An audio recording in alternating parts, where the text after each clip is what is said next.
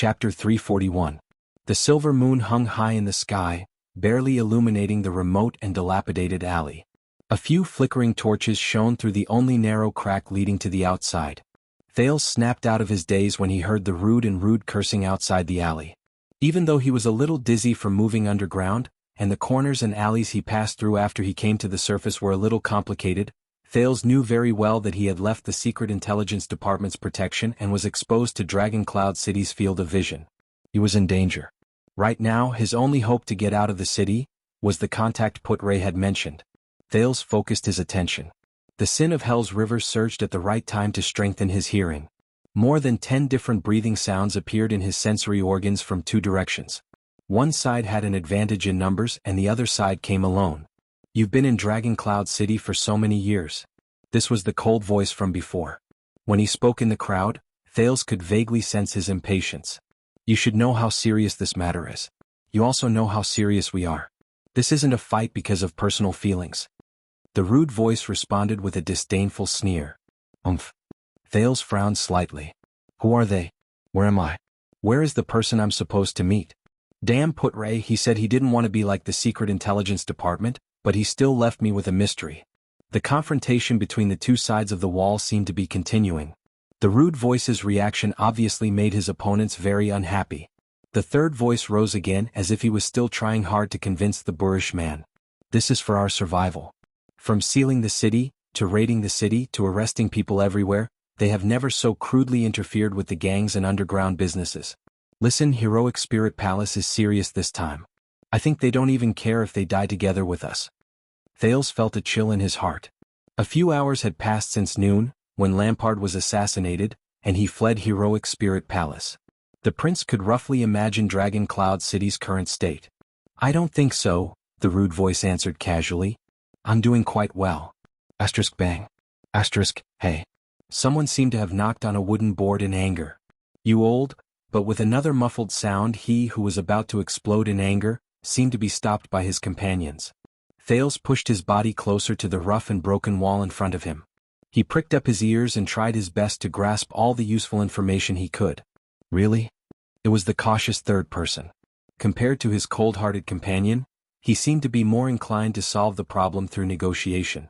"Since this afternoon, all the goods that we planned to sell this month have been confiscated from the market in Sword District. The old Black Hand of Camus Union has had his house raided in Dragonwing Square. Even the nobles of Spear District and Axe District have been sent to prison in batches. Even the subordinates of the powerful vassals like Karkagel have been implicated. As long as they have a criminal record, the patrol team will arrest them and send them to the water dungeon without any questions. And you, do you think that you're special? Do you think that you can stay out of the Poor People's Shield District and Hammer District just because of your relationship with the Groundshaker? Do you think that the patrols and the Archduchess guards will always let you go?" He paused. A cold voice took over his words. "You're wrong.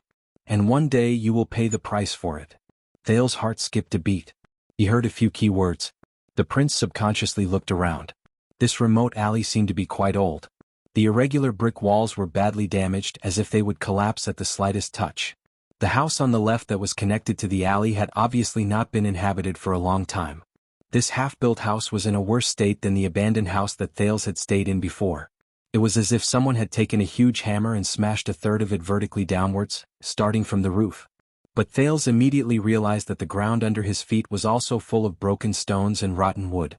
There was even a deep pit of unknown origin. It's like a messy battlefield. Is there such a place in Dragon Cloud City? When he thought of this, Thales shuddered slightly. Under the moonlight, he turned his head in disbelief. Through the narrow cracks in the alley and a few holes in the broken walls, he looked around. The broken beams of the house, the collapsed brick walls, the dirty path, and the faintly discernible stench. Thales was stunned. He recognized this place. He still remembered the rough and uneven texture of the dirt road under his feet, the old houses that were low and messy, and the alleys that were as complicated as a maze.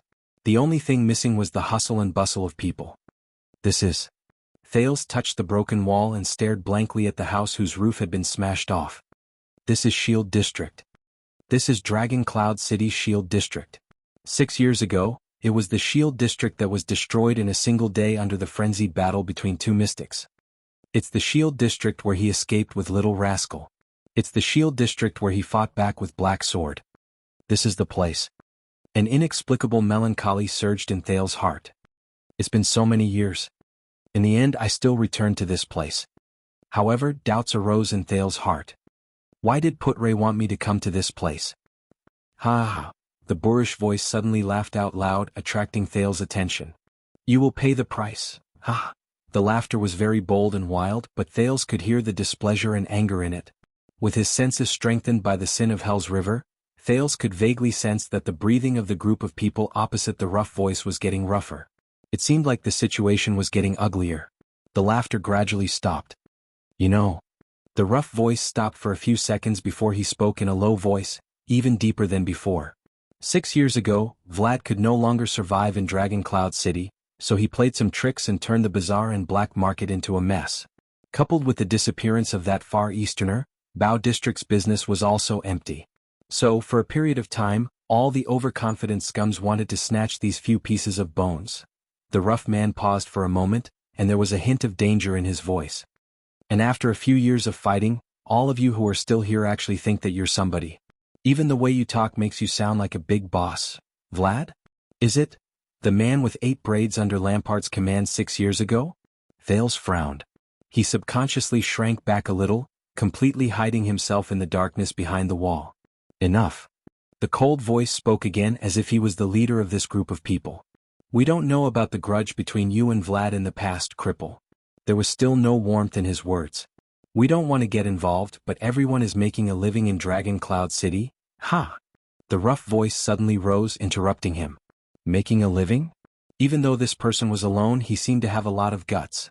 Not only was he not afraid in the face of so many people, his tone was even more arrogant. It's been a few years. With Vlad as an example, the increasingly strict patrols have confiscated your goods more than 10 times, be it by water, land, or underground. The amount of money you've lost is enough to buy Dragon Cloud City, but you're still persistent as if you can't lose all your money. Hey, are you really just trying to make a living by occupying the bazaar? In the face of the rough voice's questioning, the group of people did not speak, but Thales could feel that their breathing had become faster and more frequent. Even so, all of you have never given up on giving gifts to the nobles in the inner city, as if you can't spend all your money, including the receptionist who was hanged because he was in cahoots with Black Sand Region.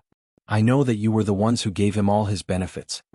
The rough voice coughed and spat. He continued to speak disdainfully. Hey, you're not doing it for fame or profit, and you're still acting like you're worried about the country and its people? Tell me which gang did this just to make a living? The group of people facing him was still silent, but Thales could already hear the sound of some people clenching their fists. Look, I know your background very well. The rough voice snorted and laughed again, but for some reason, it made people feel a chill run down their spines. I know who you're working for. I know whether you're doing it for self-protection or if you have other motives and backers. Hey. Vlad has left, but his stench still lingers in this city, and it has not dissipated. The man's tough and boorish voice left a deep impression on Thales. The more he thought about it, the more he felt that he had met this person before. If I report this to the White Blade Guards, guess what the consequences will be? A silence that was longer than any before lingered between the two parties. White Blade Guards. This is bad.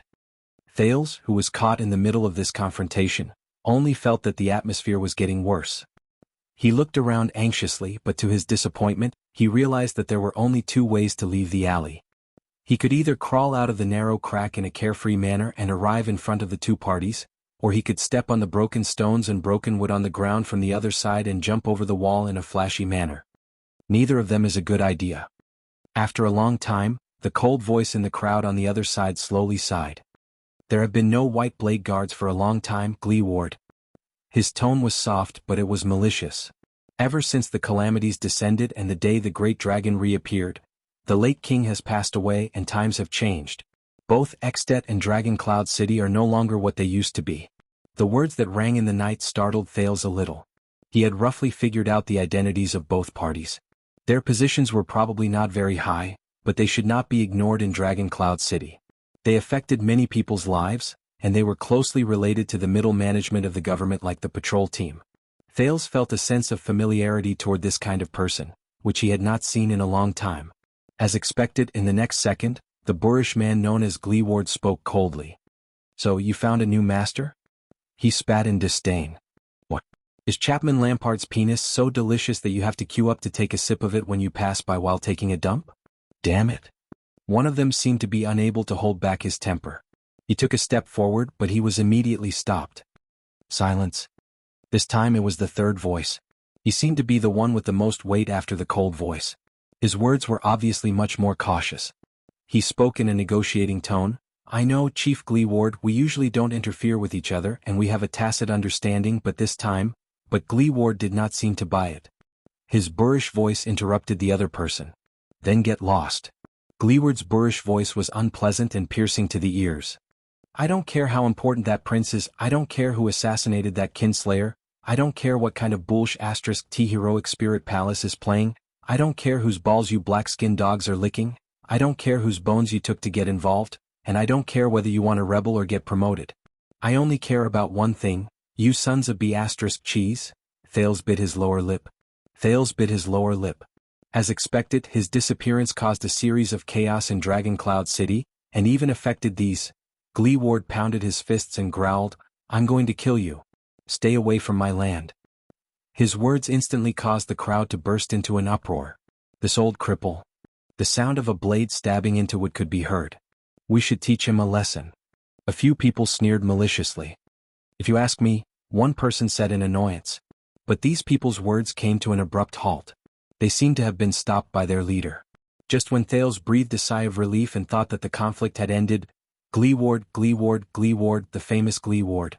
It was the leader with the cold voice. Your Gleeward, the one who is rumored to be able to fight against the 5 war generals. His voice traveled faintly into Thales' ears from beyond the illuminated alley. You lost both your legs in the disaster 6 years ago. Since then, you have never been able to stand again. Lost a pair of legs 6 years ago? 6 years ago. Thales seized the word. Gleeward was silent for a few seconds. Ha, you're talking about my legs. They've been lame since decades ago. The rude man did not show any weakness. His laughter was still relaxed and at ease. 6 years ago, I thought they were an eyesore, so I sawed them off. You have a problem with that? The breeze blew through the narrow gap in the alley, creating a low whistling sound. The cold man continued, not only that, you've also lost an eye. Half of my vision. Eye. Gleeward's voice suddenly rose. I thought it was too much for my head with it in my eye socket, so I took it off. A few muffled sounds were heard. He seemed to have flicked his forehead. The cold man laughed. Also, you only have 3 fingers left on your left hand. You can't do anything whether you clench your fist or hold your weapon. Gleeward retorted nonchalantly, Hey, have you never picked your nose before? Don't you think it's more convenient this way? When he heard these words, Thales frowned deeply. That lonely figure outside the wall? What kind of man is he? The cold man ignored Gleeward and continued, That's not all. In that disaster your people suffered heavy casualties. Count them. How many of your brothers did you personally bury in Shield District 6 years ago? This time, Gleeward was silent for a long time. A long time. It was as if he had fallen silent. Another gust of wind blew past. The firelight outside the alley trembled slightly. The man named Gleeward sucked in a deep breath and slowly exhaled. My brothers are made of iron. His voice was slightly deep, but he still refused to show any signs of weakness. Gleeward's voice trembled slightly. Tisk, if we really fight, it's just a normal thing for us to fight 1 against 10. Silence was the only response he received. Thales listened quietly and formed an image of the man in his mind. He had lost both his legs and eye, and his left hand was crippled. He was crude, rude, and ill-mannered. He was like a bandit. However, at the same time he was forthright, stubborn. After a while the cold voice started to chuckle. Hee, don't make me laugh, Gleeward. Look at how crippled you are now. Forget holding the Soul Slayer pike, you can't even stand up. You even have to rely on a wheelchair to walk. As a response, Gleeward spat in disdain. Look around you. Look at this place that has been plowed by calamities and great beasts. It's poor, run-down, decaying, pitiful, despicable, the Shield District that you rely on for a living and are proud of. The cold man clicked his tongue and said, Look at this terrible state. Not only has your Shield District never recovered, it's getting worse. I heard that you don't even have enough manpower to watch over Oriole Brothel? Forget about the fact that you have to take care of the orphan families of your brothers, maybe you should ask your wives and daughters to help. You know, you can even earn some extra income by watching over the brothel? Mocking laughter rose from the crowd. This time, Thales did not hear Gleeward's retort. Think about it carefully. This is no longer your era, old cripple. There was a hint of threat in the cold man's words. If you force yourself and refuse to see reality clearly, you will only be digging your own grave and dragging everyone else down with you. The sound of footsteps rose. It seemed like the cold man was slowly pacing forward. Thales heard Gleeward's breathing become rougher. We didn't declare war on you not because we're afraid of you, but you seem to be looking down on us. What? Do you think that you're still a famous supreme-class heavy swordsman? Do you think that you're still the respected Chief Gleeward? Do you think that you're still the light of the people who can rally to your call in Dragon Cloud City? Or that hero who wields the Soul Slayer pike and protects Dragon Cloud City? But in reality, the man's voice was very calm, as if there were no fluctuations in his emotions at all, but it was incredibly chilling. Since 6 years ago you've been nothing. The one gasping for breath under that incomplete shell of yours is just a cripple waiting for death in a wheelchair. This time, Gleeward's breathing became rougher. He even let out a low, deep snort. But his rude voice did not come again. It was as if Gleeward had given up on fighting back. The cold voice caught Gleeward's sore spot. He smiled slowly. For example, right now, if we shoot you with crossbows from a dozen steps away, what can you do? If we're really serious, if we really want to do something to you, to Shield District, to Hammer District, to your poor subordinates, to their wives and children, to the livelihood of their employers, and to make their lives 100 times worse than they are now. The man's words became slower and slower, and it made Gleeward's heart grow colder. What do you think a cripple like you, who can't even walk, can't hold a sword steadily, can't even see the road clearly, and can only live in a wheelchair for the rest of his life, can do? Gleeward still did not say a word. He seemed to have truly fallen silent. Look at the situation clearly and make a wise choice. The man sneered and stopped moving. Since you know the people behind us very well, then you should know that we are very powerful and can do it, but a cripple like you can't stop us, and can't stop us. So, I'll give you another chance, Gleeward. Reconsider your answer. Chapter 342. In the next second, a frightening loud noise came from outside the alley. Bang. Thales was shocked. It sounded like someone's body had crashed into the wall. From the other side of the wall came a jumble of shouts and shouts. No, this bastard, Gleeward, get your weapons. But it was not over yet.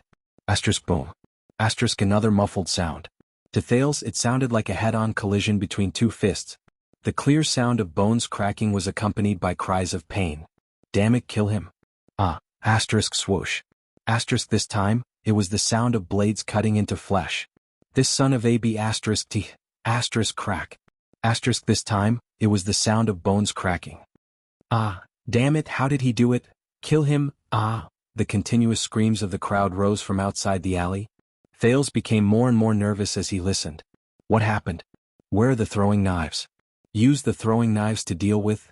The chaotic crowd began to sound hysterical. I swear we won't let you go, won't? Everyone you hold dear we will. Thud. Another muffled sound of a body falling to the ground cut off the threatening voice. Quick, give me the knife. Rip. Crash. Thales' heart skipped a beat. He was both unfamiliar and familiar with this sound. The arteries of the warriors on the battlefield were cut, and blood gushed out and splattered all over the ground. The sounds of the crowd grew more and more panicked. No, wait, we have something to talk about. Bang. Thud. The muffled, fatal sounds rose again. Thales was terrified as he listened from behind the wall. The sounds of the crowd grew sparser. No, I'm just an errand boy. Bang. Thales was startled. The wall he was leaning against trembled slightly, as if someone had been thrown over. A lot of dust fell from the wall. After that, the noises outside, whether it was the cries for help or the sounds of fighting, became much fewer. In the end, a loud voice begging for mercy came with a sobbing tone. Don't, it's their idea to stalk and catch you alone. I'm really not with them. But in the next moment, a chilling and clear voice rang out. Crack. Thales closed his eyes. He also recognized this voice. It was the sound of a neck being forcibly broken. After more than a dozen soul-stirring noises, the area behind the short wall finally quieted down. The chaos outside seemed to have subsided. It was only then that Thales opened his eyes solemnly and carefully. He held his breath. It can't be, right? In the terrifying silence, there were only 2 breaths left in the alley. One was steady, heavy, and slightly panting. One was panicking and anxious, and the frequency was rapid. Even if he activated the sin of Hell's River to its fullest, He could not hear the breathing of other living beings. There were only 2 people left? Thales closed his mouth in shock. A few seconds later, the boorish male voice that had not been heard for a long time was heard again, accompanied by a grunt. Humph, damned adept, you think you can be so unreasonable just because you have a few tricks up your sleeve? Ah, it really hurts. There was a sizzling sound as if a blade had been pulled out of his flesh. Clang, the sound of metal hitting the floor. Following this sound, the other person's breathing behind the wall became even more rapid and unstable. Why you GGG Chief Gleeward, I am not. The voice was trembling. As a response, Gleeward's faint, cold chuckle traveled into his ears. A dozen or so people. You can't even beat a cripple in a wheelchair. I really feel ashamed for you. Thales furrowed his eyebrows tightly. What the hell? 1 against a dozen, and there were even mutants among them. Yet he was so scared that he couldn't even say a word. However, Gleeward's next words caused his breathing to freeze. You're lucky, little man. I need a tongue to pass the message. The owner of the trembling voice seemed to understand the meaning of this sentence and immediately slowed down. The next second, he hurriedly said as if he was crying tears of joy, Oh, of course. Chief Gleeward, tell me no matter what you say, I will. Humph. Gleeward's cold snort forced the survivor's fawning and trembling voice to swallow his words. In the terrifying silence, Thales, who was listening in the corner, did not even dare to breathe loudly. It was obvious that the person behind the wall was a dangerous character. Listen up, scum. Gleeward's rough and unpleasant voice rose slowly. Do you think that you can force me to submit to you with threats and violence? You must know that Vlad has used more than 10 years and used all his methods. In the end, he even brought the military crossbow from Black Sand region, but he still couldn't kill me. There was a rarely seen ferocity in Gleeward's voice. Forget about losing a leg and an eye. Even if I can't speak, can't see, have my limbs rot, and am forever paralyzed, the boorish warrior's voice was deep, but his words were as hard as steel. I can still grit my teeth and jump out of bed and each and every one of you, chew into pieces. Slap. A cry of surprise rose from behind the wall. Thales could feel that the survivor had been lifted by Gleeward. Do you think that the Star Killer is very terrifying when he goes on a rampage in the city? The boorish man's voice became more and more terrifying. When you piss Gleeward off, you will know. That dead face who only knows how to behead people will be so gentle and gentle. Thales heard the sound of teeth chattering in that person's terrified breathing. Send the message back, Gleeward said coldly. I may not be able to protect my territory, my brother, but I am very good at holding grudges. From today onwards, anything that happens in my territory, and I mean anything, such as the little girl living opposite me losing her doll, or my neighbor's dog losing a bone in its bowl, I'll put it on your heads. Thud, thud, thud. It sounded like an index finger tapping his forehead. That shuddering breath was already trembling out of shape. You better pray that Shield District and Hammer District are safe and prosperous, or else, in return, I will tear each and every one of you apart, no matter where they hide, no matter how high their status is. Just like what you've seen. Thud. The sound of a human body falling to the ground was heard. Get lost, Gleeward said slowly, his voice as cold as ice. In the next second, amid the rapid and shuddering breaths, the sound of panicked footsteps rose. It knocked over countless items along the way, and there was also the sound of clothes rubbing against the ground. The footsteps gradually faded into the distance. Behind the wall, Thales quietly exhaled. Fortunately, he only felt his heart beating a little faster. It's over. Now, I just need to wait for the wheelchair to leave. Hey! That boorish male voice rose again. There was a hint of laziness in it. You eavesdropper. Gleeward's deep voice traveled clearly into Thales' ears. How much longer are you going to hide? Thales felt a slight chill in his heart. What? He touched his stiff neck and raised his head with a dazed expression. He stared at the low wall that hid him completely. Calm down, Thales. The prince pursed his lips in a hopeful manner. Maybe he's not talking about me? Humph. Stop pretending, you behind the wall. Gleeward seemed to be clenching his fists, and a frightening crisp sound rose. Is it fun to watch the show? Hey, you won't be so lucky when I catch you. The prince closed his eyes, filled with resignation. Thales took a deep breath. Look on the bright side, Thales. It's late at night, and this is the almost abandoned Shield District. That guy. He can't be someone who just happened to be taking a stroll here. Besides, based on what Gleeward said just now, he should be traveling alone, which is why he was surrounded by his opponents in this place. And coming to this place in the middle of the night means, Thales adjusted his breathing and used that reason to convince himself over and over again. Then he resolutely took a step forward. He walked out of the narrow alley. A cold wind blew. The exaggerated temperature difference between day and night in Northland made Thales flinch. Outside the alley, a desolate and dilapidated shield district appeared before him. But what really attracted his attention was the mess before him. Thales stared blankly at the scene under the night sky. More than 10 corpses lay motionless on the ground or stuck to the wall. Their postures were all different, and their expressions were frozen at the last moment. Some were horrified, some were terrified, and some were angry. Some of them had deformed limbs, some had their bodies bent, and some even had their organs spilling out. Under the contrast of the dark night and the bright moon, they looked exceptionally hideous and bizarre. A few torches fell weakly on the ground, but they still burned stubbornly, providing some illumination. Thales slipped. He accidentally stepped on a puddle of blood. It was like a slaughterhouse in the wild. In this scene that made people hold their breaths, Thales gulped hard and saw the only person who was still alive. A strong man sat on the ground, quietly bandaging the wound on his shoulder. Through the weak firelight and moonlight, Thales immediately saw the man's most distinctive feature. He did not have legs. In any case, Ralph's legs still reached his knees. However, the boorish and muscular man in front of him did not have any pants below his thighs. His pants were tied into 2 knots, showing off his misfortune in the past. Thales frowned slightly. The man named Gleeward snorted coldly. He bit the cloth used to bandage his wound and forced himself to raise his head. "Tell me you followed me here in the middle of the night. Were you sent by Nicholas, Vlad, or someone else?" Gleeward's eyes were filled with puzzlement. With the help of the light, Thales saw the man's face just as he expected. There was nothing in Gleeward's left eye socket. There was only a dark hole. Under his short hair, there was only a round hole where his left ear should have been. It was as if his ear had been cut off at the root. Thales was stunned. "A brat." The strong man frowned and he looked puzzled. While Gleeward spoke, he used his left hand, which only had 3 fingers left, to pull up a corner of the cloth. He bit the other corner in his mouth while he supported himself with his right hand on the ground to help his hunched body maintain its balance while he desperately bandaged his wound. A faint sadness rose in Thales' heart. This man, there's only half of him left. "Hey, don't let your mind wander, brat." Thales' expression changed. He snapped out of his daze and scratched his forehead. "Actually, I'm almost 14 years old. You really are a child." Gleeward shook his head and snorted softly. "Why is child labor popular now?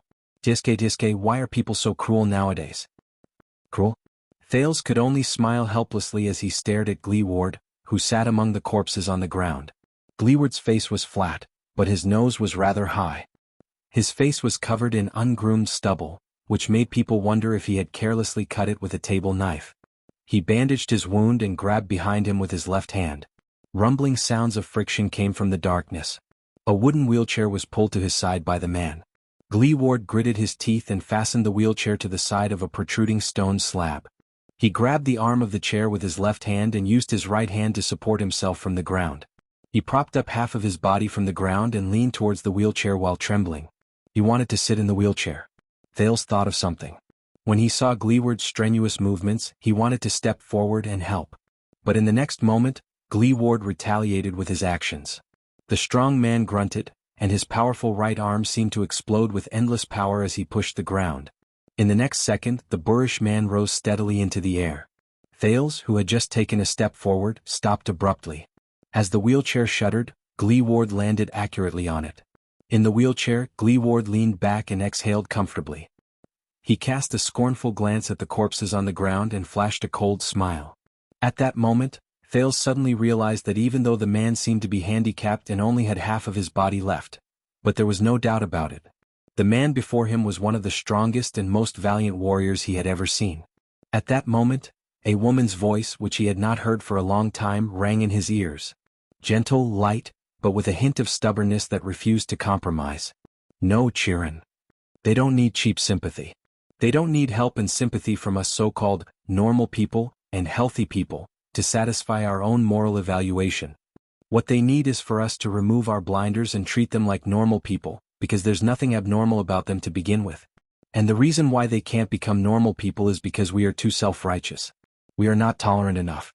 It's because this imperfect society doesn't give them the soil to become normal people, whether it's because of the lack of software, or the inconvenience of life caused by the lack of hardware. Stop calling them handicapped. Because they aren't. It's her. It's her. But who is she? He subconsciously reached out. But he did not catch anything. There was only emptiness. How can you be distracted? Gleeward pushed the wheelchair in front of him and sized Thales up. He tapped his own head with a doubtful expression. Are you retarded? Thales was shocked. He shoved the memory that had suddenly appeared back into the depths of his mind. Gleeward clenched his right fist and it made a clear sound. The sound made Thales nervous. He tried his best not to look at the corpses around him. He forced a smile. Focus. Now. Thales took a deep breath, trying to make himself appear more friendly. Podre said it. Smile, smile. Smile when you face your contact. The prince bared his white teeth and stared at the man in the wheelchair. So, you are the person Podre mentioned? Gleeward frowned and answered loudly, Who? His unpleasant, loud voice startled Thales. Podre, it's that. Thales tried his best to maintain his smile. He forced himself to speak the lingua franca that was close to a Northlandic accent. A strange middle-aged man smoking a pipe? Gleeward blinked what was left of his eyes and scratched his chin under the moonlight. He impatiently opened his mouth and asked loudly but vaguely, What did you say? Thales' heart trembled. No way. Or there's someone. His name might not be Podre. Maybe he's using an alias and he might not even be smoking. He probably doesn't have time to smoke these few days. Thales gesticulated and tried his best to form his own words while he criticized Putre's unreliability in his heart. He asked you to bring someone, at this time bring someone. Thales waved his arms and shook his head gently. He looked at Gleeward with anticipation, who did not seem to be in the zone yet. Give him, at this time? Bring someone. The boorish man narrowed his single eye. His eyeballs moved about as he pondered. He asked tentatively, You mean, bring him out of the city? Thales' eyes lit up and he snapped his fingers. Yes, that's it. Gleeward fell silent. The man in the wheelchair stared at him silently for a few seconds. It made Thales feel slightly creeped out. Until, oh. Gleeward's expression changed. He slapped his head. The man looked as if he had just come to a realization. He pointed at Thales with his right hand. So it's you. God bless me. Thales exhaled. He felt as if a stone had been lifted from his heart. Yes. Thales slapped his thigh. He felt that the negotiation just now was very difficult. He smiled laboriously. It's me. Nice to meet you. How should I address you? Gleeward narrowed his eyes and continued to size him up. He let out a guttural sound. The creepy feeling in Thales' heart rose again. Gleeward.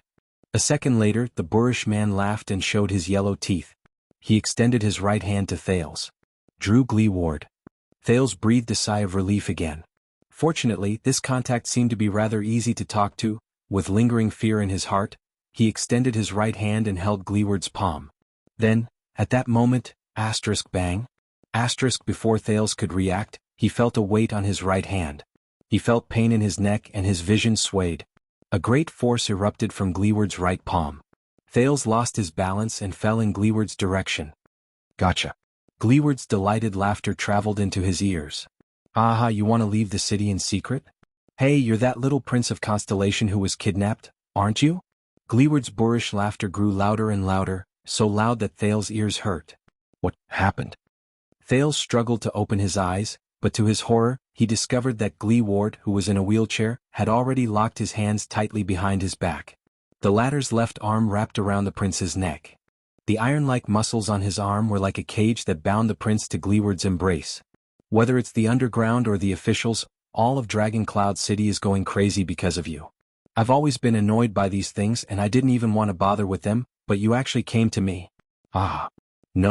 No. The sin of Hell's River instantly surged.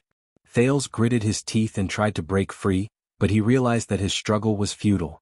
Gleeward only relied on his powerful right hand and his abdominal muscles to lock Thales' arms tightly behind his back.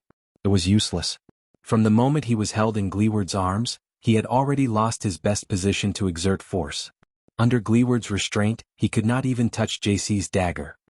Guess what price Heroic Spirit Palace is willing to offer me?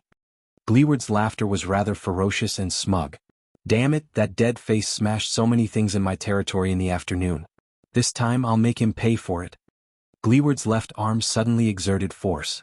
Thales only felt his head tilt back, and the bright moon and starry sky appeared before his eyes. Of course, it might not necessarily be heroic spirit palace. At this point in time, many people want you. Gleeward's grip became stronger, and the laughter that traveled from behind his ears was filled with excitement. Let me think, should it be 1,000 gold coins or 2,000 gold coins? Diske, isn't that a little too much? Thales' face gradually turned red. He only felt that his neck was becoming more and more uncomfortable. Gleeward's left arm was hooked around his neck, and he pressed down on Thales' windpipe without allowing him to resist. The force was so great that the prince even felt that his back was about to be pressed into Gleeward's chest. This guy. Why is he so strong? The prince, who had difficulty breathing, raised his right leg with all his might and stomped down with all his might. But the pain under his foot told him that he could only barely step on the floor and kick the hard wood of the wheelchair. It was only then that Thales sadly remembered that Gleeward did not have legs. Or, I can ask for something else. I have to be more careful about this. Thales' vision gradually became blurry as his breathing became uneven. Soon, many golden stars, that only he could see, appeared in the starry sky before him. No, I can't go on like this. He desperately sucked in a bit of air, and with his rich experience from being choked many times, he held his breath and stopped moving to exhaust his strength. Thales' face turned red. He forced out a few sounds from his windpipe and his breath was weak. Are not, the contact, Gleeward? What greeted him was Gleeward's wanton laughter. Haha, I see. You can even make a mistake about the contact. Looks like you guys aren't very diligent in your information gathering. Under the double torture of lack of oxygen and pain, Thales desperately maintained his last bit of calmness. He no longer had the time to complain about Putre. Wait. Thales' face contorted and he squeezed out a few words in pain. Double. If you want money, I'll give you double. Gleeward was slightly stunned, then he snorted coldly. Shut up. The boorish man did not seem to be moved at all. He gritted his teeth and said coldly, Don't treat me like a fool, but his voice gradually became weaker. In the next moment, Thales felt the pressure on his neck loosen slightly. A breath of air that he had not breathed in for a long time, mixed with pain and friction, was sucked into his lungs. The sound of teeth grinding traveled into his ears, along with Gleeward's voice, which was as unpleasant to the ears as before, but he was slightly tempted. Hey brat, the boorish man slowly gulped and said softly, I'm not going to let you off. Chapter 343. Thales, who was drenched in sweat, coughed while he sucked in mouthfuls of air as if he was cherishing the water in the desert. His entire body trembled. But Gleeward did not let him go. It was still difficult for him to break free. Really, whether it's 1,000 or 2,000 gold coins, I'll give you double. Thales regained some of his rationality. He panted and sweated non-stop, feeling weak. The Jadestar royal family is very rich and so is Constellation. The Secret Intelligence Department's assets in Dragon Cloud City alone are worth more than 100,000. Gleeward raised an eyebrow. Very well, wait. But a second later, the man's expression darkened. You mean you want to go to Constellation to get it? The Secret Intelligence Department will do. Thales, who had just recovered from the stars in his vision, blinked hard. They will definitely give. The next moment he felt a heavy pressure on his neck and his windpipe was blocked again. Shut up, do you really think I'm an idiot? This was Gleeward's exasperated voice. Listen, I only accept cash. Thales sucked in his last breath of air with great difficulty. Damn it. This bastard. Do I look like I have cash on me? If you hand me over. Thales tried his best to fight for a chance. The city of faraway prayers is at war with the Alliance of Freedom and Constellation. Gleeward cut him off impatiently. Shut up, I don't understand politics. Thales, who was seeing stars again, felt exasperated. What kind of person is this? Forget it, let's go look for Dead Face. It's safer there, Gleeward mumbled. He increased his strength trying to knock Thales out. Thales knew that things were not going well. He racked his brain, fighting against the air and his enemy while he desperately shouted that one word. Shield District. A few seconds after the word left his mouth, Gleeward's arm loosened again. What? He asked with a frown. Thales took the opportunity to take a few deep breaths to clear his mind. Yes, Shield District. I heard your conversation just now, the prince said painfully, shifting the back of his head slightly away from Gleeward's chest. Just now, no matter how insulted and despised he was, Gleeward did not move. But when the enemy started using Shield District and his brothers and sisters to threaten him, "This is Shield District, right?" Thales panted, and his words gradually became smoother. "And you are probably the person in charge of this place. Look around you, it's already dilapidated. 1 or 2,000 gold coins is not enough to rebuild it. You need more, not just money." Gleeward remained silent for a long time. But in the end, he still coldly snorted and shook his head. "Shut up, I am very content, I have no interest in causing trouble." When he saw that Gleeward was about to strangle him again, Thales quickly spoke. "And I heard it. The people who died in Shield District 6 years ago were your subordinates and brothers, right?" When he said this, Thales felt Gleeward shudder behind him. "During these 6 years, their surviving family members also need to be compensated for their financial losses. They need to live. You should be very worried, right? I guess Dragon Cloud City doesn't have a disaster emergency fund to compensate for Shield District's losses." Thales spoke fluently in an invincible manner while he racked his brains for a way to escape. Gleeward let out a dull, displeased sound. "Shut up." This time there was a hint of displeasure in the veteran's words. But then he was stunned. "Disaster. Gold, what's that? Can it compensate for Shield District's losses?" Thales thought of something. He felt that he had found a way out. "That's not important. What's important is..." The prince inhaled again, gritted his teeth and said, "As the boss, you bear a lot of responsibilities. You can't watch Shield District, watch your brothers and your territory fall into poverty and threats." Gleeward's breathing slowly quickened. "Shut up." Gleeward's voice became exceptionally cold. "Don't point fingers at other people's homes." But Thales did not notice his tone. He had been tortured enough by what happened that night. "But now I, the rich prince of a country with a lot of money, can help you. You have a chance to save Shield District, which no one cares about. You can rebuild it and not just extort a large sum of money from the Star Killer as long as you give me..." Gleeward let out a low growl. "Shut up," he said through gritted teeth. Thales greedily inhaled the next mouthful of air. He wanted to drag it out first so that he could scoop out all the information related to Shield District and the place that the wheelchair warrior cared about. 6 years ago when the calamity descended, I was there. I saw the people in Shield District. They were so innocent, but they had to go through such a calamity. Gleeward did not speak, but he began to tremble slightly. Thales felt that there was hope.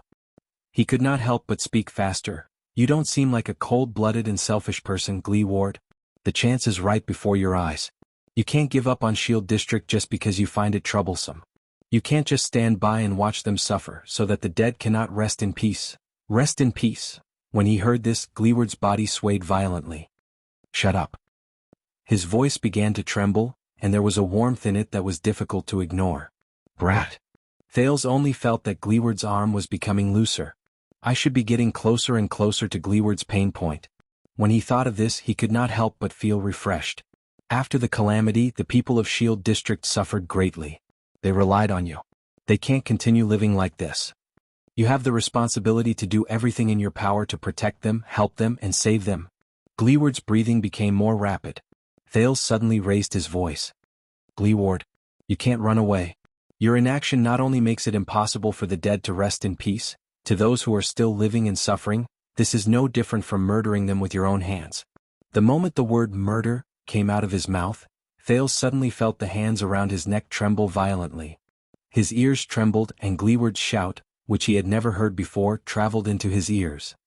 "Shut up, shut up, shut up." The shocked Thales only felt that his ears were still ringing. Before he could relax, Gleeward's arm tightened around his neck again. "So what now?" Thales struggled in pain again, but this time, Gleeward's grip did not hold back at all. It was as if he wanted to strangle him to death. For some reason, Gleeward seemed to have descended into rage and madness.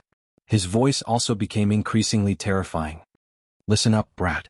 Who the F***ck do you think you are? Don't you dare lecture me."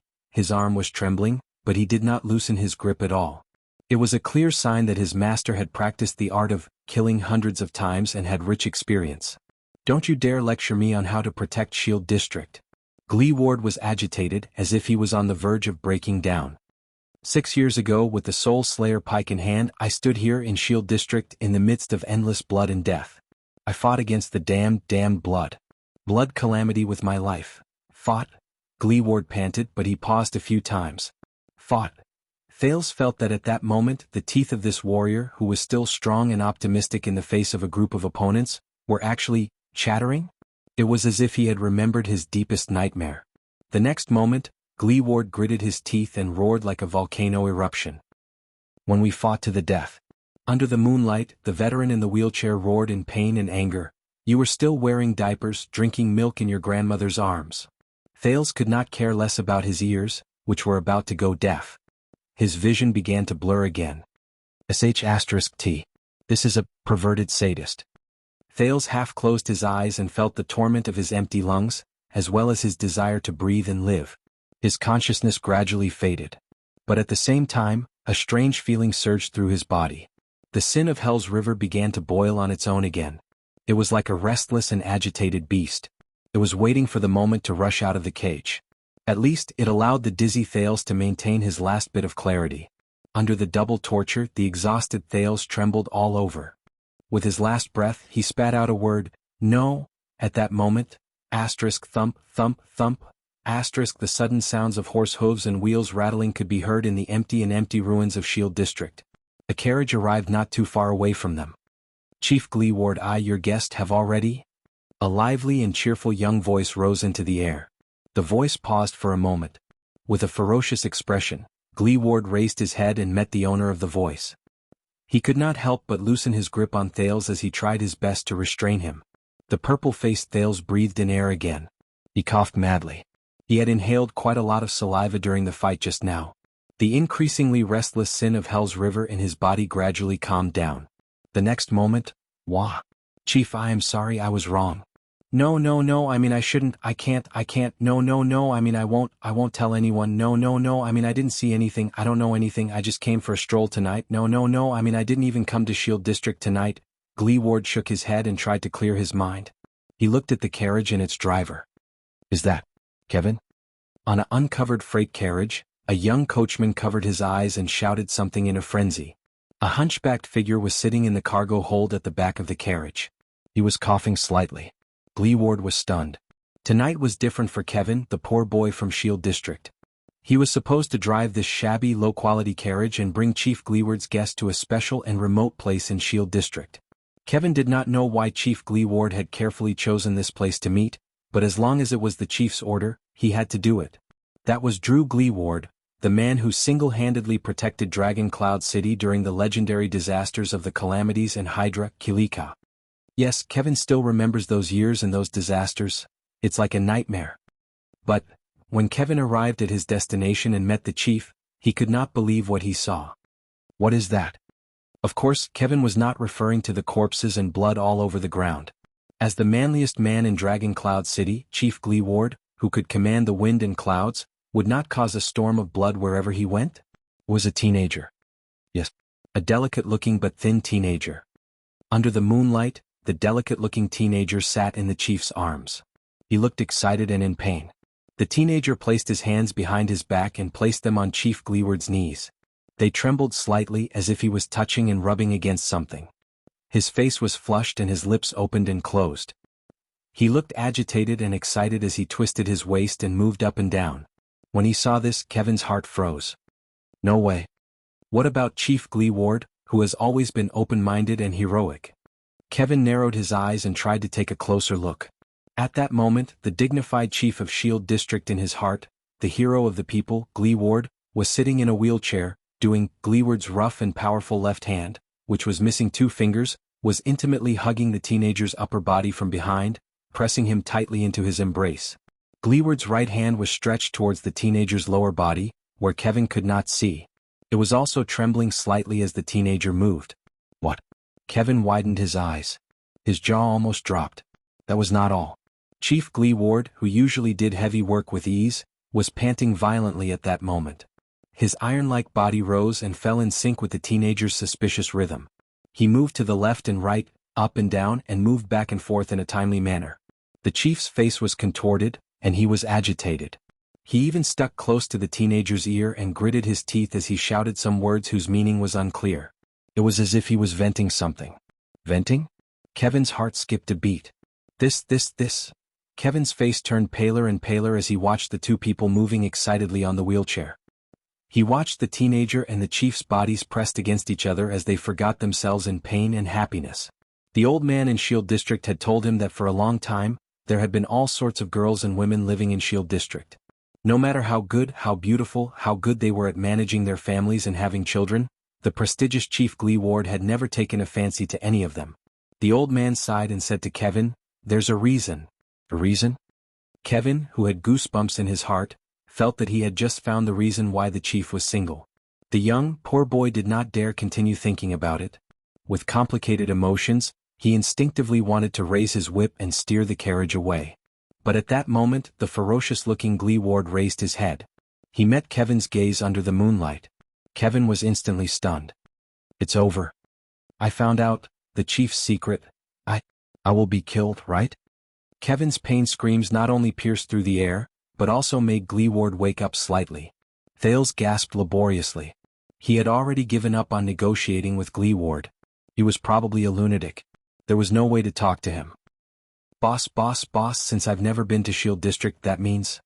Poor Kevin buried his face in his hands desperately and shouted desperately, No, Chief Glee Ward, I swear I didn't see anything." Glee Ward frowned.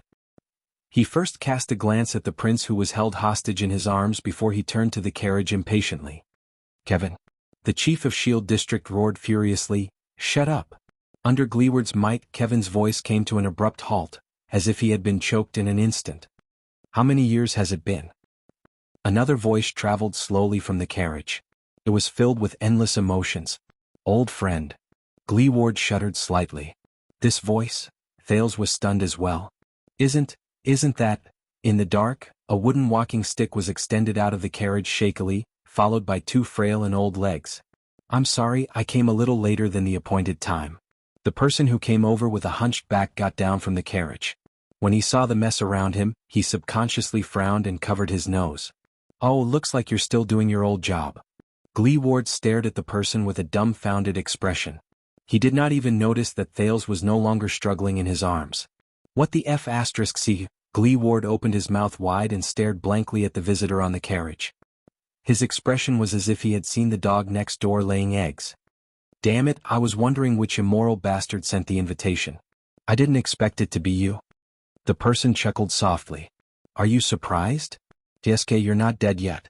Glee Ward snorted softly. His emotions were complicated. The old crow. When he heard the familiar nickname, Thales struggled to turn his head and saw the person who came over. It was an old man with deep wrinkles and an ancient face. He was a scholar from Dragon Kiss Academy who had no proof of his qualifications. He was Gilbert and Putre's teacher, and also Thales and Saroma's teacher. The old crow Merrill Hicks. At that moment, he was standing under the moonlight and nodding at Thales with a smile. "It's him." Chapter 344. "Haha, of course I'm not dead." Hicks propped himself up with his walking stick and walked towards them laboriously. He chuckled. "Did you forget that we had our fortune told in the tent? I will live a long life."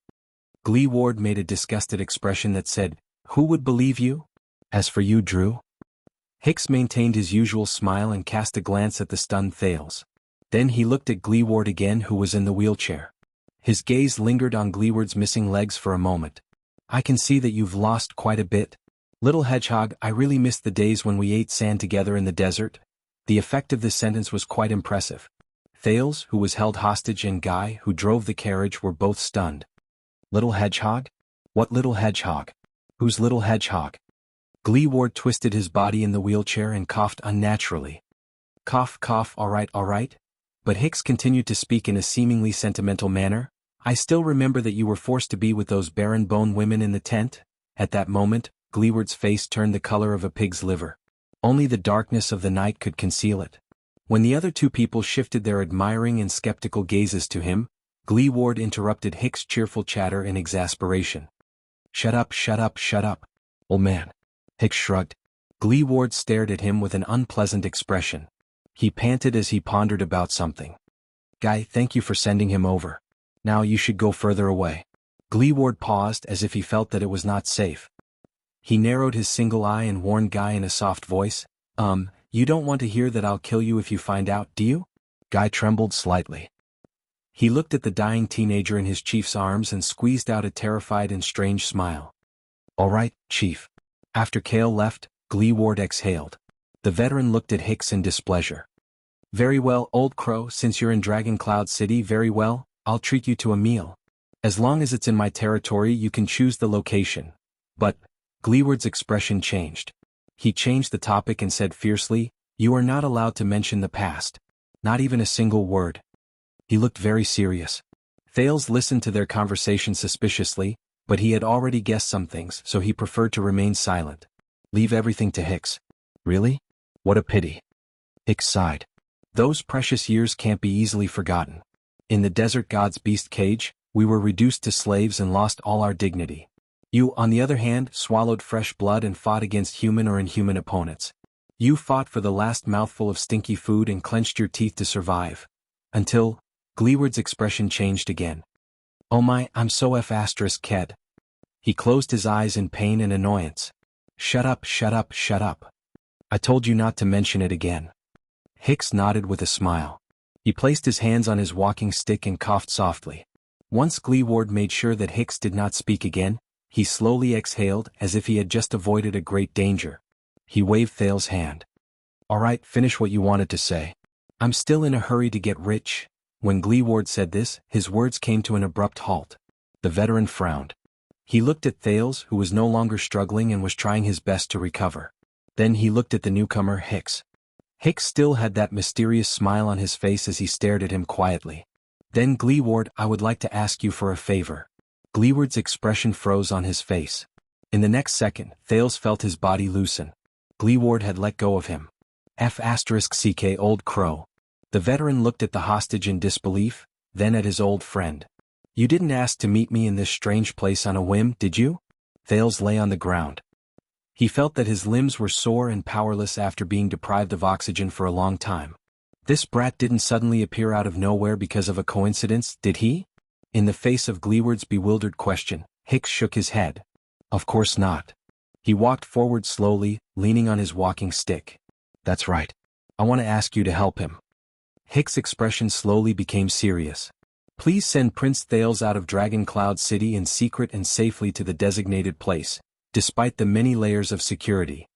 Gleeward. The three of them sank into silence. Thales propped his arms up from the ground and stood up with great effort. He flashed a smile that was rarely seen that night. As expected.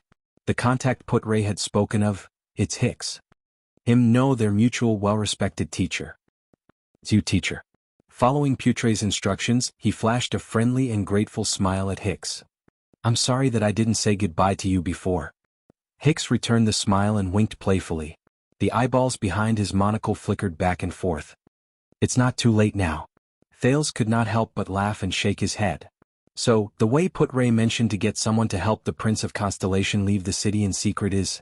No way. Gleeward's rude voice rose again. Thales looked at the veteran in front of him with a puzzled expression. Gleeward's expression was angry and his breathing was rapid. He stared at the old crow in front of him. For the sake of our past friendship, it's not a problem for me to treat you to a meal or something, but this? Gleeward pointed at Thales in exasperation. This is not a favor, it's a huge problem. Thales raised his eyebrows. If I send this prince out of the city once I'm discovered, but they won't be able to discover it, right? Hicks interrupted him with a smile. Just like before, we are very good at running away, whether it's the cages or the barren bone people's tents. Thales thought of something. Barren bone people. And, the desert god? Gleeward looked as if he was choking. He opened his mouth and twitched for a few seconds before he finally waved his hand. Don't talk about the past. Also, this is not a matter of whether they discover it or not. The veteran turned to Hicks with a displeased expression. This is too risky. It involves the lives and deaths of so many of my subordinates. Do you know how the Star Killer will fix Shield District if he finds out? Forget about him, that Leespan and those rotten people in the disciplinary hall are full of evil tricks. With every sentence Gleeward said, the old Hicks nodded slightly. It was as if he was listening to him pour out his troubles. Gleeward snorted in dissatisfaction. You don't know how chaotic Dragon Cloud City became after Nuvan died. Do you know what will happen to my brothers once I fall? I just want to stay as far away from this stupid matter as possible. Thales coughed. Thales coughed. You wanted to exchange me for the bounty just now? Gleeward's expression stiffened. Exposed, he glared at Thales fiercely. Shut up, brat. He turned his head again and said to Hicks, "Help him? And he's a constellatiate? No way. No matter how great our friendship is." Gleeward's final tone was firm and brooked no room for doubt. Hicks sighed but did not say anything else. The atmosphere turned cold again. A few seconds later, speaking of which, old crow. Gleeward snorted coldly and gestured at Thales with his chin. "For your sake, I won't take him for the bounty. Take him to someone else. The further away from me the better. I'll pretend that I never saw you." Thales' expression darkened. "What?" Hicks' eyebrows slowly furrowed. His skinny hands, which rested on the walking stick, trembled slightly. But immediately after, he relaxed his brows. "All right, Gleeward." Hicks put on a smile again. "Before I leave, I only ask you to do one more thing." Gleeward widened his eyes, tilted his head, and put on an expression that said, "What else do you want?" Hey you." Hicks' expression changed instantly. He shook his head regretfully. "You know, sometimes when I dream about our time in the Flying Squirrel tribe," Gleeward's expression changed again. All right. Gleeward cut him off as if he was begging for mercy. "If you have anything to say, just say it." The veteran stared at the old crow in pain again, then looked elsewhere. He waved his hand in despair. "I'll just pretend that I accidentally inhaled when I passed by a cesspool." Hicks' satisfied smile appeared on his face again. He nodded and said softly, "Look at his eyes." Once he said this, both Thales and Gleeward were stunned. "What?" The veteran in the wheelchair blinked and scratched his head in confusion. "Whose eyes?" Thales, who was equally confused, asked. Hicks took a deep breath. He took a step forward and the smile on his face slowly disappeared. It was replaced by a rare coldness and sternness. "Drew Gleeward, on account of the countless times I treated and saved you in the desert god's cage when you were on the brink of death," Hicks said, enunciating each word clearly, "look carefully at this child's eyes." When he heard this, the first person to be stunned was Thales. "My eyes? Wait. More than one person in this world has told me about his eyes." All right. Perhaps Hicks' rare stern expression had an effect, but after a few seconds of puzzled gazes, Gleeward gave in. He pushed his wheelchair and approached Thales with a reluctant expression. Slap. Thales, who was still in deep thought, felt a pain in his arm. Gleeward pulled him towards him. He raised his head and saw Gleeward's ferocious single eye. It reminded him of the one-eyed dragon Duke Coaster Nanchester in Constellation. In the Hall of Stars he was far more aggressive than the veteran in front of him. Gleeward still looked displeased, but under Hicks' stern gaze he still approached Thales. He narrowed his single eye and scrutinized the prince's eyes under the dim moonlight. Thales felt rather uncomfortable under Gleeward's stare. He coughed softly and tried his best not to blink. The prince took a deep breath. He did not know what Hicks was up to, but he still chose to believe in his teacher. It was just like what Gilbert had told him. 1 second. 2 seconds. 3 seconds. At that moment Thales saw something, a little surprised. Gleeward's expression changed. The displeasure and disdain on his face had already disappeared without a trace. What was left was only shock and astonishment. This made Thales think of something. The veteran turned his head abruptly. Light. But before he finished speaking, as if he knew what he wanted, Hicks picked up a burning torch from the ground and tossed it to Gleeward from afar. Gleeward frowned and glanced at the indifferent Hicks. He waved the torch to make it burn brighter. Then he moved closer to Thales. The heat and glare of the flame made Thales involuntarily shrink back, but Gleeward held him firmly. "Don't move, child." With the light from the torch, Gleeward scrutinized the corner of Thales' eyes again. This time, his expression became more solemn, and he also became more incredulous. "Don't blink either." Thales could clearly see that as he observed Gleeward's face, Gleeward's expression changed subtly. His expression changed from surprise to hesitation, from hesitation to stupefaction, from stupefaction to excitement, and from excitement to dejection. Gleeward's eyebrows trembled. His single eye was filled with complicated emotions: conflict and pain, gratitude and relief, remorse and regret, sadness and indecisiveness. Thales was secretly shocked as he watched. How? A long time seemed to have passed. Finally, Gleeward slowly moved the torch away and lowered his head deeply. Impossible.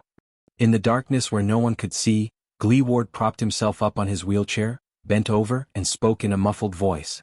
His voice seemed to be separated by a layer of fog, and it was a little indistinct. Hicks sighed softly while leaning on his walking stick. "Do you understand now?" Thales turned to the old crow in surprise and bewilderment, but he could only see the sorrow and desolation on his face. The prince instinctively said, "What's going on?" "My eyes?" "No." The veteran in the wheelchair interrupted him. "Oh." Gleeward's head was still lowered, but his voice began to tremble. He stuttered, and it was even more intense than when he was roaring just now. "No, no, no." He held the torch in his right hand and the arm of the wheelchair in his left. His shoulders rose and fell. Hicks shook his head. "You saw it?" Gleeward raised his head swiftly. Thales stared at his face in surprise. The veteran's eyes were wide open, and he shook his head in disbelief, like a detective who had just discovered a cruel truth. The prince touched his eyelids. He looked at Hicks, then at Gleeward. A strange sense of panic spread in his heart. They know something. Only me. Only I don't know. No. Gleeward trembled and blinked his single eye. He panted violently while he gritted his teeth and said, "This is just a coincidence. There may not be many people like this, but there definitely are. You only need paint, Thales." Thales shuddered and turned to Hicks. "Teacher Hicks." The old crow, who interrupted the veteran, snorted softly. "My friend may be highly skilled, but he doesn't care much about the high-level politics of the neighboring countries." His words were flat, and there was no inflection in them. It was a stark contrast to Hicks' usual lively and interesting demeanor when he taught. "So, can I trouble you to tell him?" Hicks did not look at any of them, but stared firmly at his walking stick. "What is your full name?" "Full name?" Thales shuddered. He knew. He knew what they were conflicted about. "That is..." The night returned to silence. Only the torch in Gleeward's hand continued to crackle. "Thales?" Thales answered subconsciously. His gaze was fixed on Gleeward's obviously abnormal body. My full name is..." "Thales Therangerana Kessel Jadestar." Thought. The torch fell to the ground and rolled into a pool of blood beside it, struggling helplessly. Gleeward sat in his wheelchair in a daze. He stared blankly at Thales, who was also absent-minded.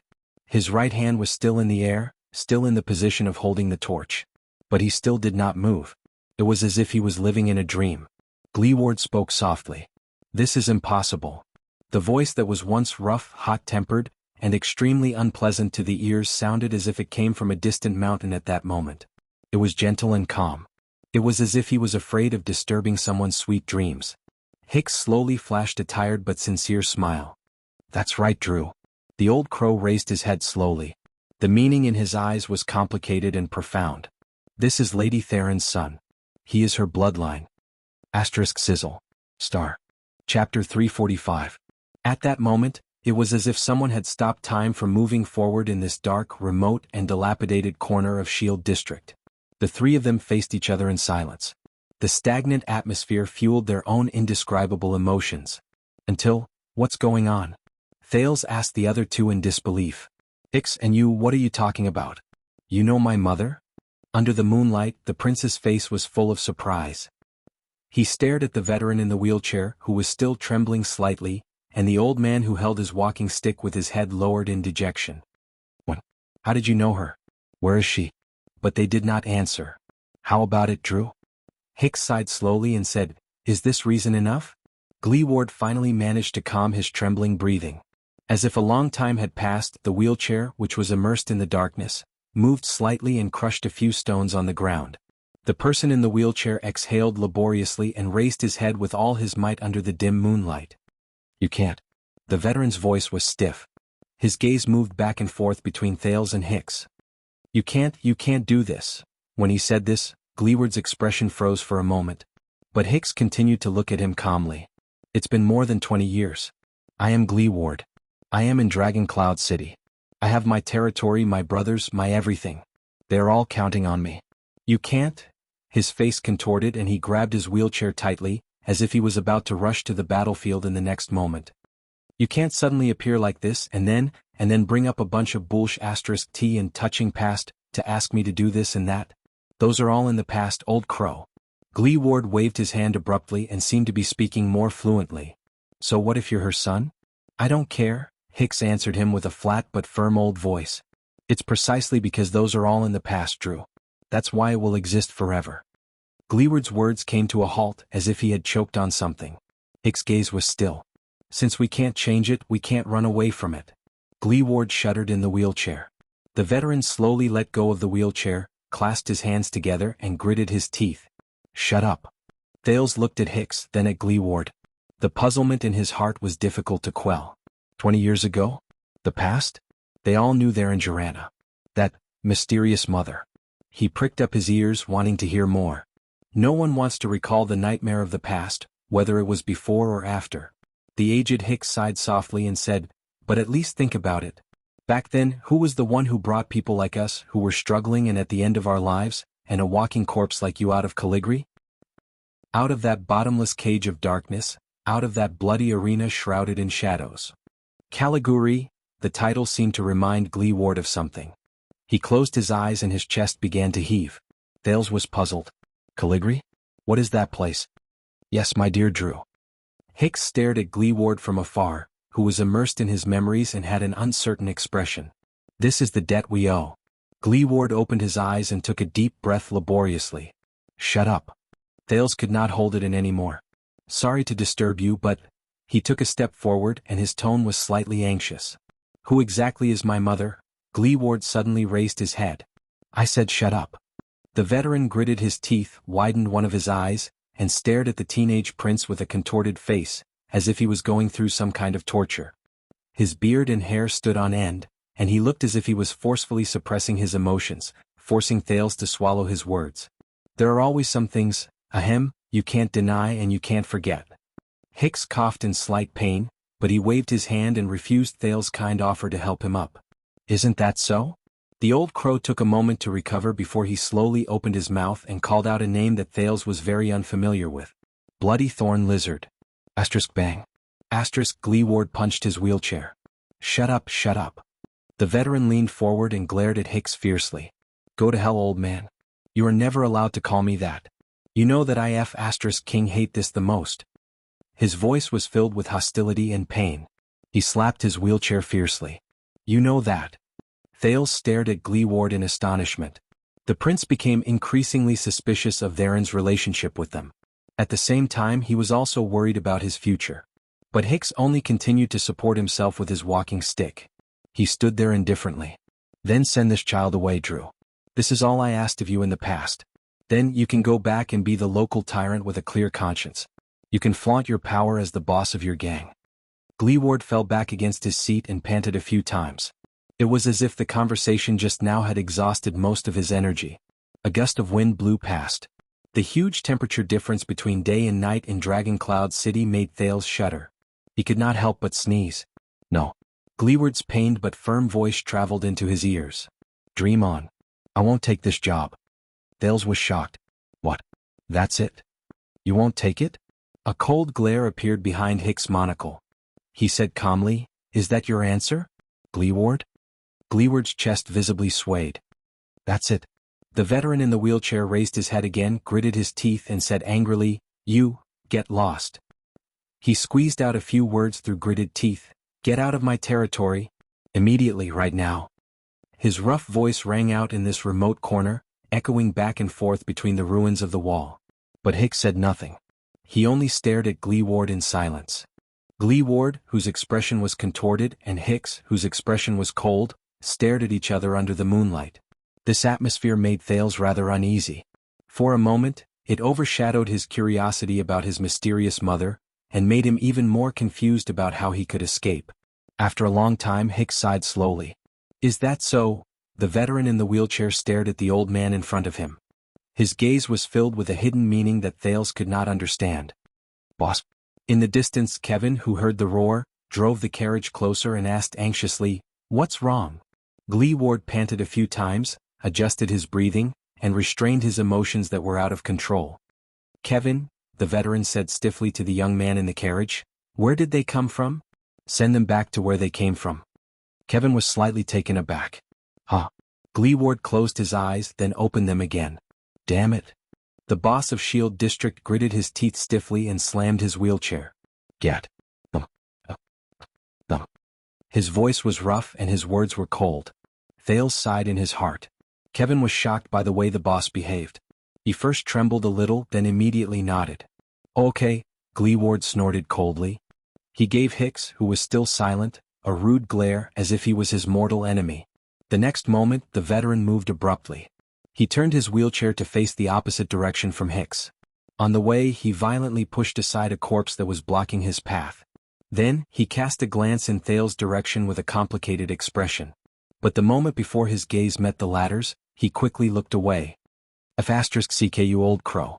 Then, amidst the friction between the wheels and the ground, Gleeward's figure on the wheelchair disappeared into the night. He left without any delay.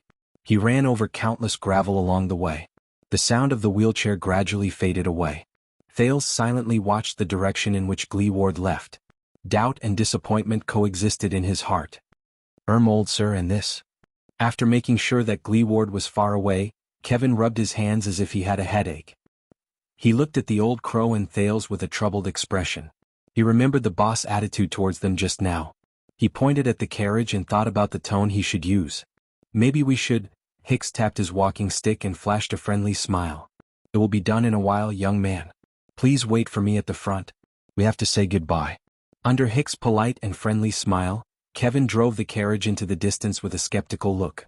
Thales stared at his teacher with a slightly dejected expression. You saw it, Thales?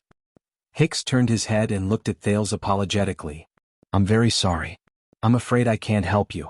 And you can't just follow me back to Axe District. It's too dangerous. Thales stared at him quietly. He shook his head and threw the slight regret that rose in his heart out of his mind. In truth, Thales realized that the ups and downs in his emotions were not as great as he had imagined. His worry about his own safety was largely diluted by the information revealed in the conversation between the two of them just now. Their land. This name again. When he thought of this, Thales could not help but sigh softly. Hicks. The prince sucked in a breath and fixed his gaze on the old crow. Mr. Hicks, you are willing to travel a long and arduous journey to Extet to be my teacher. Is it really just because of Putray and Gilbert's recommendation? The old crow froze for a moment. Who knows? Hicks reacted quickly. He chuckled softly. Maybe it's because of the generous salary? Hicks. In the end, the prince could not suppress the doubts in his heart. It's about my mother. Don't you have anything to say? Of course, the biggest doubt in his heart was far from this. Hicks' figure stopped on the spot. There was a moment of silence between the two of them. After a while, the old man slowly opened his wrinkled mouth. Hicks said slowly, Shouldn't you be more familiar with her than I am? Thales' breathing froze. I've never seen her, he said a little awkwardly as he recalled the few memories of their land in his mind. I've only heard about her from other people's mouths.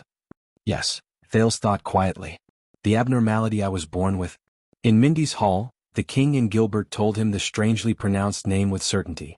There was also the stern high priestess Lycia. The insane Queen Kia during the Bloody Year.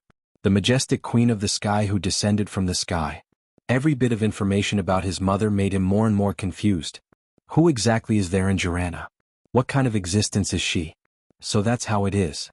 Hicks looked at him and sighed slowly. It's such a pity. Thales cast him a questioning look. So? Hicks looked at him for a long time before he smiled faintly. When I was not so old and not so young, I was quite unlucky for a while. Hicks recalled the past and sighed. The process was too complicated.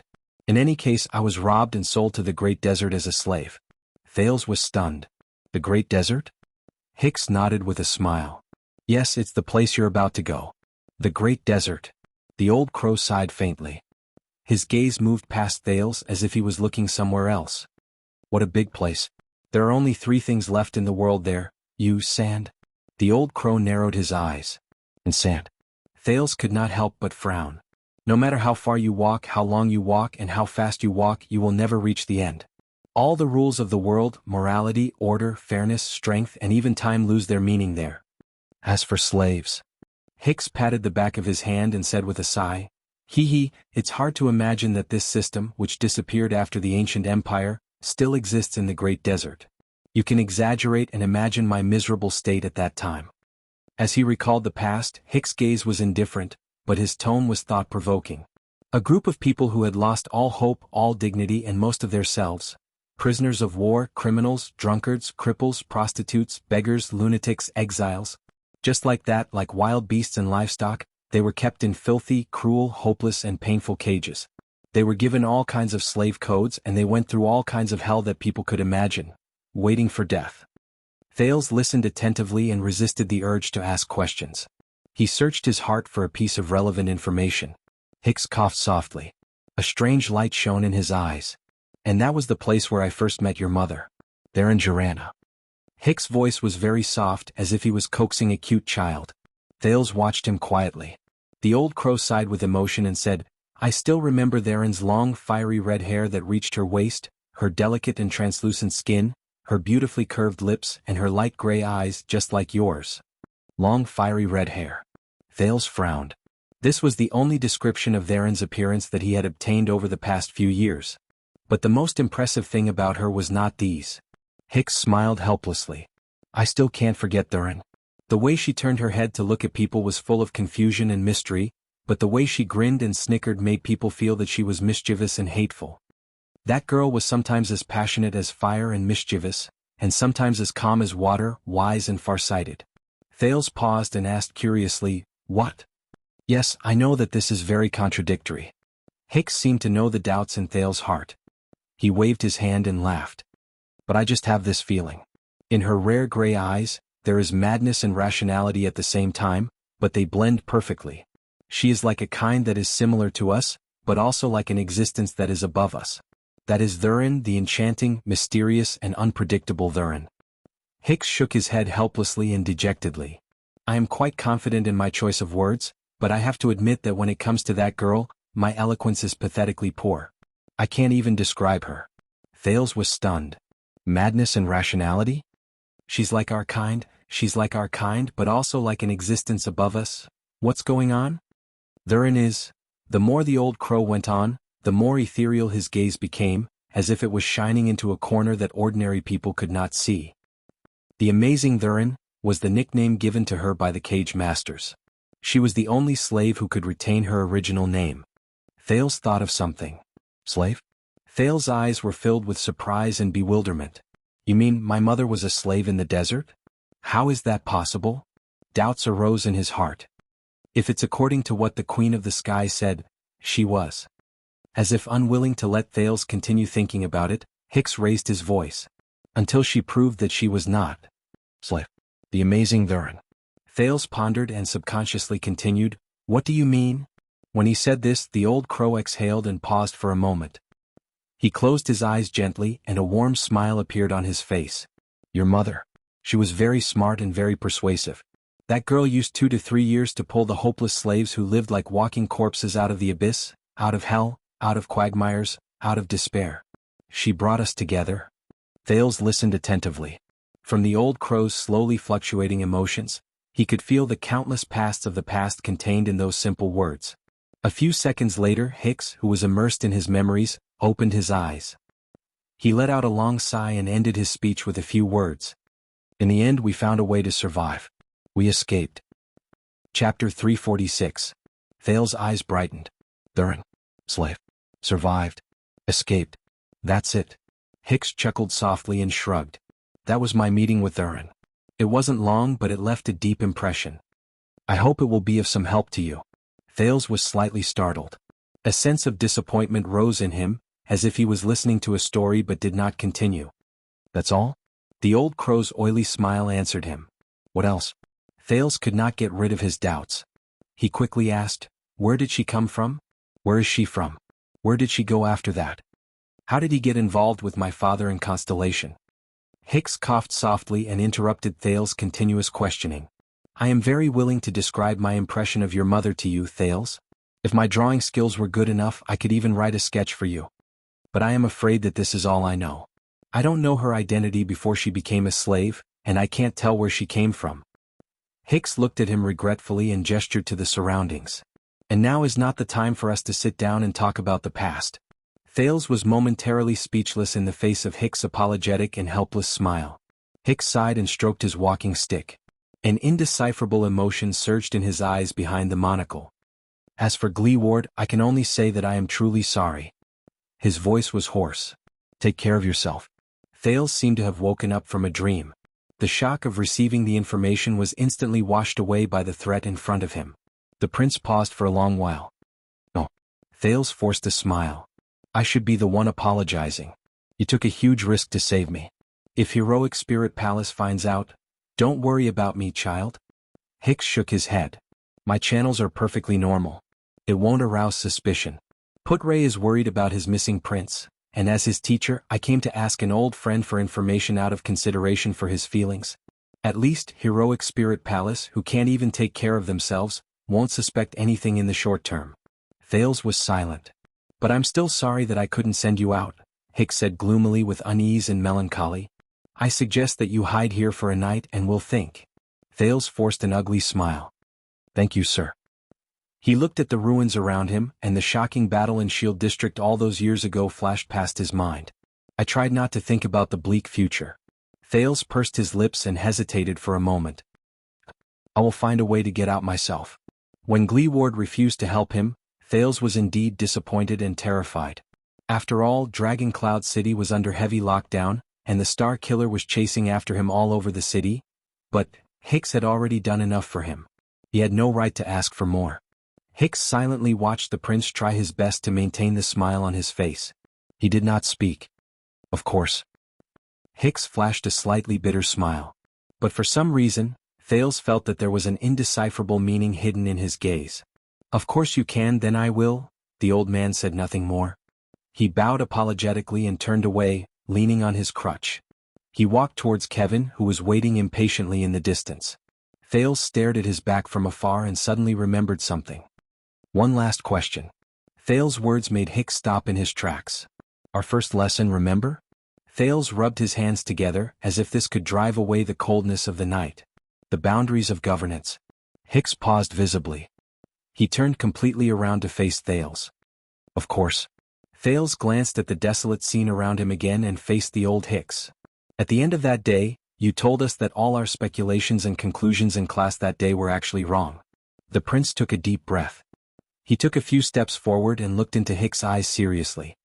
I originally thought that you wanted to tell us that history can be interpreted in many ways, but, during the second lesson, even though we did a lot of homework, I could feel that you were not satisfied with our da. Hicks stared at him silently and did not say a word. Thales raised his eyebrows at him. Why? Thales raised an eyebrow at him. Why? What is it? What is it in your mind? The horse that pulled the carriage in the distance neighed in boredom. Under the night sky, the hunched old man and the teenager with his head held high stood in a corner of the ruins, facing each other in silence. The old crow smiled. You know, I originally planned to talk about this a long time later, or when we graduate and stop our lessons. I didn't even care about anything and let all of you figure it out on your own. The old man's words faltered for a moment. But in view of your current situation, Thales still stared at him with bright, piercing eyes. All right. Hicks smiled helplessly, like an old grandfather who could not stand being bothered by his child. Why was our discussion that day wrong? Because times have changed.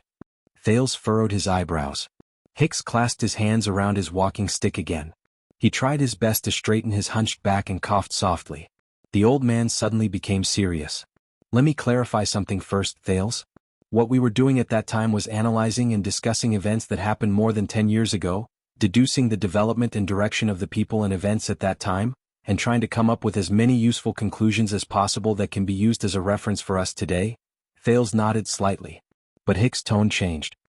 His eyes shone with a rarely seen sharpness. But the problem is time is different. Time? Doubt rose in Thales' heart. You mean? Hicks raised a hand and silenced his question. The world, young sir. Our world is complicated and ever-changing. As if to save time, Hicks did not give Thales another chance to interrupt him. Time is moving forward and times are changing. People may have seen that in the past few thousand years, the iron hooves of humans have created boundless prosperity. The powerful empire has ended the divided governance of various kings. The bright God's church has purified the treacherous hearts of people. The turbulent waves overturned the decadent imperial family. The division of the church has rebuilt the gods. The battle of eradication, which is the closest to us, has determined today's situation. Hicks' gaze shifted. But at the same time, many people will also overlook that thousands of years ago, the merchants on the land had just gotten used to bartering. Farmers could only rely on iron and fire to harvest crops. People did not even know how to domesticate messenger crows. Communication between cities could only rely on messengers. Today the palaces of many kingdoms even look like barbarian gatherings. Hundreds of years ago, eternal oil and crystal drops were still hidden deep under the sea and underground. Mystic guns had not yet appeared in this world. The teachings of the bright God were spread throughout the continent and could not be doubted. Our long-distance ships could only pray for good weather and hope that the trade winds would bring them far away. Thales lowered his head and silently thought about the historical process of this world. Hicks tapped his walking stick lightly. He was a little lost in thought. But that's not all. Every year, every month, every day, every minute, every second, every part of the world is changing. Not just the politics of the lords, not just the coins of the merchants, not just the crops of the farmers. Some of the changes are so small that they are undetectable or even unrecognizable. Some of the changes are connected to the changes in other things and bring about changes in the final outcome. Hicks' words were serious and his gaze was solemn. Even Thales subconsciously straightened his back in the cold wind. But it is precisely these insignificant changes that accompany the progress of history that are crucial. They make it difficult for those of us who try to summarize patterns, learn from experience, uncover the truth, and deduce cause and effect. And when many people talk about history, use history as a reference and compare history, it is easy for them to unknowingly ignore these changes, even if it's only for 18 years. Only after experiencing failure will they have the energy to look for the existence of these changes. Camelot the great emperor established the ancient empire, Kessel the sixth rebuilt the final empire, and King Tormund established Constellation. They are often compared, but these three people are no longer facing the same world, the same group of people, and the same situation. When he said this, Hicks coughed a few times. We can't just focus on the things we care about, Thales. There are too many factors that determine every period of history in every case. There are so many that it's easy for us to ignore them. And these factors change too quickly, so quickly that it's hard for us to grasp them. So, on that day when we confidently and complacently gave the conclusion of the limits of governance, Hicks sighed deeply. He was full of emotions, as if he did not expect Thales to understand. We are arrogant and always think that there is nothing new under the sun. But in fact, everything under the sun is new. Thales' eyes sparkled. What we have learned from history, the prince said subconsciously, is that we have learned nothing from history. Hicks' eyes immediately lit up while he was sighing. A thought-provoking paradox, an interesting set of logic. The old crow mulled over the meaning of this sentence. Learn nothing. I can feel that it doesn't just mean repeated mistakes on the surface. Thales snapped out of his daze and heaved a sigh of relief. Of course it isn't. Did you think of this sentence yourself? Hicks' eyes were filled with recognition and admiration. Of course, under the old crow's probing gaze, Thales deflated the moment he opened his mouth. Of course not. He said awkwardly, it was someone else who mentioned a rather great person who is no longer in this world. His surname is Hegel, if I remember correctly. Hicks smiled. Very good. I guess it isn't. My classes require sincerity and introspection, and what I need the least is arrogance and vanity. So, Thales asked tentatively, about the first lesson, what do you want to tell us? Hicks tapped his walking stick lightly and returned to his previous state. Secondly, as people who are far away from that era, any judgment we make about the past can only be pale and superficial compared to the real past. The old crow furrowed his brows tightly as if he had a headache. Since we can't restore the past, we have lost too many bases to rely on for judgment. We focus on the king's intentions and interests, but does King Nuvan really think so? We appeal to the vassal's standpoint and behavior, but what else did the counts do? Which came first and which came last? We attribute Extet's disadvantage to the unruly nature of the conquered land, but what were the real actions of the people of Constellation? Will there be important historical facts that we have missed out? There was endless emotion in Hicks' voice. Trying to use the excuse of grasping the essence, to ignore the process and narration of historical details to simplify the interpretation and judgment of history is quite dangerous, no matter how you look at it. Every time we miss out or misjudge a detail, the deviation between our judgment and the real history will be huge. And if we use this as a basis, the error between the law of the conclusion we conclude and the actual situation will be even more disastrous. The old crow chuckled and shook his head. The ancient saying of Maine Nocturne, the slightest error can lead to a great error. It is also like the warning that the ancient elves taught their young archers. The slightest error can lead to a great error. Thales was stunned. He remembered something. Not only that, Thales said as if he was talking to himself. Not only that, Thales said as if he was talking to himself. There are also endogenous and collinear interactions, sample infection, multi-level deviations, causal inferences, and when you expand the scope of individual behavior to the collective level. Hicks was baffled by the series of unfamiliar words. He frowned. What? It was only then that Thales came to a realization. He quickly shook his head and said, "Nothing, I was just talking to myself." Hicks gave him a strange look and continued to speak. "Therefore, on that day, after we went through deductions and guesses that we thought were rigorous but were actually biased and full of mistakes, we easily came to a conclusion about what happened 18 years ago and recklessly attributed it to the boundaries of governance. Even if it sounded reasonable, it was absolutely far from the truth that we wanted. It could not fit into our future history and be used for today's future. 18 years is enough to change a lot of things, and we are definitely not omniscient and omnipotent." Hicks stretched out his walking stick and drew an unpleasant sound on the uneven ground. He said dejectedly, "So, every time we try to use history as a mirror, we find that this mirror is not flat, and the images it reflects are always distorted and blurry, making it difficult to use." Hicks let out a long deep breath. "Remember this, Thales. In Dragon Kiss Academy, even the most famous scholar has to be careful, humble, and extremely cautious when it comes to history, the world, and the crowd. He has to deal with the gap between what he knows and what is true."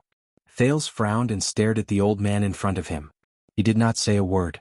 Hicks snorted in a mocking manner. "And take that day as an example. In our daily lives, most of the people who self-righteously list out arguments and state them with absolute certainty, such as the empire died because of this, what caused a kingdom to prosper, if there was no such thing there would be no such thing, and so on, are more or less filled with the savagery and childlike naivety of beginners." Hicks tapped his forehead, then pointed at Thales, who had a serious expression on his face. "Your brain works very fast, Thales. I believe that your eloquence has brought you a lot of convenience, but sometimes you need to stop, think more, and speak less. A wise man rarely speaks eloquently." Thales still did not speak. He stood quietly on the spot and listened to Hicks. "Humility," Hicks said earnestly and earnestly. "Thales, humility.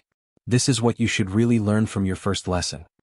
Instead of my seemingly open-minded and reasonable questions that are in fact deliberately led to your own conclusions through the deliberate indoctrination that I meticulously set up, you should not come to a conclusion. You came to a conclusion, but you believed it without a doubt. You believed that it was your own thinking. Humility is often lost in this way." Hicks seemed to have remembered the past. He could not help but say with a sigh, "When it comes to learning, it is the easiest for a person to lose his humility and become self-righteous. When your empty brain is suddenly filled with something, in the excitement of self-improvement, you often do not pay attention to whether the thing that fills your brain is a pile of sh*t or, most of the time both look the same. The thing that fills your brain." When he thought of this, Thales thought of something and raised his gaze.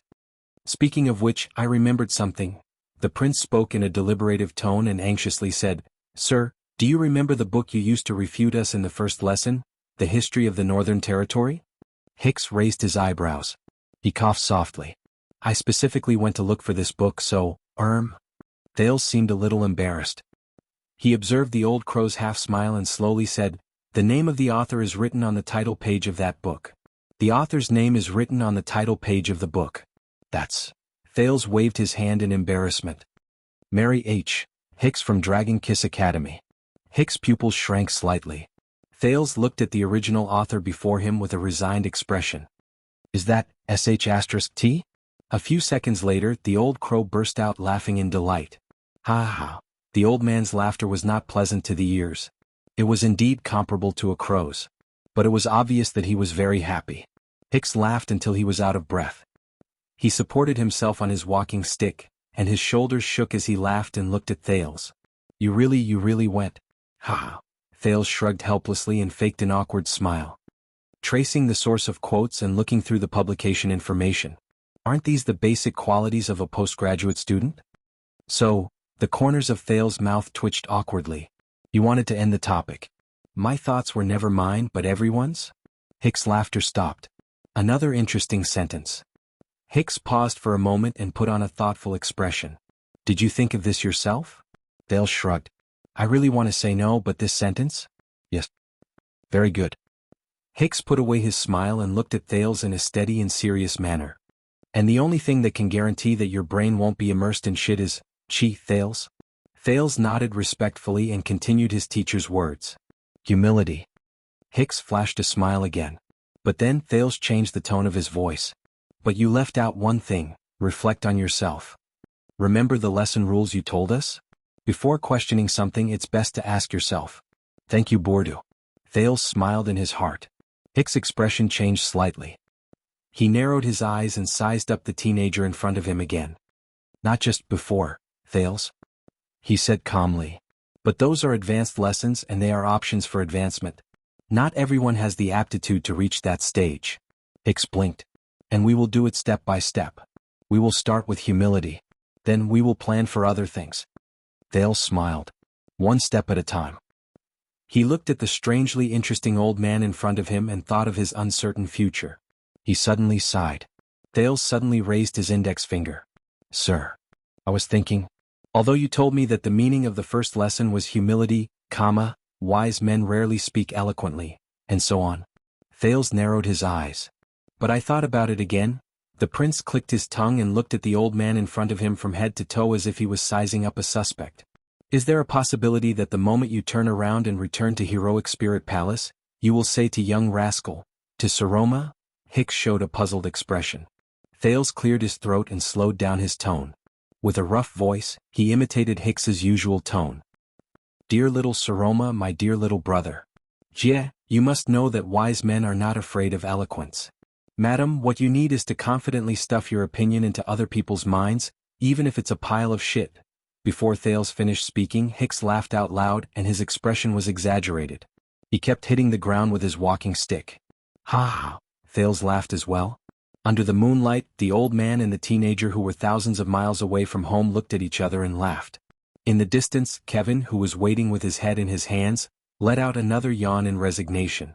Finally, the laughter of the two people gradually weakened. Thales closed his mouth.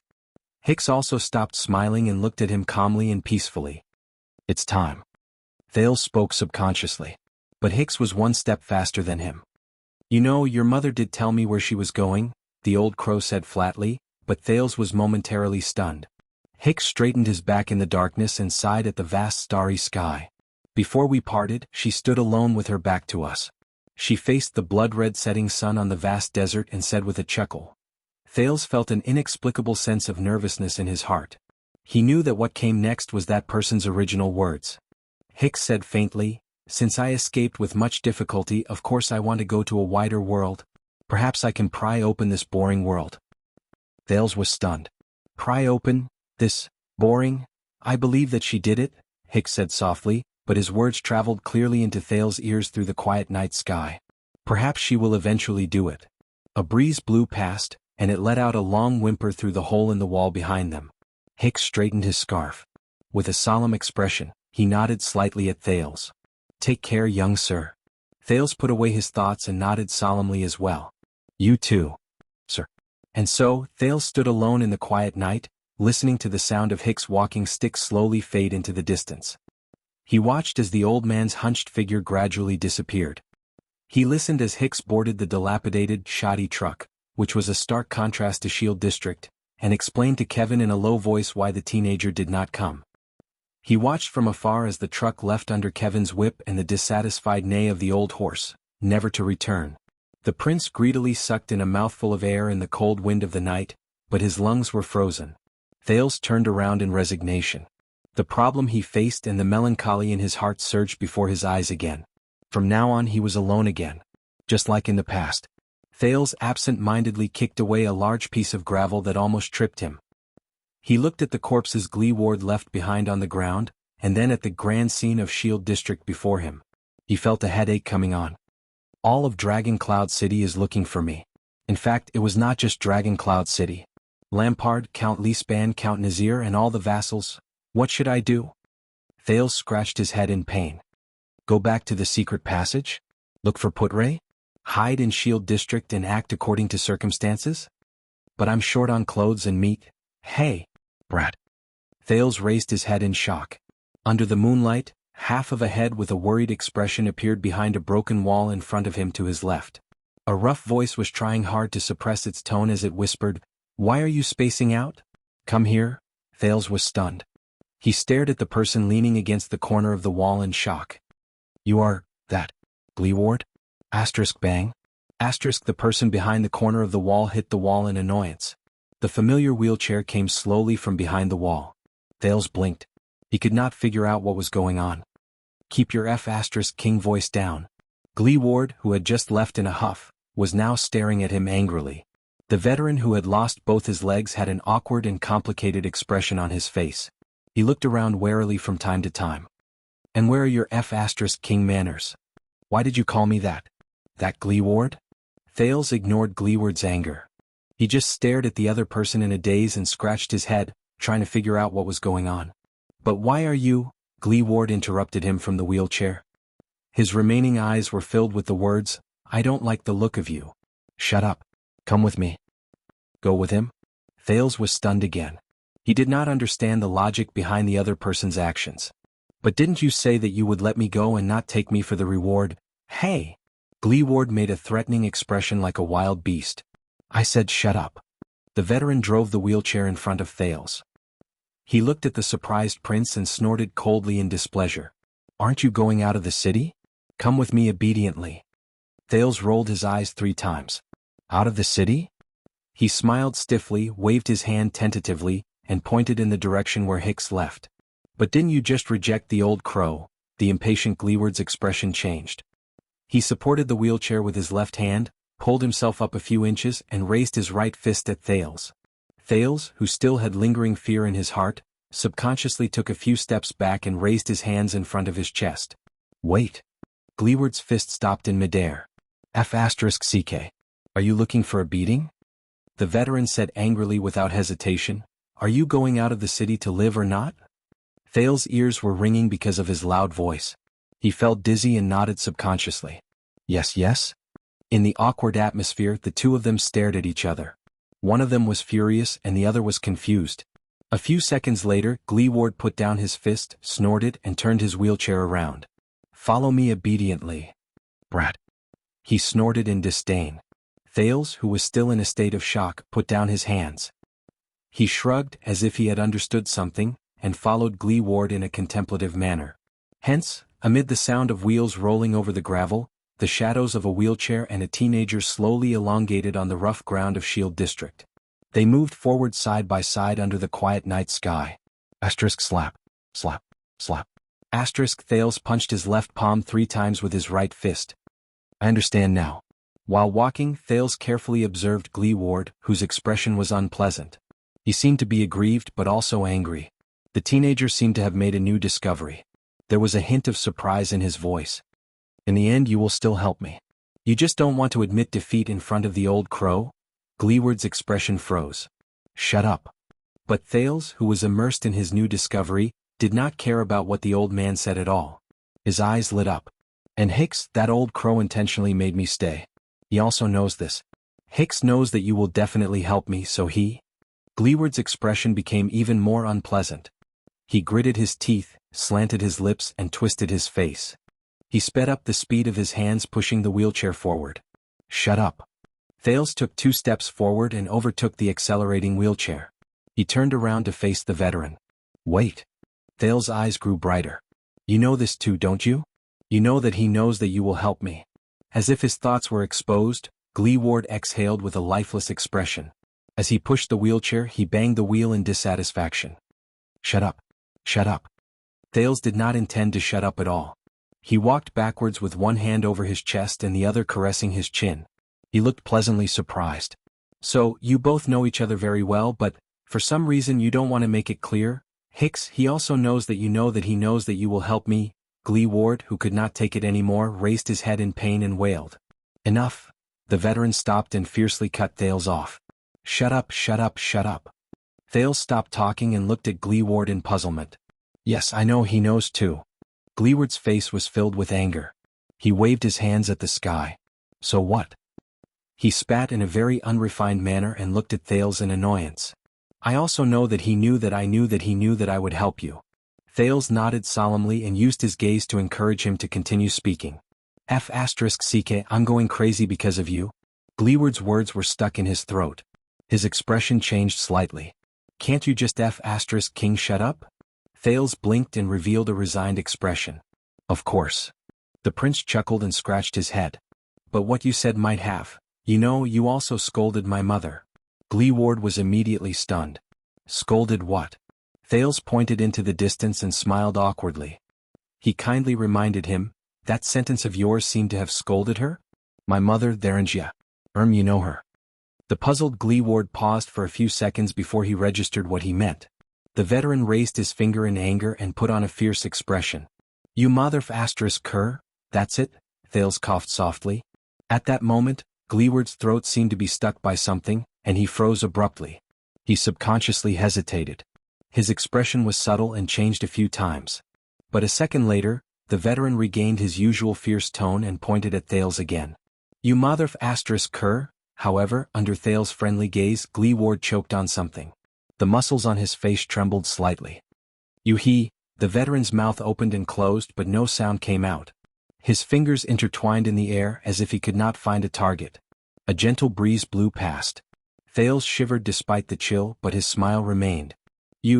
Finally, after hesitating for a few seconds, drew Glee Ward through a punch with a face full of grief and indignation. He hit the poor wheelchair with a loud thud. Bang. Cur, shut up. Hicks and his history of the Northern Territory War did happen in reality. I have a L teacher who told me about her personal experience. When L graduated from her PhD, she submitted a thesis to a top journal. A professor who reviewed it anonymously replied with an opinion, and the gist of it was, you did not cite a certain work in your thesis. That is the authoritative work in the field. This is a major flaw in your research. Make up for it quickly. L, who had just graduated from her PhD, naturally accepted the anonymous professor's opinion in fear and trepidation. Then she searched for that certain work, no matter where she went. However, strangely enough, even though it was the authoritative work in the field, she searched for it for years without any results. In the end, the persistent L teacher gave each and every famous publishing house in the field a try.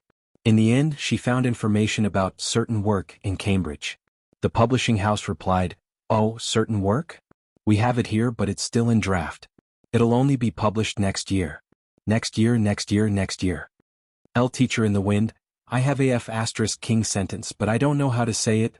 Many years later, through a coincidental channel, L teacher found out, with an exasperated expression, that the professor who reviewed her thesis anonymously was the author of that certain work that had not been published at that time. L teacher in the wind, I have another King sentence but I don't know. Swordless could never forget L teacher's lifeless expression, who had always been serious when she told this story. I wish her good health and a smooth life. When have great thoughts ever been shackled by a sick body? Chapter 347. Reality proved that Glee Ward was indeed the local tyrant of Shield District.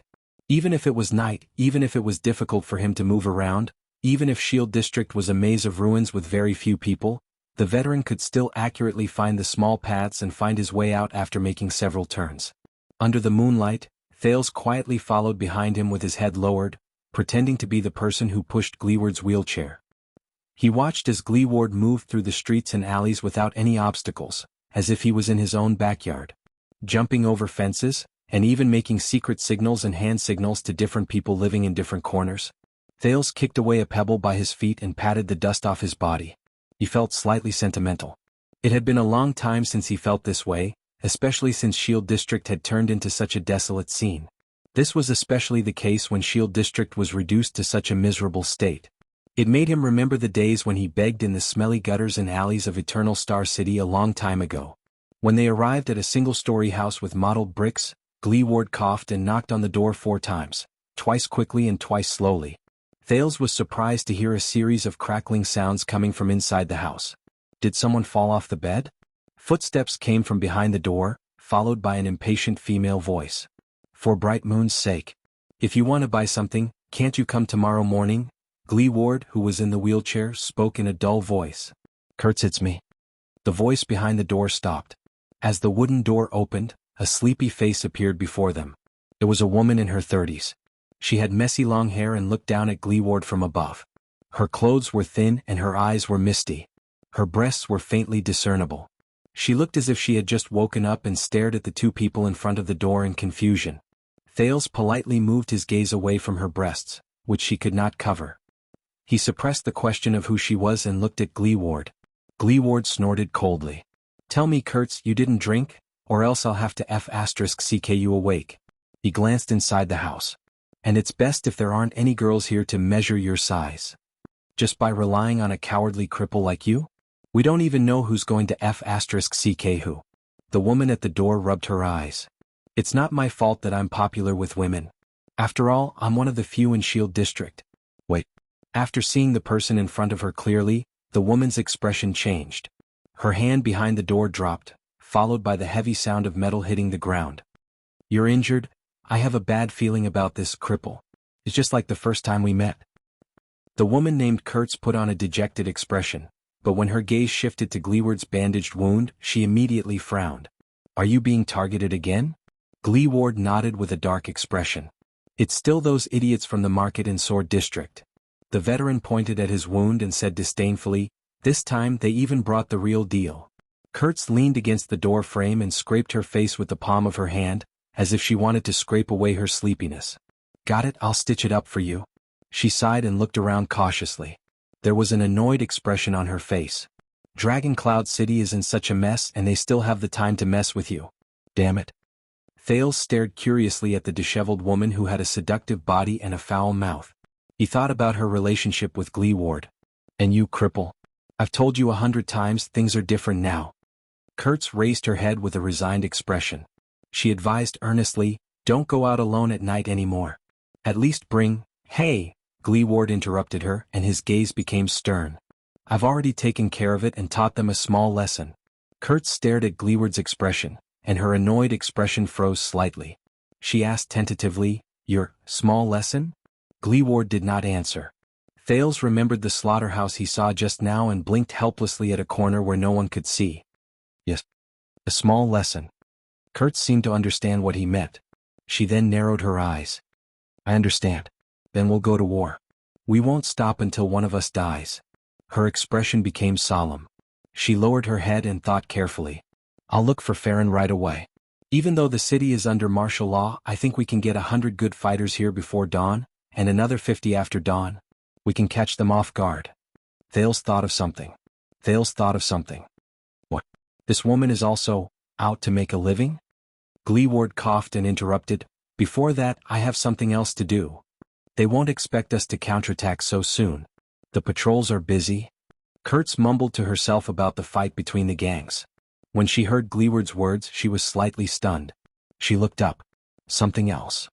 It was only then that Kurtz noticed the teenager behind Gleeward. She subconsciously tightened the thin shirt around her chest and looked at the 9-pointed star emblem on Thales' shoulder. She frowned in puzzlement. Wait, who is this brat? Is he a noble? Come and meet Kurtz, Thales. Gleeward turned his head and looked at Thales. He extended his hand and gestured at Kurtz in a leisurely manner. The most unlucky tailor trader in Northland. Dr. G. The veteran pointed at an ugly scar on his arm and sneered. My specialty is suturing. Thales smiled awkwardly at Kurtz. Hey, nice to meet you. As a tailor come doctor, Kurtz's face was filled with suspicion. Nice to meet you? Gleeward turned his head around and sneered in a self-deprecating manner. Stop guessing. He's that prince. Kurtz did not manage to react. She asked in puzzlement, which prince? Gleeward snorted. Which other prince could it be? The man in the wheelchair grinned. Wherever he goes, who's the unlucky one? The Prince of Constellation. Thales coughed softly and pretended not to hear her. In the next moment, as expected, the prince saw the puzzlement on Kurtz's face turn into shock. She froze on the spot. In the house, Thales sat on a chair and gnawed on the extremely disgusting rye bread in his hand, which was probably left over from a season ago. He looked at the similarly simple and dilapidated house. There was a bare wooden table with a lot of cloth piled on it. There were also cheap boxes of female perfume placed haphazardly on it. Many patterns of clothes hung from the ceiling. On the floor, the table, and the bed, cloth and clothes were piled everywhere. Even undergarments were no exception. Needles, threads, scissors, measuring rulers, and coils could be seen everywhere. There was also a mirror with 3 cracks on the wall and a saw in the corner. Behind the door was a ferocious-looking June 1st. Now, Thales knew what the metallic sound was when the woman let go of his hand. Thales picked up the wooden bowl and drank a mouthful of water that had a slightly strange smell. He then looked at Kurtz. The woman's identity was already clear. She was a tailor. Thales sighed secretly.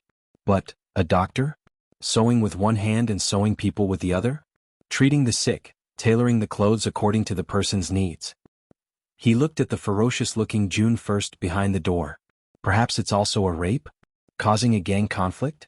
The prince glanced at the unflattering style of clothes around him. Also, why does a tailor need a saw? With the evilest imagination in his head, Thales thought, no wonder she's so poor. On the other side of the house, Kurtz, who had finished dressing, sat on a wooden bed with a broken leg and was supported by bricks. She was arguing with Gleeward in a low voice, but it did not escape Thales' ears. Are you crazy? Kurtz pushed aside a woman's long dress made of coarse cloth that hung above her head and looked anxiously at the calm Gleeward. It's not just the westbound street. From the city gate, the top of the city wall, the city walls, the gatehouses between the districts and the key fork streets, they've set up checkpoints almost everywhere. The patrols have received their bounty, and they've been working overtime day and night, never slacking off. I heard that even places as far as Sunset Snow River's ferry are no exception. Gleeward narrowed his single eye slightly. Is that so? Kurtz exhaled and subconsciously glanced at Thales, who was still eating. Over the past few decades, aside from collecting taxes, no one has paid any attention to Shield District and Hammer District. Even murder cases don't bother those men. The seamstress counted with her fingers and told Gleeward about the pros and cons, but today it's not just the patrols, even the White Blade Guards came to our door. Forget Spear District and Bow District, which have close ties with the nobles and the rich, even the dozens of houses on Crazy Street in Hammer District were searched. Even the underwear of the dancers was searched until 10 at night. I heard that the search will continue tomorrow morning. Kurtz slapped him fiercely. In a very inelegant manner, she lifted one of her legs and placed it on top of her breasts, which were about to pop out. She allowed her other leg to swing freely under the bed. She gritted her teeth, and there was not a hint of a woman's gentleness. This is a major incident, Gleeward. It's definitely a major incident, comparable to what happened 6 years ago. Gleeward flashed a sarcastic smile. Thales took a bite of his bread. For some reason he thought of Gines, the female officer from a long time ago. In comparison, the seamstress in front of him was obviously much more boorish, but she was just like Gines. She was not pretentious at all. But, with how troublesome Thales' identity is, since Gleeward could bring me to her without hesitation. On the other side, Kurtz exhaled in pain. You heard how the Star Killer threatened us during the day. But it's not just us. She extended her finger in a very serious manner and spoke with great emotion, trying her best to make Gleeward understand the severity of the matter. Almost all the local tyrants or people with prestige in Spear District, Sword District, and Bow District have been informed. Whoever gets involved in this will be Dragon Cloud City's enemy. Gleeward sneered and said, Can those lackeys represent Dragon Cloud City? No, you don't know. The disciplinary hall even spread the word through a few disciplinary officers. Kurtz cleared her throat and glanced in their direction. She saw that Thales was still minding his own business and did not seem to have noticed them. Only then did she lower her voice and said, They said that whoever has news about the prince and the prince's whereabouts will receive the friendship of the disciplinary hall and the patrols. They will even turn a blind eye to it. In fact, if they help them find the prince, they will even get 3,000 gold coins. Kurtz gritted her teeth. Her facial features were scrunched up, and she extended 3 fingers with a trembling hand. At that moment, the motionless Gleeward's expression finally changed. His remaining eye widened to the size of a pigeon's egg. Thales frowned slightly. Gleeward raised his head abruptly. 3,000? The seamstress smacked her lips and gestured in Thales' direction. Her sparkling eyes inadvertently showed a hint of greed and charm. Think about it? After a second, Gleeward desperately tucked his jaw away, which was about to fall to the ground. He coughed unnaturally. Humph, the veteran said sternly. Do I look like a money grubber? Do I look like the kind of person who would be tempted by a few gold coins? Kurtz's smile fell. She looked at him with a complicated expression. Gleeward was a little embarrassed by the woman's gaze. He turned his face away and said sternly, We want to send him out, that's all. When he heard this, Thales ground his lips with his upper molars. He was in a strange mood. Kurtz exhaled. There was a look of pity and hesitation on her face. Both of them were silent for a while. Thales took the opportunity to force himself to swallow the last mouthful of the disgusting bread. They will soon suspect this place. The seamstress sat on her bed and crossed her arms worriedly. Even though Shield District isn't easy to search, they'll come sooner or later. It's in ruins and it's a mess. Is there a better hiding spot than this? Gleeward raised his head and frowned. That's why we have to send him out as soon as possible. When Kurtz heard this, she sighed. This is a deal that will cost all of Shield District and Hammer District. You better have a good reason. Gleeward was silent for a few seconds. I want to send him out. He said faintly, that is the reason. Kurtz was slightly stunned. The woman's expression was solemn. She stared at Gleeward quietly. Gleeward pursed his lips in his wheelchair. God. After a while, Kurtz covered her face in pain and lay on the bed. Cripple, sooner or later, I will be dragged to the gallows because of you. Yes, you will be dragged to the gallows. Gleeward snorted coldly. Then what are you doing? Kurtz pulled the blanket over her. She trembled slightly in an exaggerated manner and let out weak sobs. Thales looked up without batting an eyelid and observed the exit in the house. 3 seconds later, forget it. Kurtz lifted the blanket and sat up with great difficulty. She extended a trembling finger in anger and pointed at Gleeward.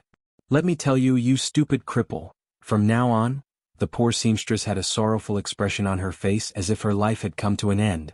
I really King fell in love with the gallows. Kurtz looked at Thales with a look of disdain. She stared at his dusty face, which was a combination of luxurious clothes and luxurious accessories. It's telling everyone that you're that damned prince. Thales looked at Kurtz, who was standing in front of her, with a face full of disdain. Thales shrugged and ignored her malice. He stayed away from a bunch of women's summer dresses with strange styles and readily grabbed a set of shabby and ugly linen clothes. He removed the complicated leather belt and replaced it with the simplest and cheapest belt made of coarse cloth. He kicked off his leather boots and put on the linen clothes he had not touched for a long time. He then picked up a pair of scissors and cut his hair into the shape of a bird's nest. That was not all. Thales also wrapped the dagger's scabbard, which had the words, "A king does not rely on his bloodline," written on it, in circles and circles of inferior black cloth, until its original appearance could not be seen. He then folded the map of Renaissance Palace flat and stuffed it into the lining of his clothes with the black cloth. He was prepared to use his tattered needles and thread to sew it tight. As for the blood fang bracelet the Night Queen left him, he simply wore it on his wrist. It was made into a beast fang accessory. Finally, Thales finished changing his clothes according to the standards of a child beggar. He walked to the mirror and saw an unfamiliar teenager. Thales nodded in satisfaction. He felt that he looked like a normal boy from the suburbs. How is it? Is this okay? However, when Thales turned his head and looked at Gleeward and Kurtz, who were deep in thought, hey. Gleeward sighed while he sat on the wheelchair. He placed his hand on his forehead and said, is there any way to improve it? Thales was stunned. Of course. Kurtz stared at Thales, who was dressed in coarse sackcloth. Her sharp face was filled with worry. I have a way to make sure that even his mother won't be able to recognize him. Gleeward's eyes lit up. But Kurtz pointed at the J1 behind the door. Her next words caused the veteran's eyes to darken again. Take this and cut off his entire face. Thales opened his mouth. Under Thales' stunned gaze, Kurtz sighed and shook her head. She crossed her arms and sized Thales up. His skin is too soft and too white. One look and you can tell that he's a noble who lives like a prince. He's also not as tall as a normal Northlander. He'll be recognized no matter what he wears. The woman shook her head in pain. Something like sneaking out of the city? The three of them sighed at the same time. Dung cart. Gleeward frowned and said something that shocked Thales. Summon T-man Ange here. Hide him in the dung we transport every day and let him follow the cart out of the city. Excrement cart? What? Thales' eyebrows twitched. Wait, you're talking about? Gleeward ignored him. Just find a reed or wooden tube so that he can breathe. Fortunately, Kurtz's next words made his expression soften a little. No, Ange was locked up again today. Gleeward's expression tensed, but he then gritted his teeth and said, then look for Quick Whip, Fallon. They have to transport the excrement. We have to stuff him in. Thales' expression became very unpleasant again. But Kurtz shook her head again. Do you know how T-man was locked up? The seamstress spread her hands. When Ange drove the cart out of the city for the 6th time today, the patrolling team at the city gate pinched their noses and used their swords to poke and check bucket after bucket. In the end, they found 10 packets of smuggled crystal drops hidden in the excrement. Gleeward took a few seconds to digest the information in this sentence. How did they? He first widened his eyes in surprise, then he slapped his thigh in anger. C. Kurtz scratched her chest nonchalantly and shook her head. Hide in the excrement cart and leave the city? There's no way. What a pity. Thales pretended to sigh regretfully and patted his chest in secret.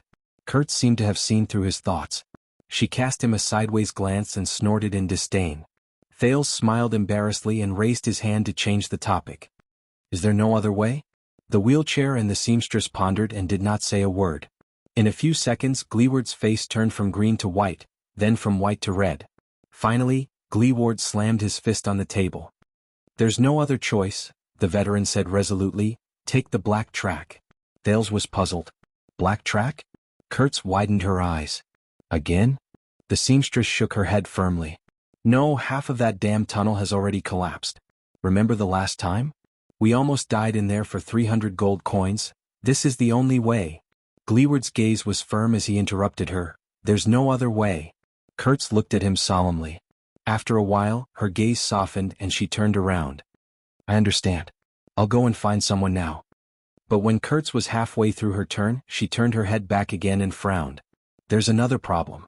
From today onwards, the patrol team has also set up a sentry post in Shield District. Gleeward's gaze became fierce. Where? Kurtz looked troubled. It's not far from the black track. We can't avoid it. It's said that it's the place where King Nuvan died. The higher-ups feel that we need to keep a close eye on it. Thales could clearly see Gleeward's expression change rapidly. F***ck them. Those bastards still dare to touch Shield District after they've taken the loot? Kurtz shrugged and scratched her neck. White Pigpeck is in charge of that sentry post.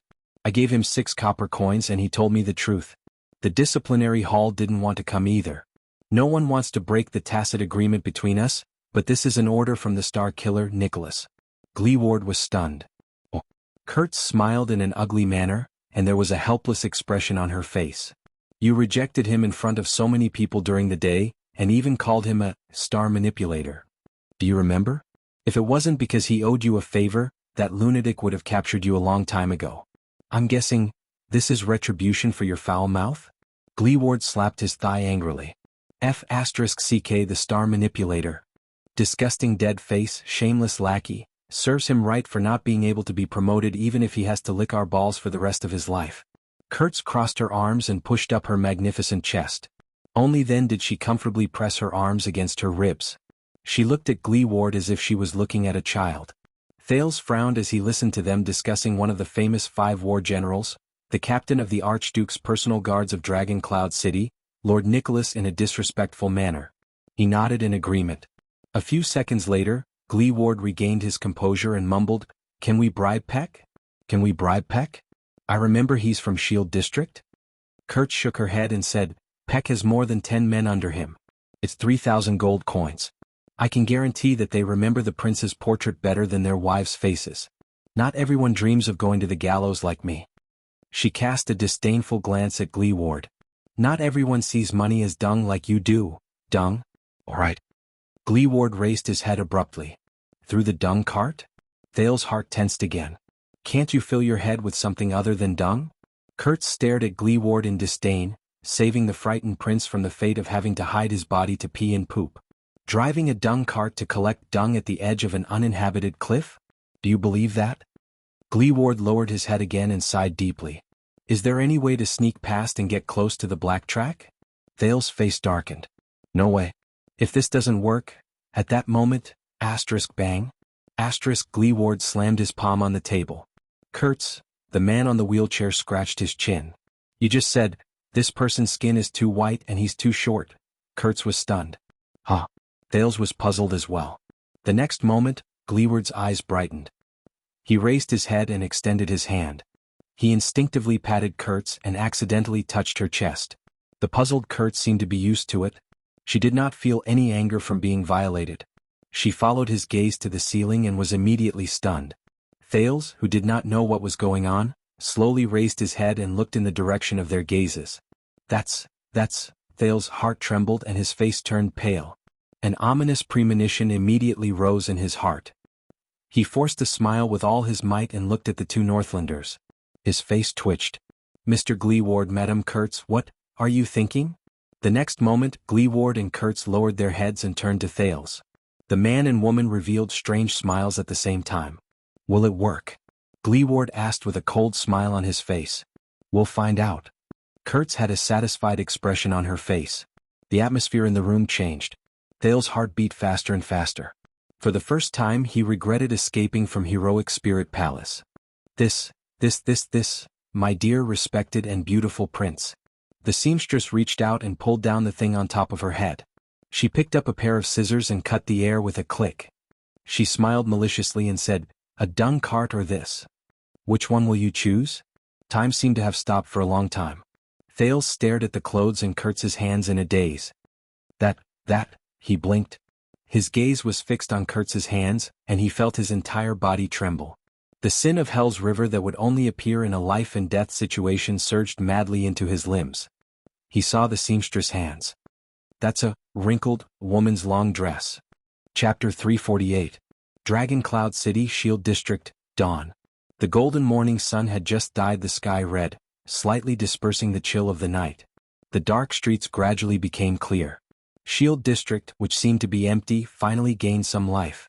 At the very least, there were more people walking the streets. This street in Shield District was the center of the disaster. The houses were scattered, the terrain was empty, and there was almost no cover. There were even rumors of ghosts being haunted at night. Look at how listless and cowardly they are. Gleeward hid behind a low fence and stuck his head out to look at a small patrol sentry post in the distance. He stroked his wheelchair in dissatisfaction. Do they think they can catch the prince like this? Does that dead face know that his orders are being carried out like this? At the center of the street, a few soldiers from Dragon Cloud City's patrol unit leaned against the eaves of an abandoned house. They yawned and extinguished the fire, waiting for their comrades to come and take over their shift. Occasionally they would glance at the passers-by around them and greet those they knew. Because this is Shield District. The sentry posts leading to the city gate and gatehouse are not like this. They can't wait to search the girl's private parts. The neatly dressed seamstress, Kurtz, was on the other side of the low fence with Gleeward. She bit a blade of grass in her mouth and said in annoyance, "And isn't this a good thing? It makes our plan easier." Kurtz crossed her arms and turned to a teenager beside her in displeasure. "By the way, are you really not going to consider dressing up as a girl?" The handsome teenager dressed in sackcloth beside her blushed and shook his head vigorously. "I've said it a few hundred times." Thales, who was leaning against the low fence, blushed. "We only have one night. Even if we put on the best makeup, the girl's expressions, habits, behavior, and mentality are all developed step by step over a long period of time. They're carved into their bones. Without enough training and habits, how can I succeed?" Kurtz looked disappointed. The blade of grass in her mouth swayed up and down. Yes, in the end, under Thales' fierce objection. Last night in Kurtz's house, the suggestion about him disguising himself as a girl was left unsettled. Let's think about it again. Kurtz did not seem to be willing to give up on her last shred of hope. Even though it was just a few minutes before the operation, she still propped her arms up and stuck her head out. She looked at Thales with an expectant expression.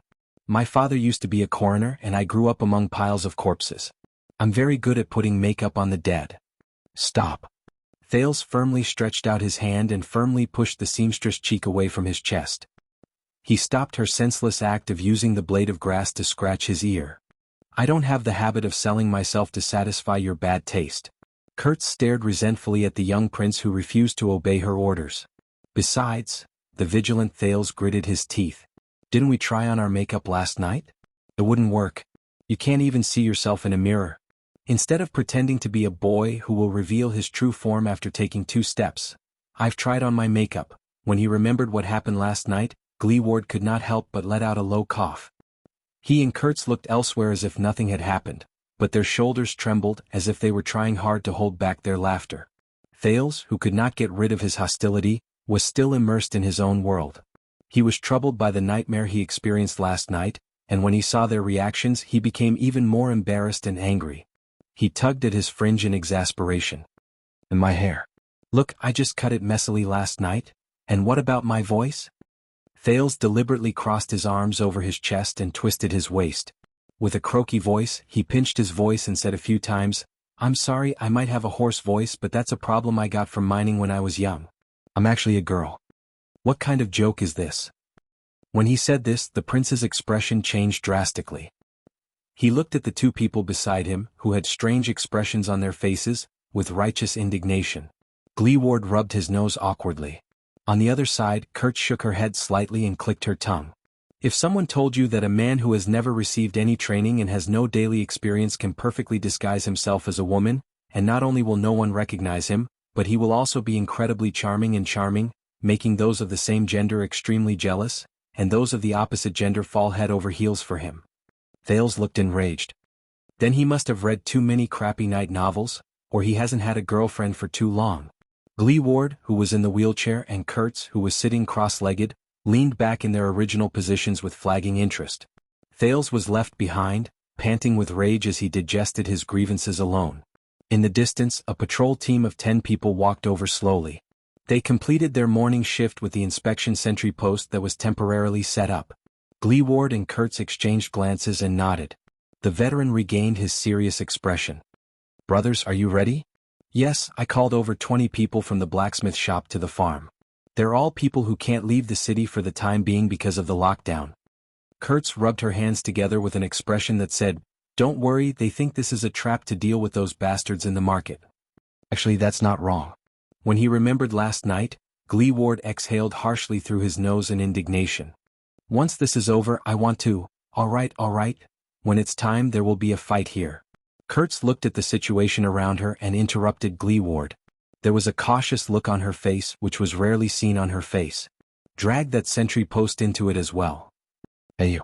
Glee Ward gestured at Thales with his chin.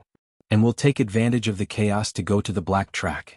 Thales cast a glance into the distance and swept his gaze over the sentry post that was not very tightly guarded. He nodded. He suddenly noticed that their destination was the Cliff of the Sky, which was located at the bottom of a row of cliffs in the distance. It was the place where King Nuvan died. When he thought of this, Thales' mood suddenly turned cold. After this matter is over, there will be quite a number of people who will be locked up. Kurtz sighed. "Haven't they been locked up many times before?" Glee Ward licked his lips. His eyes sparkled. "It's a good chance for them to avoid the limelight." "Understood." Kurtz shrugged. She glanced at Thales and clicked her tongue in resignation. "What a pity." Thales, who was anxious, glared back at her fiercely. He was certain that compared to not being able to see the male princess of Constellation, the seamstress did not feel pity for the group of people who were about to be locked up in prison. Thales looked in the direction of the cliff and asked curiously, "What is the black track you've been talking about?" Kurtz snorted softly. The grass in her mouth flipped over. "That's the only way for you to escape from Dragon Cloud City." "Why is it called that?" Glee Ward turned his face around. "It's been called that since my grandfather's generation." He said that his grandfather also called it that way. "As you can see, one of the entrances is at the bottom of the Cliff of the Sky. The path is complicated, and people who are not familiar with it will not be able to find it. We used to use it to transport contraband, but it's too narrow and the efficiency is very low." At the bottom of the cliff. Thales frowned as he stared at the familiar-looking cliff. His gaze followed the outline of the mountain and moved upwards. Unsurprisingly, he saw Raikuru's huge statue. 6 years ago it was there. "So, the black track is a small path that passes through the belly of the mountain? It leads out of the city?" Thales narrowed his eyes, trying to get a clearer look. "Is it natural or is it man-made?" "God knows." Kurtz looked at him disdainfully. "To dig a tunnel that goes through the Cliff of the Sky and connects the inside and outside of Dragon Cloud City, perhaps it was dug by the Great Dragon." Thales clicked his tongue and did not say anything. The older generation is very respectful of that place, and they do not dare to approach it easily. Kurtz snorted softly. "They say that it's a forbidden place in Dragon Cloud City, where the Master of Mountains resides. Even the nobles don't know about it. But, 18 years ago the men followed the king to Constellation to fight a war. The war lasted for more than a year. No one farmed, no one hunted, and no one herded. The taxes and military contributions became heavier and heavier. Forget the farmers and hunters outside the city, even the old, the weak, the women, and the children in Dragon Cloud City could not live on. The winter that year was especially cold and there was not enough firewood. The nobles had to be prioritized, and they did not even have enough gifts from the mountains." Thales fell silent. 18 years ago, went to Constellation to fight a war? Glee Ward first beat up the disciplinary officer of Shield District who was in cahoots with the nobles and bureaucrats. Then he masked his face and looted a few black-hearted merchant stock warehouses. Then he broke tradition and led us into the black track. He began to transport contraband goods. He transported everything you can imagine: crystal drops, eternal oil, firearms, and even hemp. He also transported food, firewood, and medicine that he robbed from the front lines. With these, the women and children in Shield District and Hammer District survived that winter, where countless people died. Kurtz stared at the silent Glee Ward with a complicated gaze. This is the black track, and also the history of the slum boss's rise to power. Thales felt very upset in his heart. He looked at Gleeward. But the veteran only snorted coldly, as if he was very dissatisfied with Kurtz's words. He coughed loudly. After you go in, carry your everlasting lamp and watch your feet in the top of your head. Gleeward's expression was unpleasant, as if he was recalling some unpleasant past. The tunnel there is too old. 6 years ago, the calamities and the Hydra caused a ruckus in the city. The earth shook and most of the black track collapsed. We don't know when the rest will collapse. Thales felt a chill in his heart. Calamities. Calamities again. The three people behind the low fence were silent for a while. The calamities, the prince said resentfully, brought about quite a lot of disasters, didn't they? Gleeward's hand, which was holding the wheelchair, suddenly tightened. Disasters. Kurtz laughed sarcastically. Disasters? You can look around you.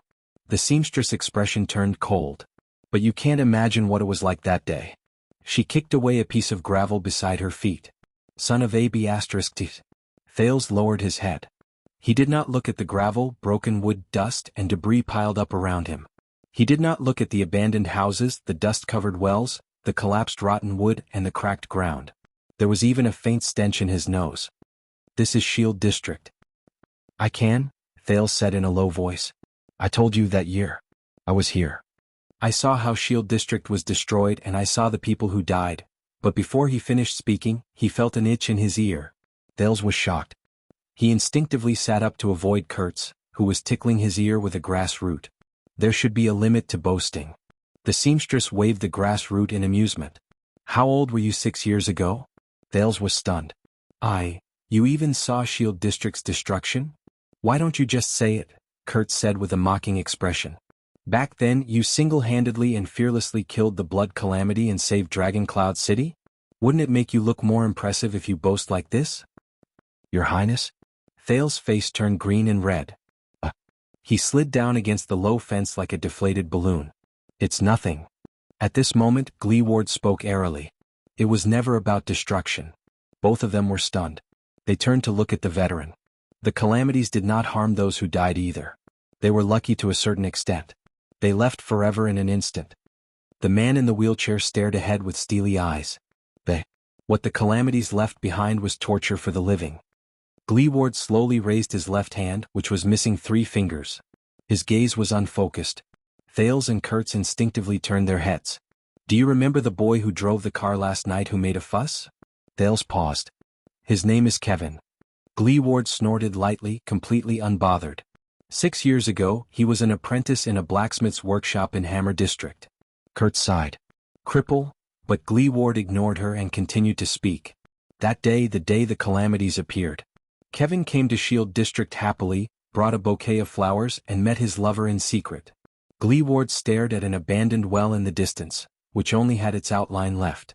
Next to it was a collapsed stable and dried feces could be vaguely seen. They were discovered by her father. I know that old man. He used to serve in the glacial sentries and his skills were not just for show. What's worse is that he has a bad temper and he values his daughter very much. When he said this, Gleeward smiled softly. The smile lines at the corners of his eyes were natural and smooth. Thales and Kurtz listened in silence. Poor Kevin screamed as he was whipped all the way from Shield District to Hammer District with his belt. Everyone on more than 10 streets knew about it. Their laughter was so loud that even Big Leatherbelt's big yellow dog chased after him for a few hundred meters. Gleeward's laughter was very cheerful. Kevin came to me and said a bunch of nonsense in a wrong manner.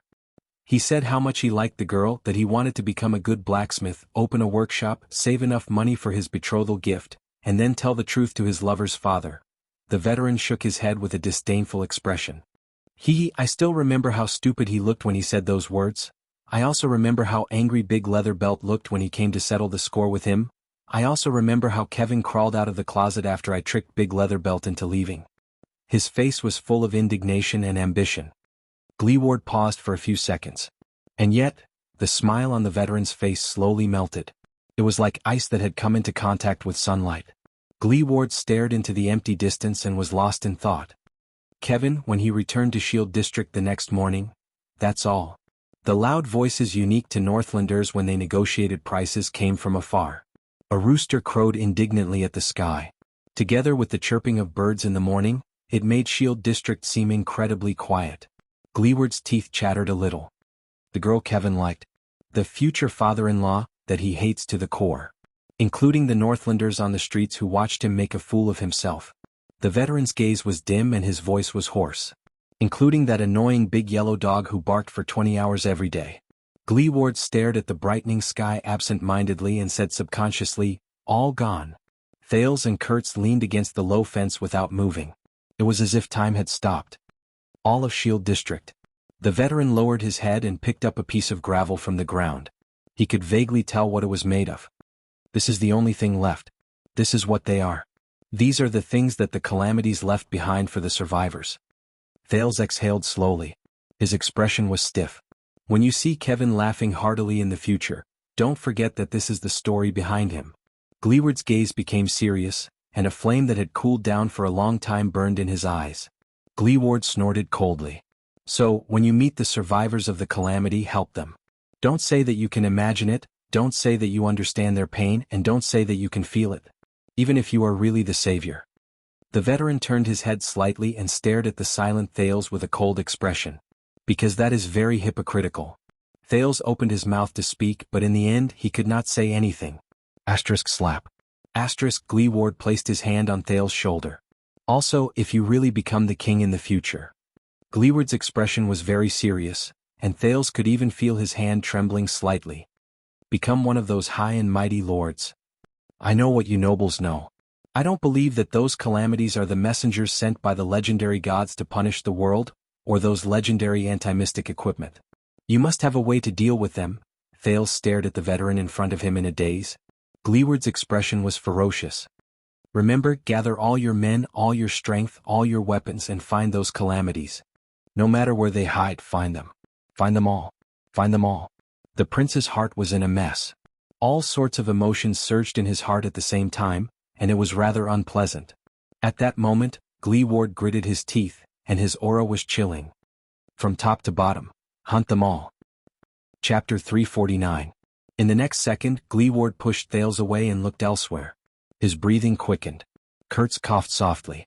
I see Kevin. Kurtz shook her head to the left.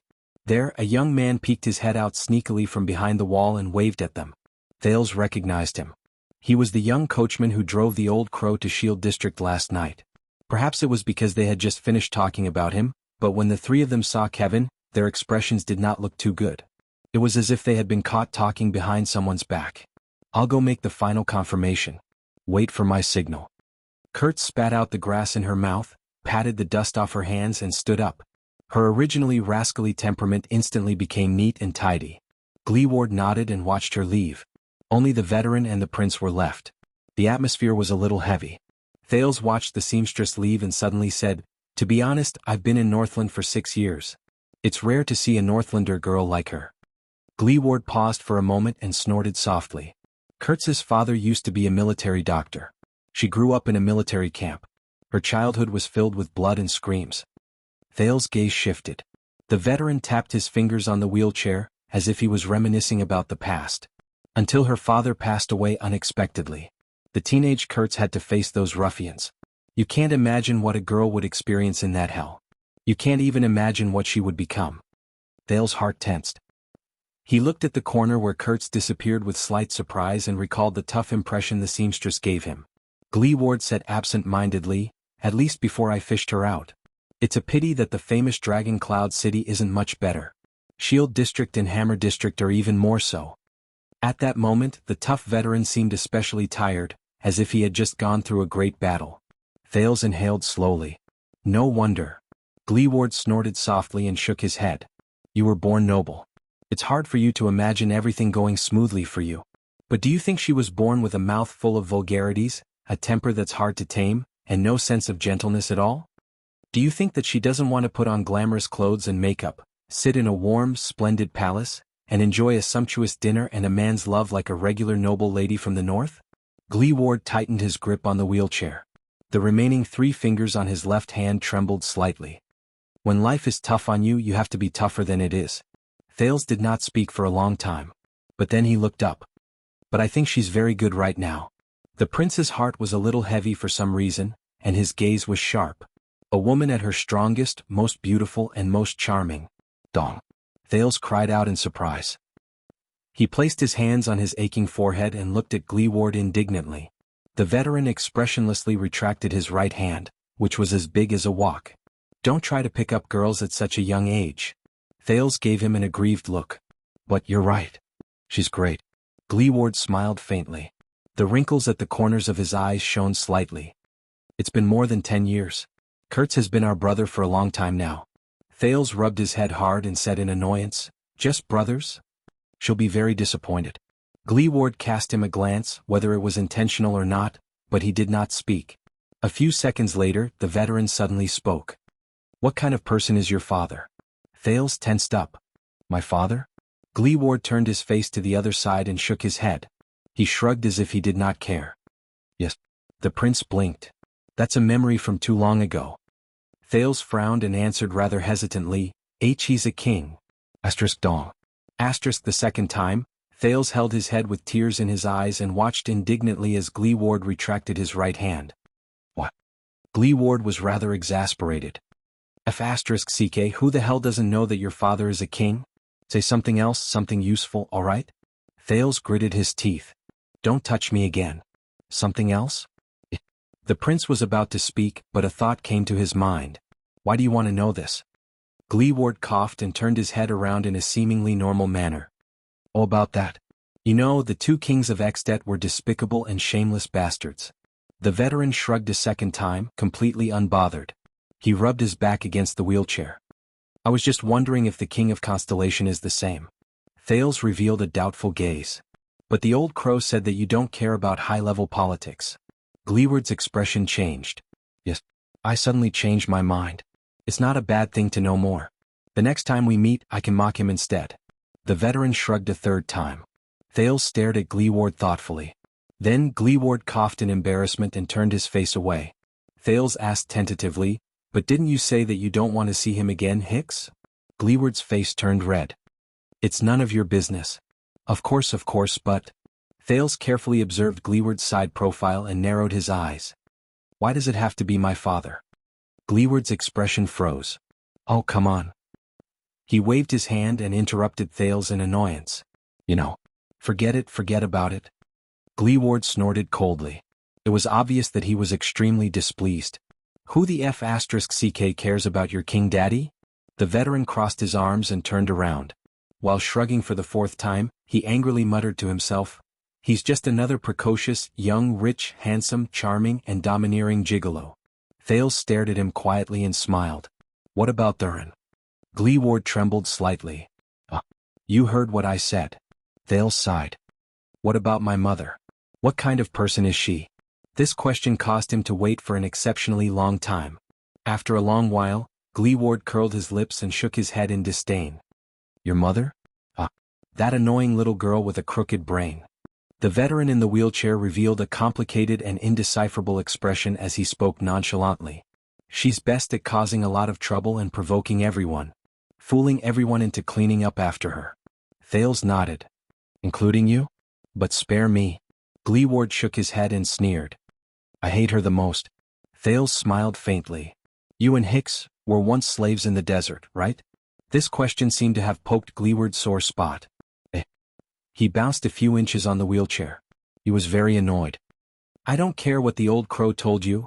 Gleeward pointed at Thales with a hostile expression. I agreed to help you with a small favor, but that doesn't mean we're very close. Stop with that, I'm your good friend, that emotional trick. Thales blinked helplessly to show that he understood. The two of them leaned back in their seats again and waited for Kurtz's signal. Then Gleeward spoke again. Hey, the old crow didn't tell me much, but judging from the direction you're going... Gleeward seemed to be unable to recover from his rage, naturally. He said stiffly, You're going to the desert, aren't you? Thales' heart tensed. He spread his arms and only smiled with his eyes narrowed. But Gleeward seemed to have seen through his thoughts. He snorted softly. Listen, if you want to enter the desert, you'd better have a skilled guide or else. Gleeward shook his head disapprovingly. Thales thought of something. Is the desert really that scary? Orcs or barren bone people? Both. Gleeward twitched the corners of his lips, and his gaze was sharp. Orcs, they can crush your skull as effortlessly as we smash eggs. As for barren bone people, it's hard to say. Those guys are very strange. Strange? But your greatest threat is far from them. Gleeward's expression was solemn. It's the desert itself, the sun, the yellow sand, and the demons who constantly whisper in your ears, lie down, sleep, dream, and never stand up again. The veteran's expression began to drift into the distance again. Thales looked at his side profile and remembered something. You've been to the desert before, haven't you? Gleeward nodded absent-mindedly. When I was a soldier, I went there to fight. Thales frowned slightly. Gleeward raised his head. And the veteran on the wheelchair looked at Thales sternly. There's nothing else. At that moment, a commotion suddenly came from the street in the distance. It seemed to be two men arguing. Get ready? Gleeward held both ends of the wheelchair vigilantly. The signal is here. It's our people. Thales stood up nervously, lowered his body, and held on to the low fence. Will this work? Thales looked worriedly at the two men who started fighting at the slightest disagreement.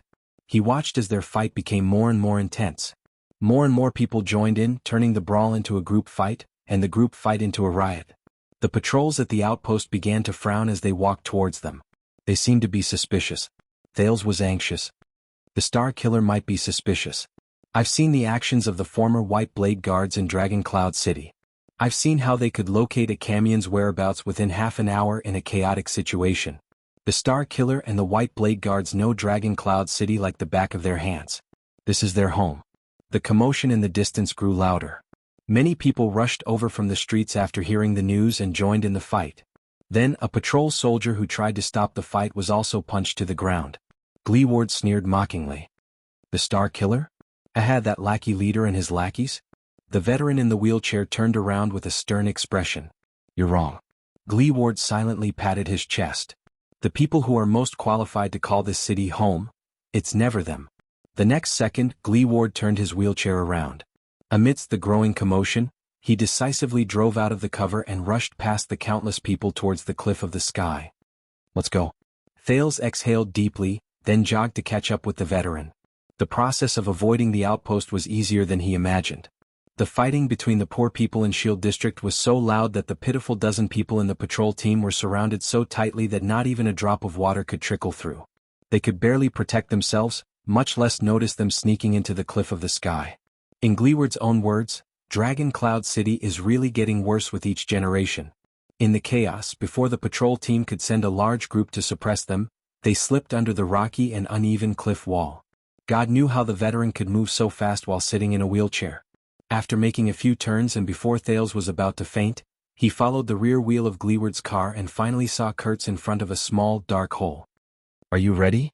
Kurtz looked nervous, but her movements were not sluggish. She took out a low-quality everlasting lamp that was obviously modified from an old product from her backpack and tossed it to Thales.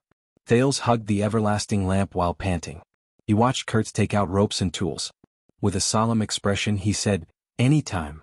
The sounds of fighting behind them started to slow down.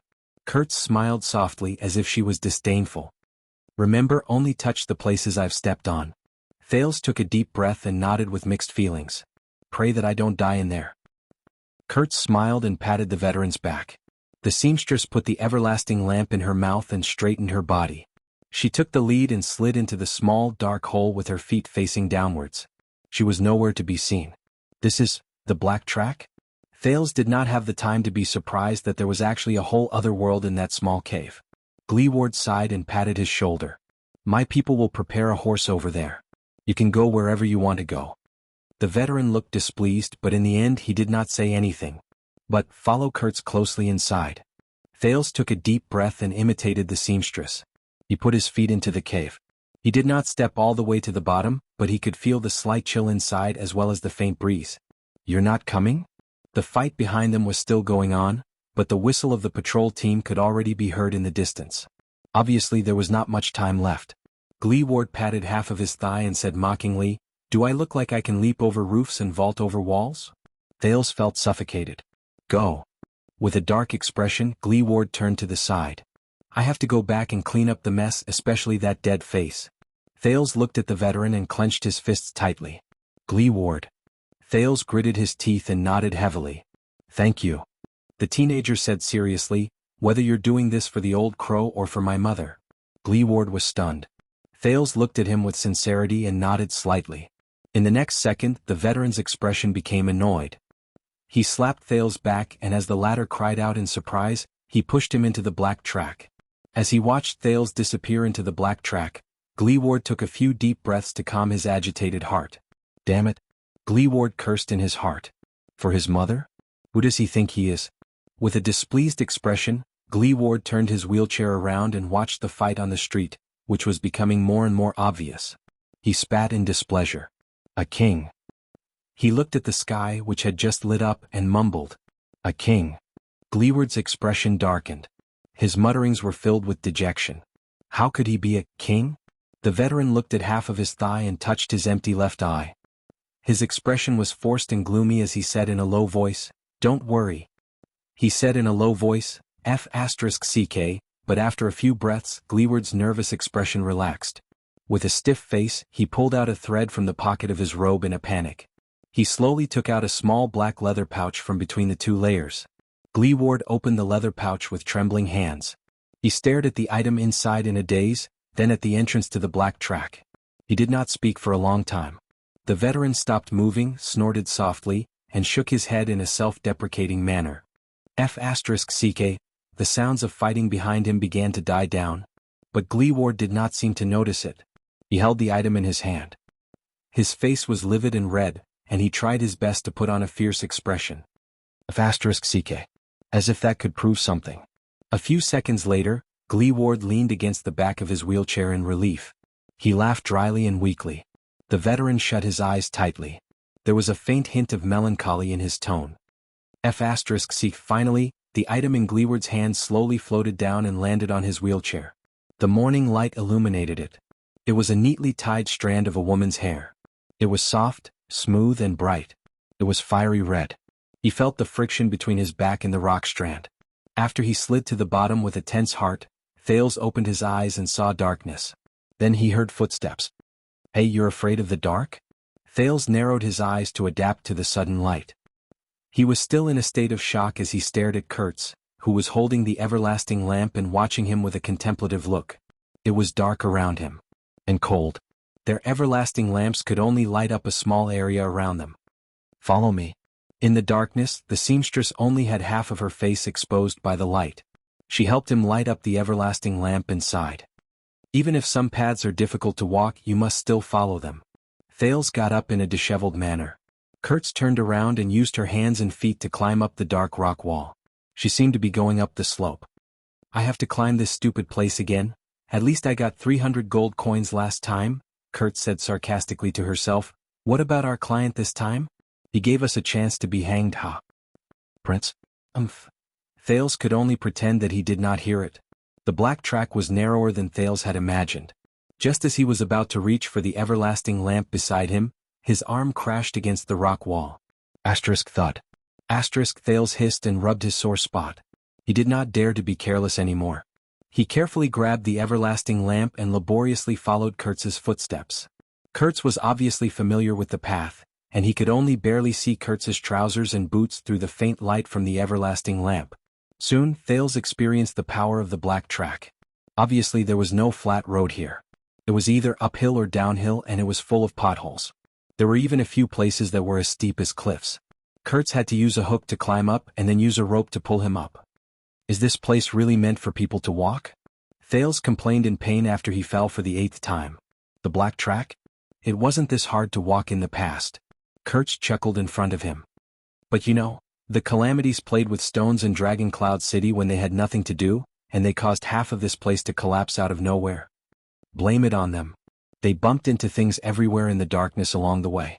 Thales even fell or slipped several times due to his inexperience. If it were not for his rich experience in wrestling when he was young, Thales felt that he would have been badly battered by now. Be careful, don't fall again. Kurtz's voice came from ahead of him. Thales blushed and felt the rock straighter around him even more cautiously. Thank you. Kurtz snorted. I'm not talking about you, I'm talking about that everlasting lamp. Who cares if you fall or not? Thales raised his eyebrows and rolled his eyes in the darkness where no one could see him. The ventilation here is terrible. You'll suffocate if you use a torch. Kurtz chuckled as she led the way. And it's too dark here. If you break the everlasting lamp, You won't be able to get out without light. Speaking of which, Thales thought of something. I have an idea. He snickered in his heart. The sin of Hell's river responded to his call and surged into his eyes. As the blood vessels around his eyes surged, Thales watched with satisfaction as the dark scene before him slowly brightened. Even though there was only a slight flow of cold air in the cave, Thales felt his vision become much clearer. Thales only felt that his vision had become much clearer.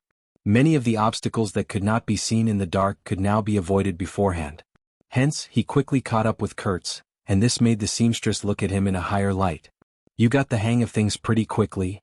Thales could not help but feel a little smug. He began to pay attention to his surroundings. Oh, there are words here? Thales flipped over a rather flat rock platform. Through the sin of Hell's river, he saw strange words on the rock wall. Huh? Kurtz, who was feeling the way ahead, asked in puzzlement, why didn't I notice it? Thales paused for a moment. The sin of Hell's river continued surging. He narrowed his eyes and touched the words carved on the rock wall. August 20th, livestock food. He read the words on it in a low voice. Thales' expression became serious. The ancient empire. Kurtz climbed up a protruding rock and asked curiously, what? Words. The words on these rocks are the language of the ancient empire. This writing style is not that of the final empire. It's from the ancient empire from a much longer time ago. Thales blinked and recalled the ancient empire's alphabet that Gilbert taught him a long time ago in bewilderment. This tunnel has a history of at least 1,000 years or even longer. At least at that time, Northland was still under the rule of the ancient empire. No. When Thales saw a new sentence, he immediately overturned his thoughts. His curiosity was piqued and he said excitedly, it shouldn't be that old. I noticed that there are some words in usage of the lingua franca mixed into these words. It seems to be a record of supplies and inventory. Kurtz laughed dryly. The seamstress seemed to be doing something that required a lot of energy. Perhaps she was rock climbing. She said perfunctorily, yes, it's really, really awesome. Now move your butt and continue walking. Kurtz finally climbed up a huge rock. She panted, stuck her head out, and extended her hand towards Thales. She said in annoyance, then give me your hand. I'll pull you up. Thales raised his eyebrows, glanced at the figure above him, and continued moving forward. But he immediately froze. Wait. Thales raised his head again and looked at Kurtz, who was above him, in disbelief. The everlasting lamp only illuminated a small part of the rock wall around her. The rest of the rock wall was pitch black. But, when he saw the scene before him clearly, Thales was suddenly shocked. He blinked in astonishment. In his field of vision, which was as dark as day due to the sin of Hell's river, on the rock stratum above Kurtz's head, suddenly, there was another person. Was a man. He wore an ancient-looking armor and had complicated braids. His face was thin and his mouth was open. His eyes bulged out, but there were no pupils. There was only white in his eyes. He looked like a corpse. Thales noticed in the faint chill that there was only black in the golden light from the lamp in the dark black track. But the man was brightly colored. He wore a dark green shoulder armor, a bright silver chainmail, and a dark red belt. Even the colors of his weapons were clearly distinguishable. What was even stranger was that the man looked as if he was embedded in the rock stratum with his face down. He went against gravity and laid upside down on top of Kurtz's head. At that moment, Thales felt his entire body stiffen. He suddenly remembered the story of the back-to-back bunk in the university dormitory in another illusory world. Why now, I know. I'm most afraid of this kind of thing. Hey!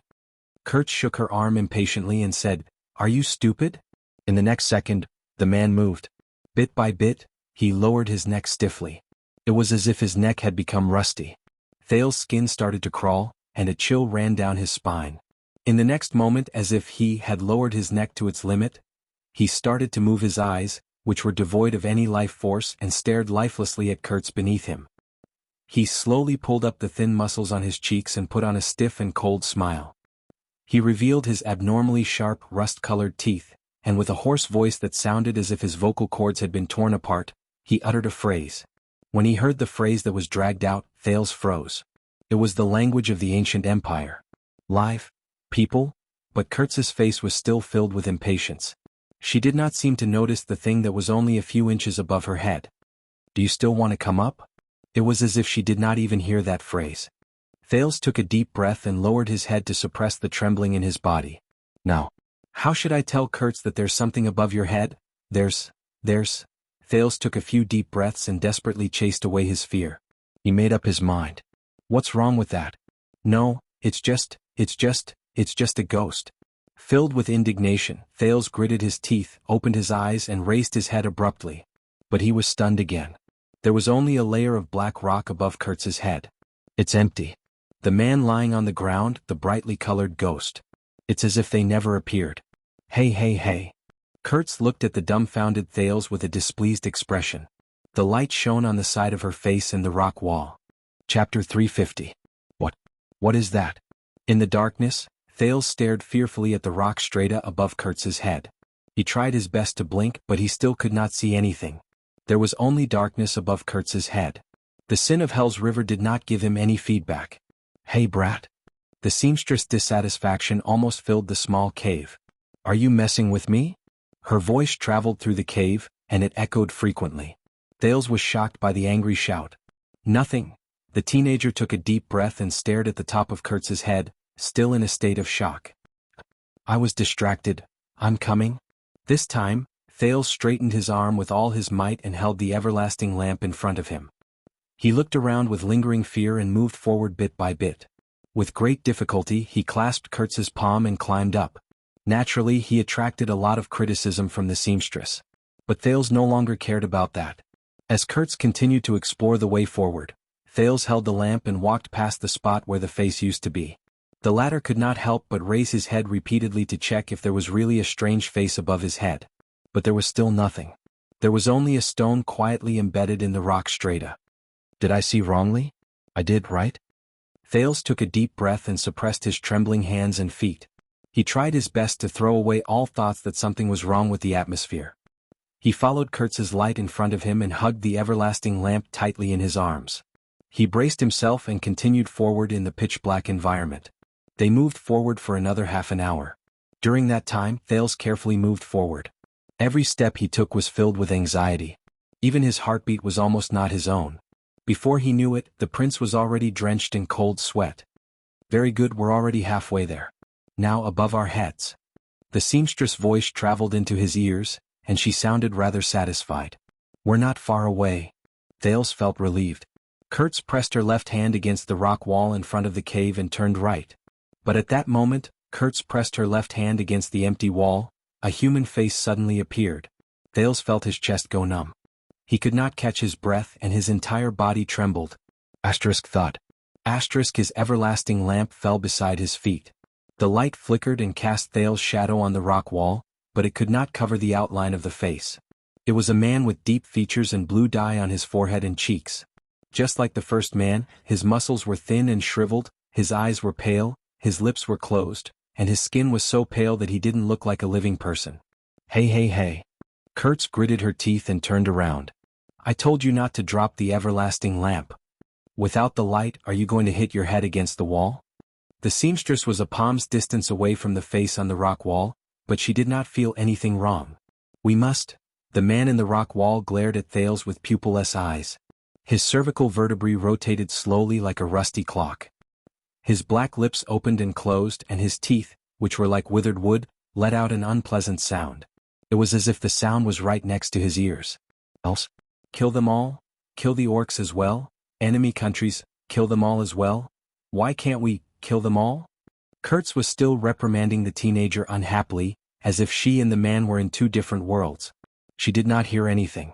This is the common language of the Western Peninsula that's mixed with the language of the ancient empire? Thales felt goosebumps in his heart. He was about to cry. With a stiff expression, he pointed in the direction opposite Kurtz. But, there, however, when he turned his gaze, Thales discovered to his horror that the man was gone. Kurtz turned her head around in puzzlement. There was only a black rock wall behind her. There was no human face. It was covered by alternating lights and shadows, and it was as serene as ever. Thales was stunned. He started to tremble slightly. Kurtz frowned and looked at him. Hey, what's there? The teenager shook his head violently. Thales sucked in a deep breath and sprang up like an agile rabbit. He picked up the everlasting lamp, and using both his hands and feet, he practically rolled and crawled away from the rock wall. He ran in front of Kurtz. The petrified prince turned around the strange rock wall, and before his eyes was another stretch of darkness. He could barely see a downward slope. No, Kurtz. Thales gulped as he ran. His fingers were numb and his voice was unsteady. Something's not right. Kurtz was a little stunned. What? Thales firmly resisted the desire to turn his head around.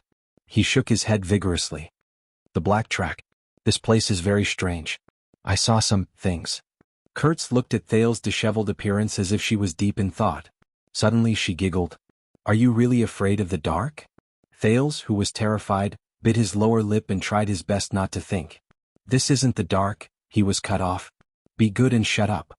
The seamstress rushed in front of him with a fierce look on her face and poked his chest. I promised the cripple, so I will definitely send you out. Follow me properly. Don't be afraid of the dark. Thales, who wanted to cry but had no tears and was horrified, was speechless. Kurtz, who was in front of him, cursed as she jumped down a slope. She stirred up air currents and a chill surrounded them. Thales could only put on a long face and hang the everlasting lamp in front of his chest. With one foot in front of him and both hands supporting his back, he slid down the slope. This time he widened his eyes. The sin of Hell's river flowed faster. I remember that as long as we walk past this place. Thales listened absent-mindedly, but just as he was about to slide to the bottom of the slope, facing him on the top of the rock wall, 3 figures suddenly appeared. Old men, women, and men. Thales, who was falling, shuddered. A low and strange whisper traveled into his ears again.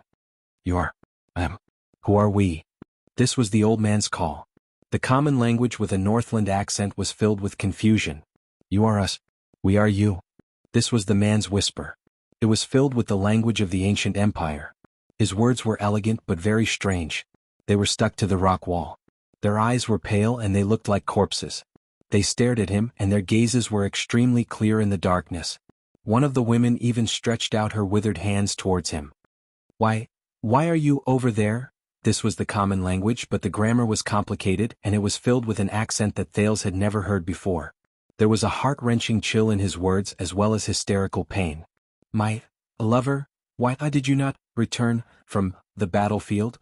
The brownish-gray nails swept past Thales' face, bringing with it a bone-chilling chill. Bang. The petrified Thales fell to the ground on his butt, and he fell hard on the ground. What the hell is this? CK. Thales could not help but curse. At that moment he only felt goosebumps all over his body. He got up and took a step forward, just wanting to stay further away from the figures above him. What the hell is this place? Panting, Thales, who was panicking in the dark, bumped into Kurtz, who was trying to recall the way back. Are you crazy? The seamstress staggered when he bumped into her. She turned around with an angry expression. I swear if you, but she could not finish her sentence. Both of them felt the ground under their feet shake slightly. Kurtz and Thales held their breaths at the same time. At the same time, a frightening sound came from the rock strata in the dark. Crack. Both of their faces turned pale. Crack. This? Thales listened carefully to the frightening sound. It sounds like rocks cracking? A few seconds later the cracking sound grew louder. Rustle. Under the weak illumination provided by the 2 everlasting lamps, Kurtz and Thales stared at each other. With a pale face, Kurtz touched the top of her head. A few pieces of rubble the size of fingernails had fallen on their heads. T, that was the only word she had time to utter. The ground shook violently again. The panicked Thales grabbed the rock beside him so that he did not fall. Feeling the ground shake, Kurtz finally stabilized herself with great difficulty. Her expression changed drastically. Damn it. Something must have collapsed again. She had just finished speaking. Bang. The cracking sound and shaking sound turned into a piercing crash. It was as if a huge rock had fallen behind them. The seamstress' expression was unpleasant. She could not care about reprimanding Thales. She hung the everlasting lamp around her neck and nimbly climbed up the path. Run. Thud. A huge rock smashed onto a low slope not far from them and rolled down. Thales' heart trembled. He knew that this was not the time to be afraid of ghosts. The prince could not care about preserving his strength. He summoned the familiar yet unfamiliar power and desperately activated the sin of Hell's river in his body. Boom. The sin of Hell's river happily rushed to the top of his head and filled his entire body. Thales felt the pulsation of his blood vessels and the fullness of his muscles. He felt his vision clearer than day and the flow of air in the cave. Thales stomped on the ground and instantly stood up. He clung to the rock wall and chased after Kurtz with all his might. The ground shook again. Soon, the sounds around him turned into a deafening roar. Together with the tremors of the rock strata and the ground, they traveled into his ears. Asterisk rumble. Asterisk the terrified prince caught up to Kurtz. Asterisk boom. Asterisk the sounds of falling rocks became louder and more frequent, as if they were very close. What the hell? Thales desperately jumped over a shallow pit and clung to a rock strata going up the slope. He gritted his teeth and shouted in the midst of the roars, "This stupid place. Was it like this before?" The ground shook again. Thales lost his footing and fell to the ground. His everlasting lamp crashed against the rock wall and was instantly extinguished with a shattering sound. But he could not care about that now. Escaping was more important. His skin crawled. Thales propped himself up again and covered a distance of a few meters with just 2 or 3 steps. As the ground shook violently, he fell on his face countless times, but he could only move forward with all his might. Who knows? The last time I brought someone here was 6 years ago. Kurtz's exasperated voice came from the roars. It was obvious that she was not having a good time either. After Shield District was destroyed, the black track would sometimes collapse. That's why the cripple sealed this place. Thales crashed into the walls left and right during the tremors. He struggled to maintain his balance and keep moving forward. But in such a terrible environment, even Kurtz, who was very familiar with the path, could not move faster. Asterisk bang. Boom. Asterisk a loud sound came from behind them. The slope that they passed by earlier was smashed by a rock that had fallen from an unknown place. Crushed stones flew everywhere. When Thales turned his head around and saw this scene, his soul almost left his body. Thales took 2 steps forward and avoided a falling rock to his left. Asterisk bang. Asterisk but this was far from the worst. As the falling rock smashed open a crack, another person appeared in shock. It was a withered figure with white hair. "Come, join us and fight against the tyrant. The empire will fall and Northland will rise." Its eyes were white and its muscles were rotting. But its lips were as dry as its companions, and it had sparse white hair and wrinkled scalp. It extended a hand that was only left with white bones to Thales. Thales shuddered. The sin of Hell's River automatically gathered in his left leg without him needing to summon it. He kicked it with all his might and rolled to the right while cursing. What the hell is this? While he was running for his life, Thales saw from afar another charred, withered face appear in a pit to his lower right. It widened its white eyes and released a terrifying smile at him. Its lips opened and closed. "To protect my family I will kill all my enemies, but with my family around my enemies will find my weakness and defeat me. I will not be able to kill all my enemies, for my family I will not be defeated. My family will not be my weakness. So to defeat my enemies, to protect my family, I must first kill my family." The moment this person finished speaking, he suddenly held his head with his withered hands and let out an endless howl of pain. What the f***ck? Thales covered his ears and roared in anger in his heart as he rolled and crawled towards Kurtz. What the hell is this? In front of him, Kurtz came to a sudden stop, and Thales almost crashed into her. Asterisk bang. Asterisk, my God, the roads I remember are all messed up. Kurtz, who was panicking, howled in anger. The everlasting lamp swayed violently in front of her chest. Why are we so unlucky? I feel like wherever we go is collapsing. A rock smashed into their path in a frightening manner. Shocked, Thales and the seamstress immediately turned to the other side. Wherever we go. Thales suppressed the fear in his heart and shouted in dissatisfaction as he ran, "Are you sure your surname isn't Drake?" Bullsh*t. Kurtz said angrily, "My surname is..." But at that moment, Thales, who was running for his life amidst the tremors, collapses and falling rocks, stopped breathing. He was frightened by the scene before him. In the field of vision of the sin of Hell's River, countless faces, figures he saw just now appeared one after another as they ran for their lives. These people had the same characteristics. They were as withered as corpses. They had eyes but no pupils and their movements were stiff. These monsters either revealed their heads from the cracks in the rocks, stretched out their limbs from the craters, or suddenly rose from the ground. They were everywhere and their shadows could be seen everywhere. Thales could only feel an endless chill invading his body from the soles of his feet. This time they faintly exuded an ominous black fog. Regardless of whether they were near or far, they all turned to Thales and glared at him. They opened their ugly mouths and spoke simultaneously. "The Emperor is calling. The knights have gathered. Return in triumph, return in triumph, return in triumph." Where the tip of the sword points, the chaos will end. After this war, the Empire will have no enemies and we will be able to return home. We are surrounded. We don't need to leave any rations. Those who are injured, leave your horses with the healthy. Those who don't have weapons, search the bodies of the others. Cavaliers, equip yourselves. We will make one last charge. This way, King Anzac and the others will have to deal with fewer mixed orcs. Why do we have to fight? What? The West Billows didn't attack us, so why do we have to attack them? Sel Karali Rakadasada.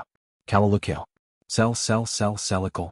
There were all sorts of languages, including the elegant or common language of the ancient empire, the ancient or modern lingua franca, and many other languages that Thales seemed familiar with but could not understand. There were even a few existences who did not look like normal humans. They were screaming in pain in a language that he could not understand at all. The cave was instantly filled with noise.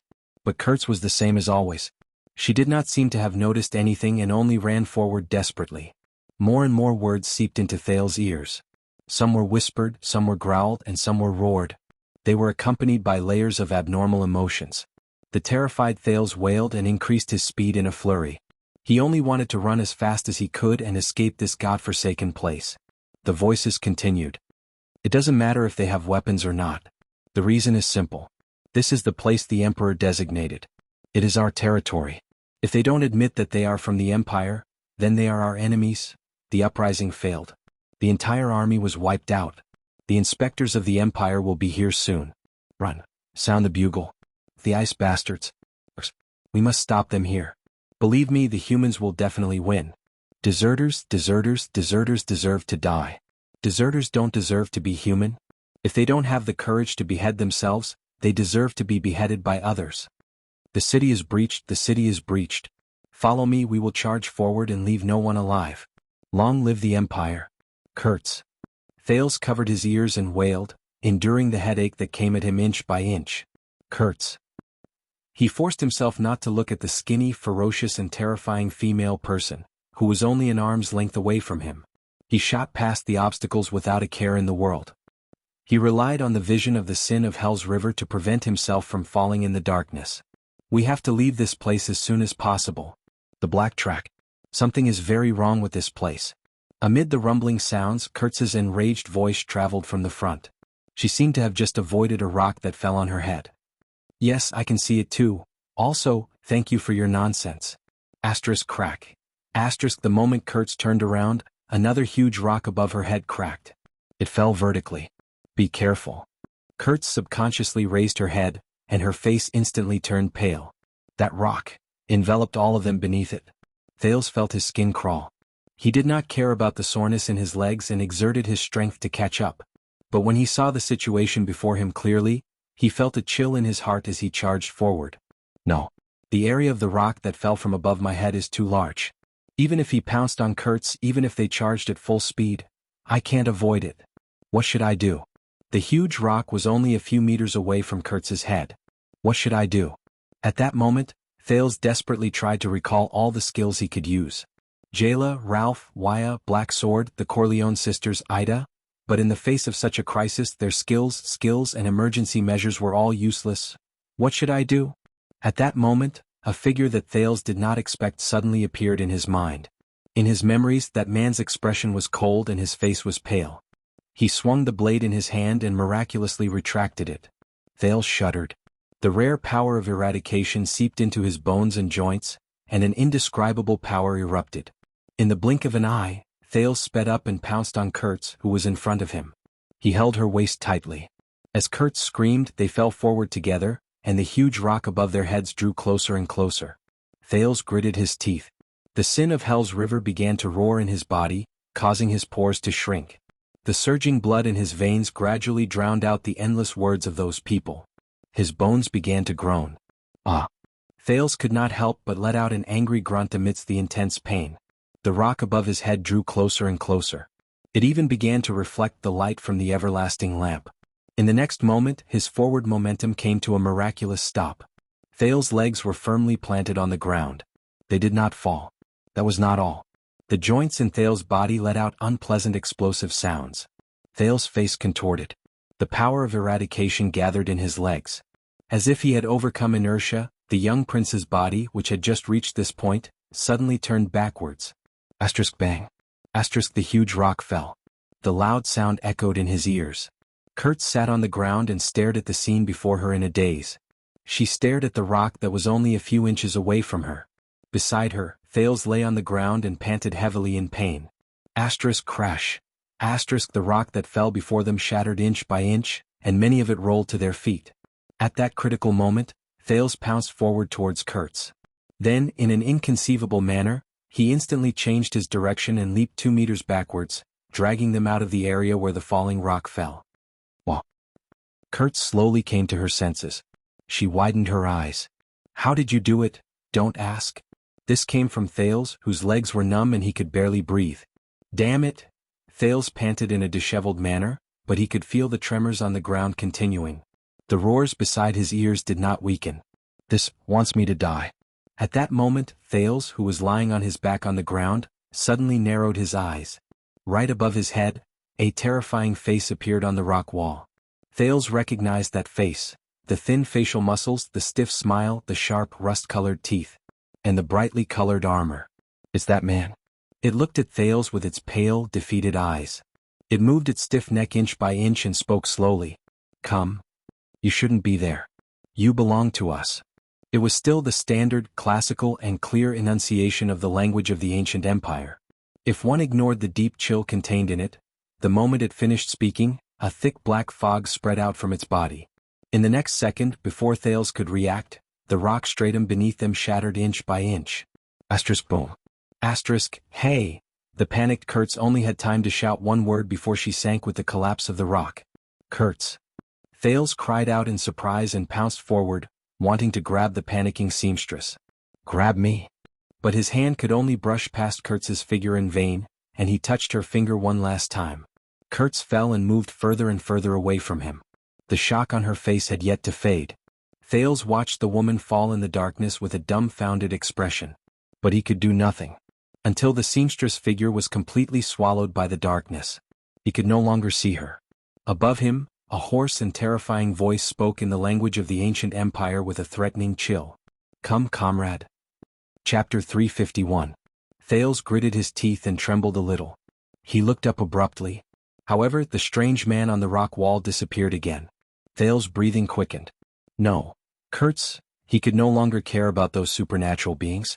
Thales frantically stretched out his hands towards the edge of the collapsed wall, trying to grab hold of something so that he could climb down and search for Kurtz. But it was as if the black track was deliberately toying with him. A cracking sound came from above him again. Asterisk rumble, asterisk a rock fell. Thales instinctively pounced to the side. The rock fell on his original spot and shards flew everywhere. Damn it, damn it. Asterisk bang.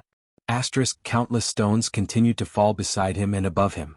The teenager could only hug his head tightly and curl into a ball. He rolled left and right under the perception of the sin of Hell's River, trying his best to avoid the larger stones. Asterisk rumble, rumble. Asterisk finally, Thales felt that everything around him had quietened down. The prince panted and put down his arms. He lay down on his back and endured the pain in his eyes. Kurtz. When he remembered the seamstress's despairing face, Thales could not help but clench his fists and slam them on the ground. At this moment, Thales suddenly felt a chill on the top of his head. He sat up abruptly. As expected, the prince was horrified to see that countless figures had appeared around him again. The wall in front of him, the protruding rocks behind him, the ground beside his left foot, the edge of the cliff above his head, withered faces, pale eyes, rotten lips and teeth. It's them. It's them again. Countless strange faces slowly surged out of the rock wall like they were surfacing on the surface of water, as if they were not corporeal. Join us. There were hundreds of them and they covered almost all the visible rock walls. All of them stared at Thales from all directions with their deathly pale eyes. You don't belong there, join us. We are one, and return to the battlefield. Thales felt a chill run down his spine. He took a step forward to stay away from the person behind him who was about to touch him. More and more voices reached his ears. Thales subconsciously covered his forehead. He was starting to have a headache again. Victory, why did it not come? Your father, wife and children are behind you. For Northland, defend this place to the death. Remember, we did not kill anyone. We are the army. When we go to the battlefield, it is the army that kills, so we are not murderers. It is the empire that kills. This is the Empire's responsibility. We are just following orders. We are innocent, innocent. Advance, advance, until death. There's no other way. There's not enough food. Go to the village and search for food. Remember to be polite and buy it. No, if anyone dares to resist the rations, then they are our enemies. Let's eat the warhorses first, starting from the sick ones. Be more decisive. Bring the prisoners of war over. It's only right for us to eat the flesh and blood of our enemies raw. There are no more prisoners of war? Let's go to the village. It'll be fine. We're only picking the worst scumbags.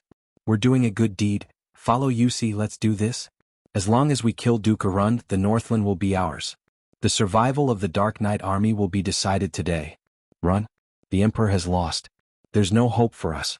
Run to the desert, run to West Billow Province, run to Dragon Kiss Province. I want to crawl back. My daughter, my wife. They're waiting for me. No, I can't scare them. I have to find my head first. Suddenly, the prince sensed something.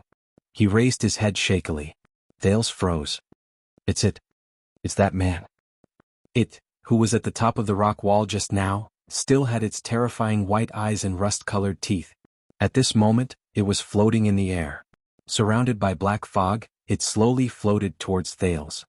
You are ours? Thales tried his best to dispel the chill and fear in his heart. He clenched his fists. When he remembered Kurtz's expression when she fell, anger and hatred instantly surged within him. Who are you? It did not react. It only floated towards him quietly. Who are you? Thales gritted his teeth and spoke, but he stopped abruptly. It got closer and closer. Under the gazes of countless faces, it stared at Thales. Thales seemed to have understood something. He sucked in a few deep breaths and overcame his trembling and goosebumps. He spoke stiffly in the language of the ancient empire, which Gilbert had once taught him. Who are you? Thales saw that it paused slightly. The surrounding black fog slowly left its body. What do you want? In the air, the most unique, it slowly raised its head and shook its head violently. Thales saw that the colors on its body seemed to have become a little brighter. Its expression changed. The stiff muscles at the corners of its lips trembled. It opened its mouth and let out a terrifying laugh. But in the next moment, it suddenly opened its mouth wide and revealed its sharp teeth. Ah! A shrill roar instantly rang in Thales' ears. He instinctively covered his ears and shrank back in pain. As it howled shrilly, the hundreds of faces around him became agitated. They opened their rotting mouths and responded to the howl. In the next second, countless people left their original positions. As they howled, their bodies, other than their heads, appeared. They were like predatory beasts. Hell's River, what does Hell's River look like? Mother, can I see you there? To be loyal to the Iron Blood King, we can die without regrets. No, our deaths are definitely not meaningless. This rotten so-called empire, that high and mighty shameless tyrant, must be overthrown. Avenge them. Believe me, as long as we kill all our enemies and leave none alive, peace will come. What? New enemies? Then continue to kill, until the day peace comes. My God, a dragon, that's a dragon. How can we win against a dragon? After the war, I can be promoted to captain. I want to go home and marry Ellie. Who am I? No, we picked up our weapons for them. I would rather go to the gallows than hurt them. I came to be a soldier to win the war and finish it. This way my son's son, will not have to be a soldier anymore. Countless voices were like whispers, but they penetrated the howls without any obstruction and poured into Thales' ears. Thales covered his ears tightly. He was in great pain. The person closest to him, who only had half a face left, roared angrily and extended its withered, twig-like hand. It first touched Thales' left arm. Ah! Thales cried out in pain. That feeling was like being immersed in boiling water and then pouring ice water over it. The cold and burning sensation spread to the arm that was touched at the same time. The sin of Hell's River circulated madly, instinctively strengthening his arm muscles, hand bones, filling his joints and increasing his blood flow. Thales screamed and swung JC's dagger with all his might, but it was useless. The arm of the monster that did not have a corporeal body passed through Thales' hand without any obstruction, and a wisp of visible smoke drifted out. Thales roared. The pain was still there, and as the monster seeped into his arm, the pain in his arm increased. That was not all. The hundreds of monster faces on the rock wall extended their limbs, climbed up the rock wall and crawled towards him. They reached out to him shakily. It was not just his arm but also his legs, neck, head. No. Every time he came into contact with them, Thales felt as if he was being tortured. He could only scream in vain, and even the sin of Hell's River could not help him. In the intense pain, Thales' consciousness gradually blurred.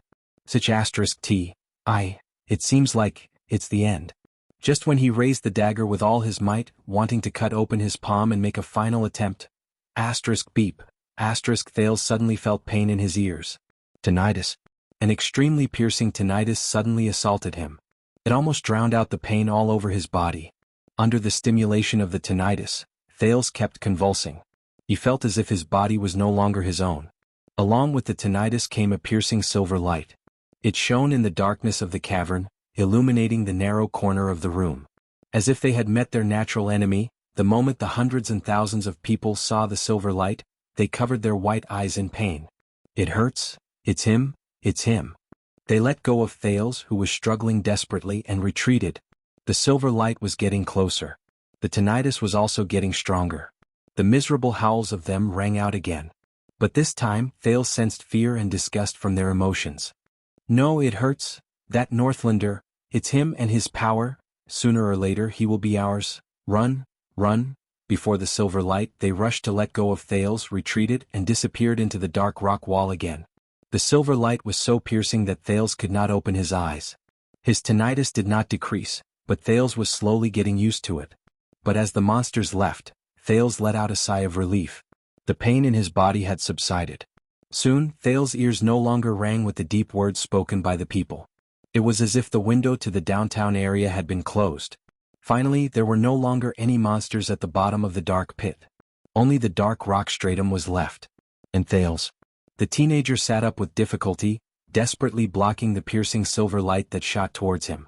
Enduring the slightly less piercing tinnitus in his ears, he first looked at his body.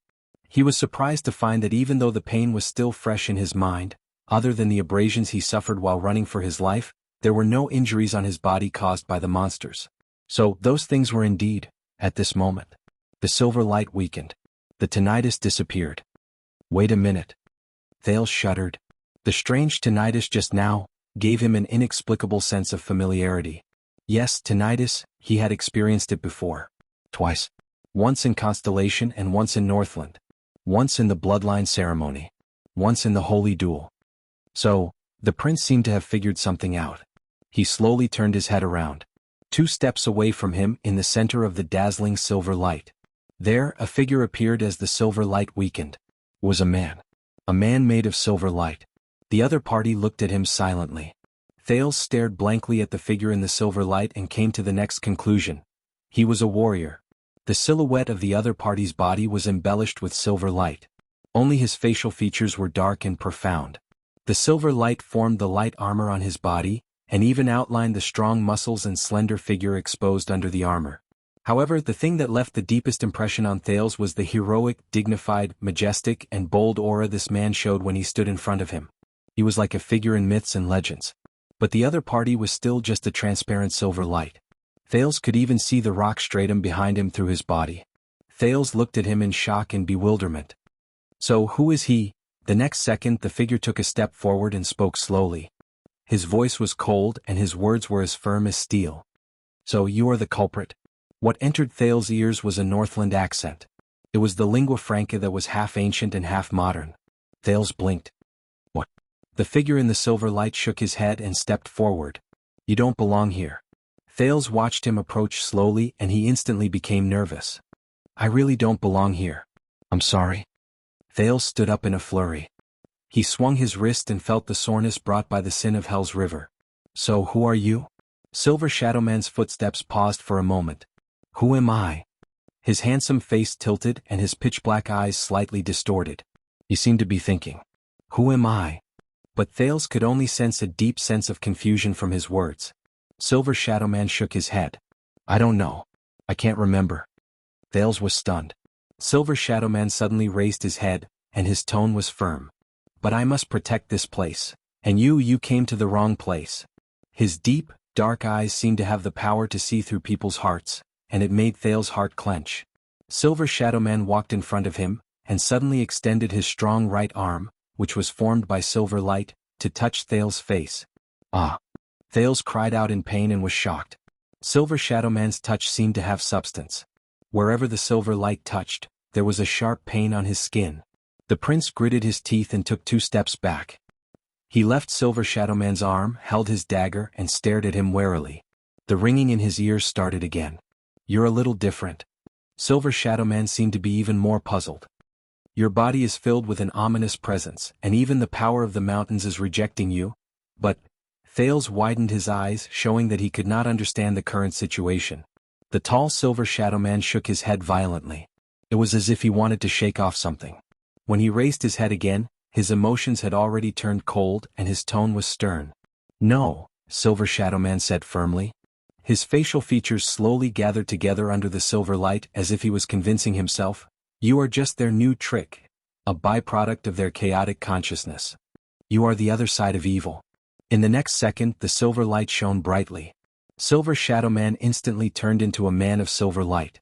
In an instant, he appeared in front of Thales and seized him by the neck. "Wait, what's going on?" But his thoughts were soon interrupted. Thales only felt that there was a tremendous pressure that came along with that arm, causing him to be unable to move. The ringing in his ears and the piercing pain were instantly transmitted to Thales' nerves. The intensity was even greater than before, and he could not help but scream. "Oh, no." Unlike the monsters that did not have a physical body, Silver Shadow Man's arms seemed to be non-existent. When he pressed down on Thales' neck firmly, the latter actually felt an illusory sense of suffocation. Silver Shadow Man's hesitant voice pierced through the ringing in Thales' ears. "I have a responsibility I must protect. I destroy the threat." Silver Shadow Man raised his left arm. The silver light on his arm grew brighter, and it pierced straight into Thales' chest. The silver light sank straight into Thales' chest. At that moment, Thales shuddered, and he felt a chill rise from his heart. It brought about a piercing pain all over his body. Even the sin of Hell's river seemed to be firmly suppressed, and there was no reaction. The ringing in his ears, the piercing pain, and the chill were like 3 tortures tormenting him at the same time. "Ah!" Thales shut his eyes tightly. His face was contorted, and he howled in pain that was 100 times worse than before. At that moment, Very abruptly, Silver Shadow Man stopped what he was doing. He pulled out his left arm from Thales' chest. Silver Shadow Man's pitch-black eyes slowly drew closer. "This is..." Thales, who was firmly suppressed, stopped screaming. He was drenched in cold sweat and he could not stop panting. He looked like he was about to collapse. The light on Silver Shadow Man's body weakened. He turned back into Silver Shadow Man and grabbed the limp Thales. What is he trying to do? Is he repeatedly torturing me? Is he a sadist?" Thales sensed the piercing pain and the ringing in his ears disappear, but he felt as if he had just gone through a great battle. His entire body was exhausted, and his consciousness was fading. Silver Shadow Man laid him down gently, and his left hand stopped in front of Thales' left chest. He touched his chest, causing Thales to feel waves of discomfort from the piercing pain. The next second, Silver Shadow Man raised his head, and his tone was stern. "Who are you?" Thales could not even maintain the most basic ability to think. He lay on the ground powerlessly, and he felt that all the cells in his body were roaring, dissatisfied with the abuse brought by their master. "Damn it. You lunatic, I'm just a lost traveler, a pitiful lamb. I went in the wrong direction and met a pervert." He panted and sneered again and again, mixing his dissatisfaction and grievance into his words. At this moment, the silver light on Silver Shadow Man's body flourished again. The piercing pain and ringing in his ears assaulted him again, causing Thales, who had just recovered from the pain, to tremble again. King hate naughty children the most. "So, son of AB *, I will ask you one more time," Silver Shadow Man said coldly. Silver Shadow Man pressed his palm against Thales' chest and pressed it down forcefully. The silver light seeped in again. "Who the *CK are you?" "Arg." Ringing in his ears, piercing pain, heavy pressure, suffocation, chilliness. Under the torment of several senses, Thales resolutely gave up on resisting stubbornly. He roared in horror and despair. Thales Jade Star. I am Thales Jade Star." With all the grievances and displeasure he had experienced throughout the day, he roared at the sky, "I am the unlucky prince of some unlucky kingdom." Thales' voice traveled very far, and the echo was deafening. The prince was drenched in cold sweat as he panted. He was surprised to find that the silver sadist's hand had already left his chest. The silver light on the man's body that made him uncomfortable also disappeared. Silver Shadow Man stood up slowly. Jade Star? He stared at the dying prince and seemed to be mulling over the name. Jade Star. Silver Shadow Man raised his head. A familiar surname. He turned around and walked away from Thales, leaving Thales with his back. Thales struggled painfully to his feet while his consciousness blurred. It was only then that he noticed that the silver light on the man's armor was decorated in a crude style, and the combination was simple. This style is just like... Silver Shadow Man slowly raised his head. For the first time, there was a strange emotion in his frosty tone. Even if the memories of the past have long since faded away like rotten wood. But it can still ring the bell in my consciousness and stir up the ripples in my thoughts. Jade Star? Thales, who had every part of his body that did not hurt, stood up with respect and suspicion. He did not want to have anything to do with the sadist at all. Silver Shadow Man turned around abruptly. His facial features gathered together again and he looked very stern. Then, young Jade Star, you should not have come here. And you should not have awakened them. Chapter 352. The dark cave welcomed a rare moment. The light from Silver Shadow Man's body illuminated the place. Awaken them? Thales leaned against the rock wall and panted. He thought about it again and again in his vigilance, but in the end he gave up on most of his confrontational actions. This Silver Shadow Man was obviously not an existence he could handle. The teenager asked in puzzlement, "What, them?" Silver Shadow Man stared at him with his eyes, which were so black that they seemed to contain nothing. Them? He was still speaking in the Western Peninsula's common language with a Northland accent. The outline of Silver Shadow Man's face moved subtly under the flickering light. It was almost as if a real person was speaking, and it was a little strange. You saw them. Those homeless souls of the deceased. Anomalies that hover between life and death. Thales' heart trembled. What? Hover between life and death? He muttered. He raised his head anxiously and looked at the dark walls of the cave around him. He imagined the scene of the densely packed ghosts appearing on the walls. Those shriveled and rotting faces. Thales could not help but feel a chill run down his spine. He buried his face in his hands and heaved a painful and labored sigh. So, this world really has such things. Sigh. He even thought about this for me. This world of holographic, four-dimensional and dynamic horror movies is too beautiful. The dejected Thales used a whole 5 seconds to free himself from the unpleasant memories of the past.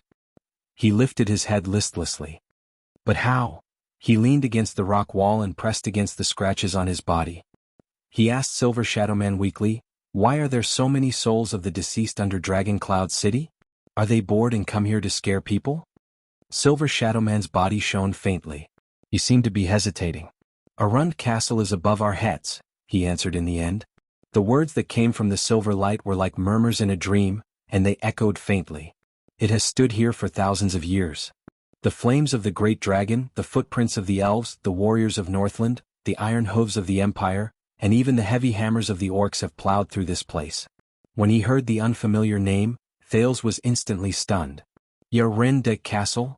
The prince repeated doubtfully, but his eyes immediately brightened.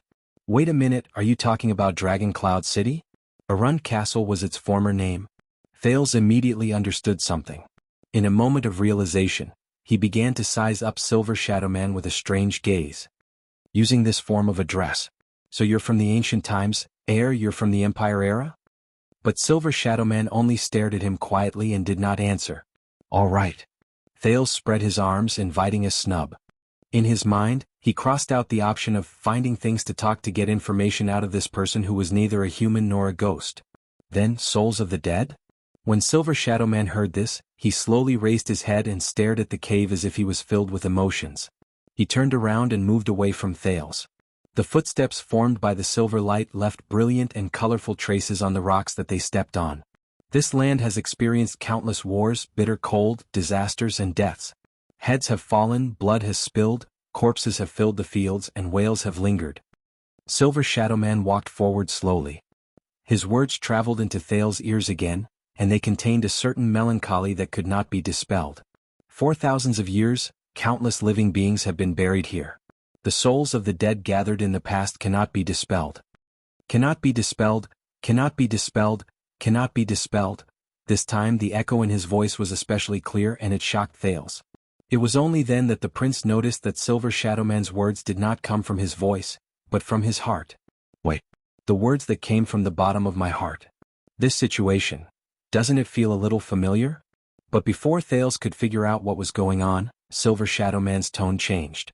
Originally, they should be sleeping quietly without any consciousness, have nothing to do with the living, and have nothing to do with the mortal world. They should slowly lose their sense of self and time, until they die and no longer exist. The man turned around abruptly, and the silver light on his body became as dense as a lit oil lamp. His tone became stern and serious. Until you woke them up. Thales was stunned. Me? But I didn't do anything. He stretched out his hands in an innocent and puzzled manner. How did you wake them up? Silver Shadow Man was facing him. Under the contrast of light and darkness, his facial features suddenly became a little sharp. No, he said firmly. You did. Thales was stunned. Silver Shadow Man slowly raised his right hand and faced him. His palm shone with a faint silver light. Thales instantly felt uncomfortable. There seemed to be something in the silver light that made his skin prickle with pain, just like when this dangerous existence had threatened and interrogated him. I can see it. They can see that you have a special power. Thales' heart tensed. Silver Shadow Man said faintly, but it made Thales' breathing inexplicably quicken. It hides in your strong body. It absorbs nutrients and it also benefits you. It allows you to communicate with the world and the underground, and the living and the dead. Thales raised his eyebrows. Huh. The moment it fused with you, you wandered between life and death, and the boundary between life and death became blurred. Silver Shadow Man's words made Thales' heart skip a beat. Between life and death, he immediately figured something out. You used yourself as the key to open a path in the wall between worlds that are not connected to each other, the man said solemnly. The souls of the dead, who should not have been able to sense anything and could not affect the living, were startled and awakened. Like hyenas that gather after rotting corpses, or sharks that thirst for blood. Thales blinked in shock as he stared at Silver Shadow Man's increasingly distinct black facial features. Are you saying? He whispered in disbelief. The sin of Hell's River? Silver Shadow Man did not answer. Thales, who was feeling uneasy, took action the moment he thought of it. He clenched his fists tightly and took a deep breath. He summoned the sin of Hell's River in his body and activated its most commonly used effect, which was to strengthen his sight and hearing. In a few seconds, the sin of Hell's River followed his consciousness and poured into the blood vessels around his eyes and ears, making his world brighter and clearer. But at the same time, Thales immediately felt that there was something strange around him. In the distance, on the rock wall where the silver light could not shine, countless black shadows emerged. The new and strange faces of ghosts looked in his direction. Ah, it hurts my chest. No, why do you want to kill me? I didn't join the uprising. Sada. Noxada. They can't stay here. The vanguard of the orcs is coming. Even if I have to kidnap them, I have to kidnap all the people in this village. Haha, you won't believe me. I locked that ice bastard on a rack, used a pair of red-hot tongs to wring out its intestines and poured kerosene on it. I will never forget what they did to my Lisa. I want every orc who falls into my hands to die in agony. At that moment, a cold chill, deep whispers, painful howls, and all the nightmares returned to Thales' senses. The prince was greatly shocked. However, the sin of Hell's River, which had sensed the threat, not only did it not stop, it even sped up uncontrollably and continued to strengthen his senses. That feeling was similar to when he watched a horror movie in his previous life. At the climax of the scare, the movie would suddenly change from a 2D perspective to a 3D perspective. I'm just doing it for the reward and food. Why should I risk my life for them? Anyway, they've never treated pawns like us as human beings. I'm so hungry, General. We've eaten all the prisoners and criminals. I'm so hungry. Can we eat the sick and the elderly? They're going to die anyway. If they fill our stomachs, we can also help them protect their families. I don't understand. We're warriors. We have our own honor. Is there any honor in slaughtering civilians? Listen, soldier. Your honor is not up to you to decide.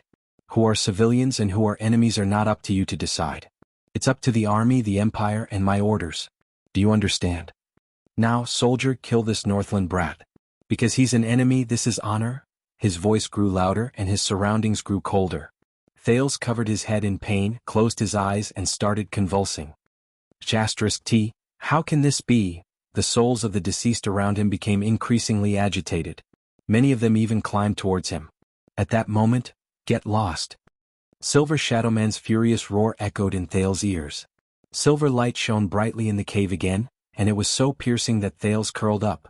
Go back to your lair.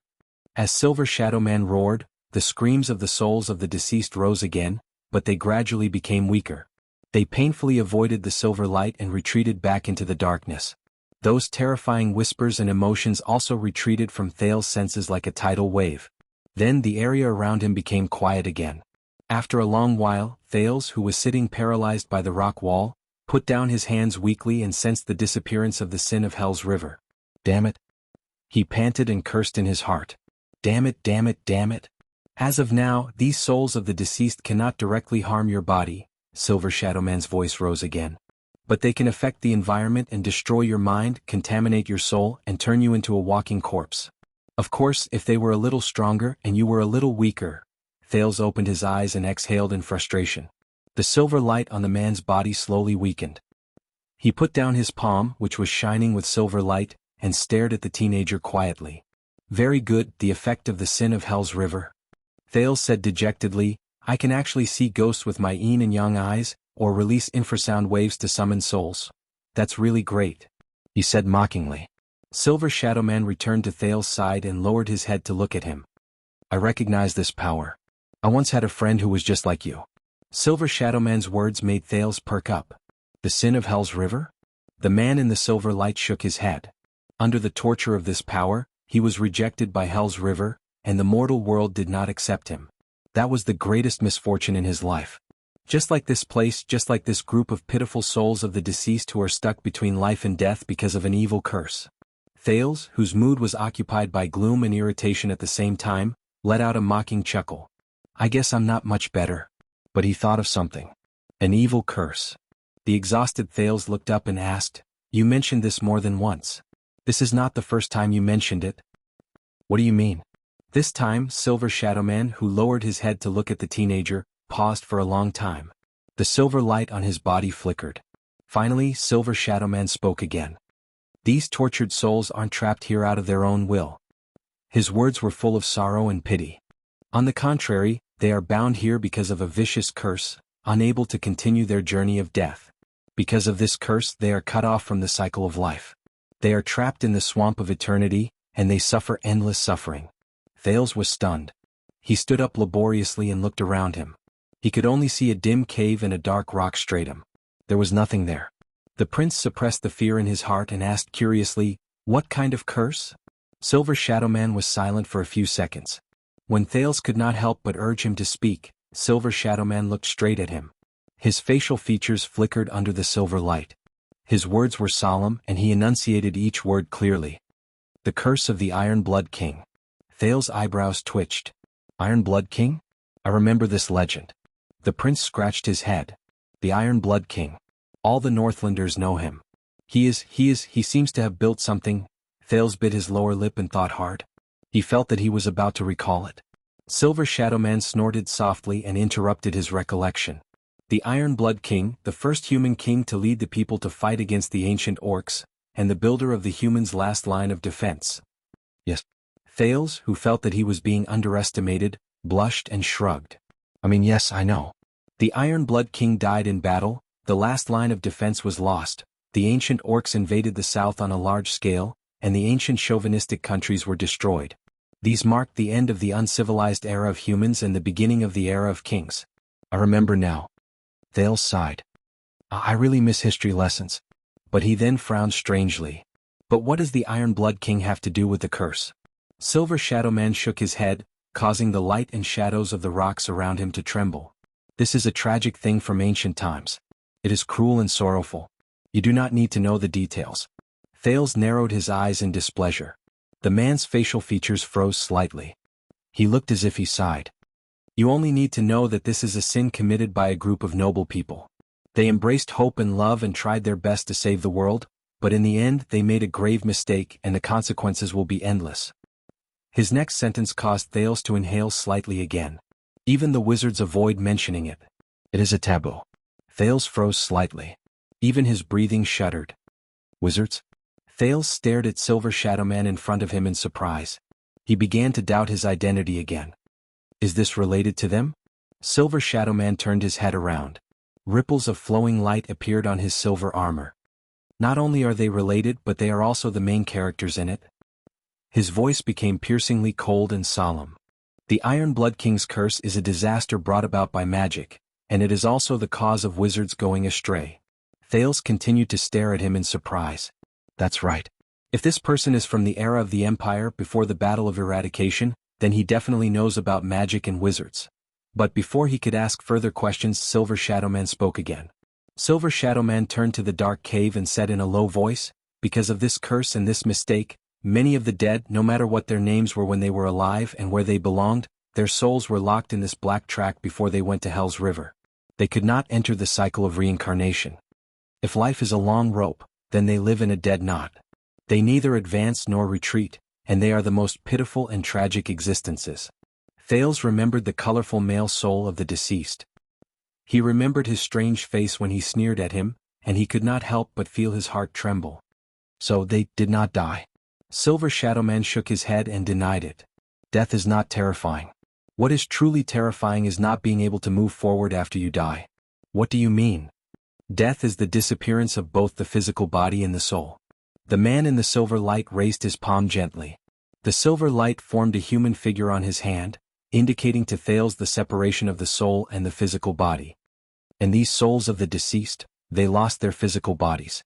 They do not have a shell, and they do not have a carrier to carry their senses and memories. But because of the curse, they left behind souls that should not have been able to survive alone. Silver Shadowman's words became more solemn, and the echoes in his voice grew louder. This means that over a long period of time, these souls of the deceased, who should have disappeared but have mysteriously remained, are unable to create new memories. They also continue to forget their memories of the past. It is difficult for them to distinguish themselves from others, and the past from the present. To them, the past has become an illusion and the future is meaningless. They do not know where they came from and they do not know where they are going. He enunciated each word clearly. They are no longer who they used to be. They have become something else, some other monster. Silver Shadowman stopped his explanation and stared at Thales, as if he was pointing at him to give a positive response. Thales widened his eyes in disbelief. He tried his best to digest this mysterious knowledge. But, please. This is not scientific. It doesn't seem to be good. Thales braced himself and resisted the urge to ask for more details and ridicule Silver Shadowman's imagination. So, this curse, these souls of the deceased, are going to continue like this forever? They won't run out of battery or something? Silver Shadowman interrupted him with a light snort. This is the worst part, the man said calmly but seriously. These souls of the deceased are stuck between life and death. One side of them is connected to the living, while the other is connected to the deceased. They are affected by both sides at the same time, and they can also affect both sides in turn. Thales recalled the haunted incident on their way here just now, and his eyebrows furrowed even more tightly. For example, not long ago there were countless deaths on the surface. A new round of death and despair, a new round of greed and madness, a new round of hatred and stubbornness. All of these affected the souls of the deceased in the black track deeply, Silver Shadowman said quietly as he retracted his palm. Thales was puzzled at first, then he raised his eyebrows. What? Countless deaths. The teenager did not understand and asked, I don't understand. This is the interior of the Cliff of the Sky, the underground rock stratum of Dragon Cloud City. Thales shook his head. What do you mean by countless deaths on the surface? But he was startled, and he stopped himself from saying the words that were about to escape his mouth. A street full of ruins floated past Thales' eyes. Gleeward and Kurtz's faces flashed past his mind. He remembered something and his eyes widened in shock. No way? That means, wait, not long ago? I think I know. Thales had a look of realization and shock on his face. He subconsciously whispered, 6 years ago the calamity descended on Dragon Cloud City. Shield District has been destroyed. Over there. That's right, countless deaths. He finished his sentence stiffly. As he spoke, Thales noticed that the light on Silver Shadowman's body flickered rapidly. The surroundings were still dark. Due to the flickering of the silver light, the cave instantly looked a lot more bizarre. After a long time, Silver Shadowman spoke again. Is that so? Silver Shadowman's light was a little dim, as if it was a clear indication of his mood. This has happened before. War, famine, plague, disaster, and the pain of the living injected new nutrients into the souls of the deceased. Not only did it prevent them from dispersing, it also allowed them to strengthen themselves in the endless darkness, turning them into the most pitiful and detestable deformed forms that continued to drift in this cage. At the same time, the terrifying curse also became stronger. The cycle continued, binding the souls of the deceased even tighter, making them unable to free themselves. They even relied on each other until now. The man shook his head gently. It is difficult to move forward, unable to free themselves and unable to surpass it. Thales leaned against the rock wall behind him and let out a long sigh. It affects both the living and the dead, and it can last forever. It does sound terrible. Silver Shadow Man folded his arms like a human and leaned against the rock wall in a familiar manner. This action made him seem a lot friendlier. He no longer had that aloof and unreasonable demeanor. It has been thousands of years. In the face of the Iron Blood King's curse, the three great magic towers have done their best to revolve around this mistake. Countless wizards have come and gone one after another. When Thales heard the familiar term, he immediately pricked up his ears. Silver Shadow Man seemed to be sighing. He swayed his silver head gently, and his black facial features moved slightly. But every single time they tried to research and uncover the secret, they tried their best to make up for it and correct it, but they only pushed this terrible mistake, which was already terrible to begin with, into an even more terrible abyss, and caused even more terrible consequences. His voice sank to the bottom of the valley, and even brought about the end of the world. Thales was dumbfounded as he listened. In the face of this bizarre Silver Shadow Man, he shook his head firmly. The end of the world? I don't understand. Is it that serious? Silver Shadow Man snorted coldly. He slowly turned to the teenager. There seemed to be an indescribable power gathered in his black eyes, causing Thales' heart to sink. You are still too young, Jade Star. You don't know, Silver Shadow Man said faintly. You were not told and you did not notice. You are not ready to face the mission that belongs to you. Thales frowned. What? Silver Shadow Man raised his voice slightly, and visible ripples appeared in the light. It was as if he was chuckling. But in the next moment, his black facial features immediately relaxed. Silver light gathered again on the man's body, and it instantly shone brightly.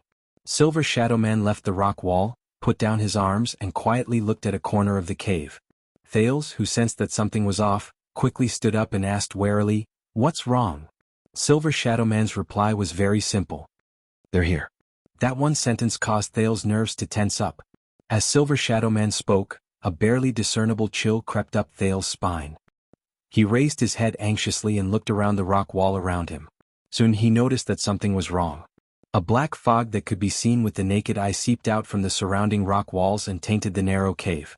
Every time the black fog seeped out, the area that Silver Shadow Man's light could illuminate became a little smaller. It was like an insect that devoured light. Thales felt his skin crawl as he watched the black fog increase. He instinctively shrank back. He had seen this fog before. Just now.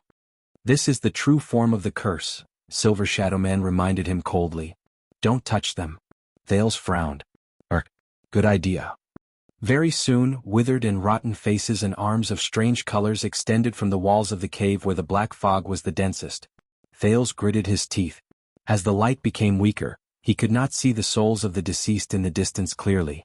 However, the teenager no longer dared to activate the sin of Hell's River, afraid that he would attract another disaster. But didn't you chase them away just now? He wisely moved closer to Silver Shadow Man, even though the latter had almost killed him just now. Silver Shadow Man clenched his fists and the light became brighter. For thousands of years, the terrifying curse caused countless terrifying souls of the deceased to gather in this place. Silver Shadow Man's tone might have been stern, but there was not much fluctuation in it. It was as if he was used to it.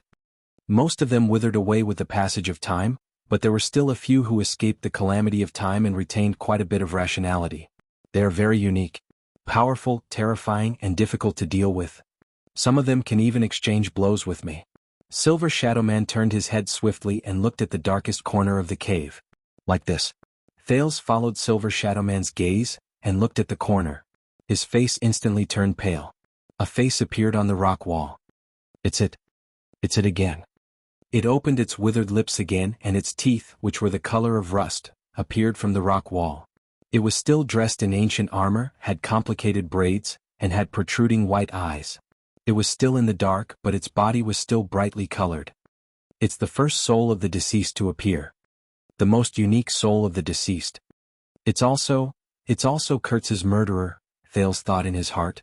Compared to the other souls of the deceased who only dared to climb the rock wall and did not dare to get too close to the silver light, This unique soul of the deceased released endless cursed black fog. It completely left the rock wall and floated in the air.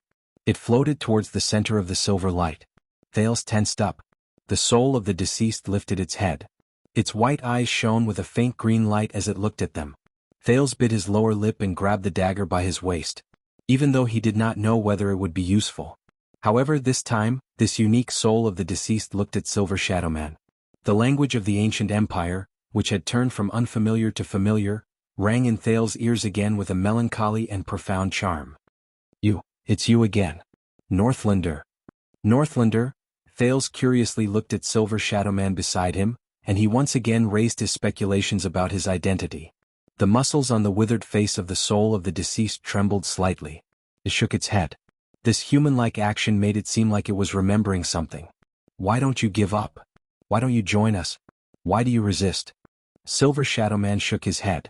The silver light on his body focused, and the area it shone on became much smaller, but it became even more piercing and dazzling. It chased away a few wisps of black fog that were about to approach them. General Linka. The man in the silver light had a relaxed attitude, but he used the language of the ancient empire with great familiarity. You were once a great warrior, a powerful opponent, and a brutal executioner. But at that time you were at least a human. And now the curse has already affected most of your mind, Silver Shadow Man said with a cold snort. You have long since ceased to be yourself. How sad. Thales widened his eyes and looked at the soul of the deceased with clear colors, then at Silver Shadow Man. Between them, the soul of the deceased named General Linka bared its terrifying teeth and growled. Northlander. You relied on the power of that outdated god to last until now, but the power of this curse is far beyond your imagination. The soul of the deceased's cold laughter traveled into his ears. Black fog surrounded his armor, but it did not block the colors and decorations on it. The surroundings grew darker. It was like an inner room where the lights were about to be extinguished. Northlander, it is already very difficult for you to even maintain your own mind, and you still want to continue suppressing us? You will not be able to last forever. I can feel your power. No, the power that the god gave you is weakening. Silver Shadow Man snorted softly and did not speak. Outdated god? Weakening? In the darkness, Thales cast a glance at the soul of the deceased's miserable appearance, and he could not help but feel his skin crawl. He cast another glance at Silver Shadow Man and prayed in his heart. No matter what the latter was, whether he was a god or a demon, he hoped that this silver sadist would still be powerful. The soul of the deceased continued to speak in the language of the ancient empire. You will not be able to suppress us and this curse forever. You are also a dead person. You will not be able to last forever. You will not be able to last forever. An indescribable, dark light shone in the white eyes of the deceased. But we will never die and the curse will never end. The war on the surface will never end. Death and blood will be fresh every day. We will be nourishment for you endlessly. There will come a day when you will join us and you will become an existence that will never die. As if in response, the other souls of the deceased around him opened their mouths and let out cold roars that rose and fell one after another. The voice echoed in the cave. Coupled with the strange black fog and the increasingly dim light, Thales felt a chill run down his spine. Your greatest sorrow, General. Silver Shadow Man turned his head and flexed his wrist joints, which were formed by silver light. He looked like a hooligan who was about to join a fight. Is that you often forget that you have long since died. Thales had a feeling that if it were not for the silver light on his body, which indicated that this person was extraordinary, Silver Shadow Man would not be any different from a normal person. Thales coughed and tried to join the conversation in the language of the ancient empire. You know each other? Of course. The chief general of the final empire's 14th army. The man's black mouth slowly widened as if he was sneering. Kane Linka. People call him the Snow Butcher. Thales stared at the soul of the deceased before him in disbelief. He stared at his terrifying face. The final empire? So, this General K something should have been dead for how many years? I remember his name, his title, his deeds. Silver Shadow Man stared at the soul of the deceased in the air from a distance. His tone was solemn. Even better than me remembering my own past. Ha ha ha ha ha.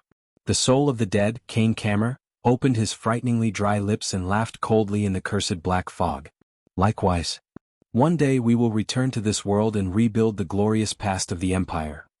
And you, Northlander who overestimates yourself, you will eventually fail. Silver Shadow Man stared at him coldly. He did not move, and neither did he say a word. You will ultimately fail.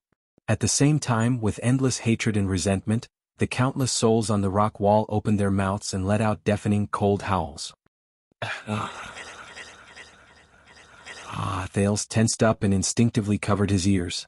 Silver Shadow Man stood his ground without fear. He even took a step forward and blocked Thales' way. The black fog surrounding Kane Cammer suddenly increased in size, blocking out the countless silver lights and covering the entire cave. You will ultimately fail. In the next second, with endless black fog around him, the withered and rotten face of the Empire's general, Kane Cammer, who had passed away many years ago, instantly appeared in front of them. Thales was shocked. His vision suddenly darkened. The roaring general of the deceased pounced on Silver Shadow Man in an aggressive manner. The teenager's vision immediately darkened until he could no longer see his surroundings clearly. In the dark cave, the shrill cries of the souls of the deceased rang in his ears. Thales could not help but feel terrified. Among them, the Empire's general repeatedly growled in a low voice. It was chilling. You will ultimately fail. In the next moment, the black fog completely enveloped Silver Shadow Man. Not a single inch was spared. Not a single inch was spared. The last ray of light finally disappeared from Thales' vision. Only darkness was left. And the general's whispers. You will ultimately. Chapter 353. At that moment, Kane Cammer activated the endless black fog of the curse to envelop Silver Shadow Man's light. Everything in the cave returned to darkness. Only the miserable wails of thousands of souls of the deceased were left. But at that moment, a strange sound suddenly came from the direction of Silver Shadow Man and the general of the deceased souls. It sounded like cold water being poured on a soldering iron. Thales, who was retreating, discovered to his surprise that an irregular silver line had appeared in the pitch-black darkness. It was like a bolt of lightning that cut through the night sky, and it brought with it some faint light. Thales subconsciously narrowed his eyes. No, it's not a silver line. Instead, it's a sliver of silver light that leaked out from the direction of Silver Shadow Man and the general of the deceased souls. It illuminated the corner. A faint voice that was light but could not be ignored rose faintly. You are warriors after all?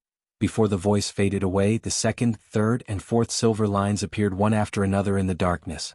They overlapped with each other to form the shape of a tree branch, and they illuminated the black fog that flowed even faster around them. A thought appeared in Thales' heart, and hope was reignited in him.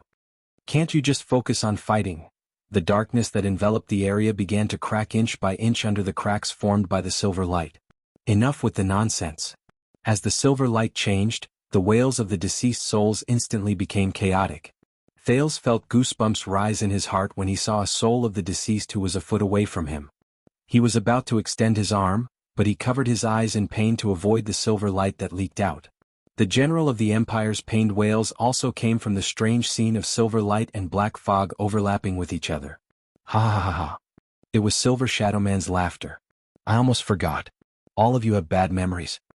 In the next moment, the increasingly dense silver lines converged into a large river like tributaries, and an even brighter light suddenly erupted. It chased away the darkness around them. From afar, it looked like a black cocoon shattered with a bang under the effect of the silver light from the inside out. The cave became bright again, and the areas that could be seen were even clearer than before. The silver light gathered into a silver brilliance that was difficult to look at directly. It was so glaring that it began to block Thales' vision. The young man subconsciously raised his palm to block his eyes. His skin that was exposed to the silver light expressed its protest in the form of tingling pain. Through the gaps of his fingers, he was surprised to see that in the endless silver light, the strange black fog met the silver light. It was as if it had met its natural enemy. It was like water vapor that rose up, evaporating and disappearing in the air. Like a sentient being, it avoided the invasion of the silver light and fled outwards.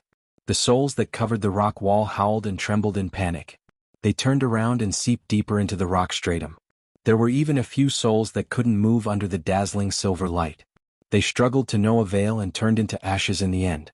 Thales adapted slightly to the bright light, and he was immediately surprised to see that a familiar human figure appeared in the center of the light. He was like a legendary warrior who stood tall and proud.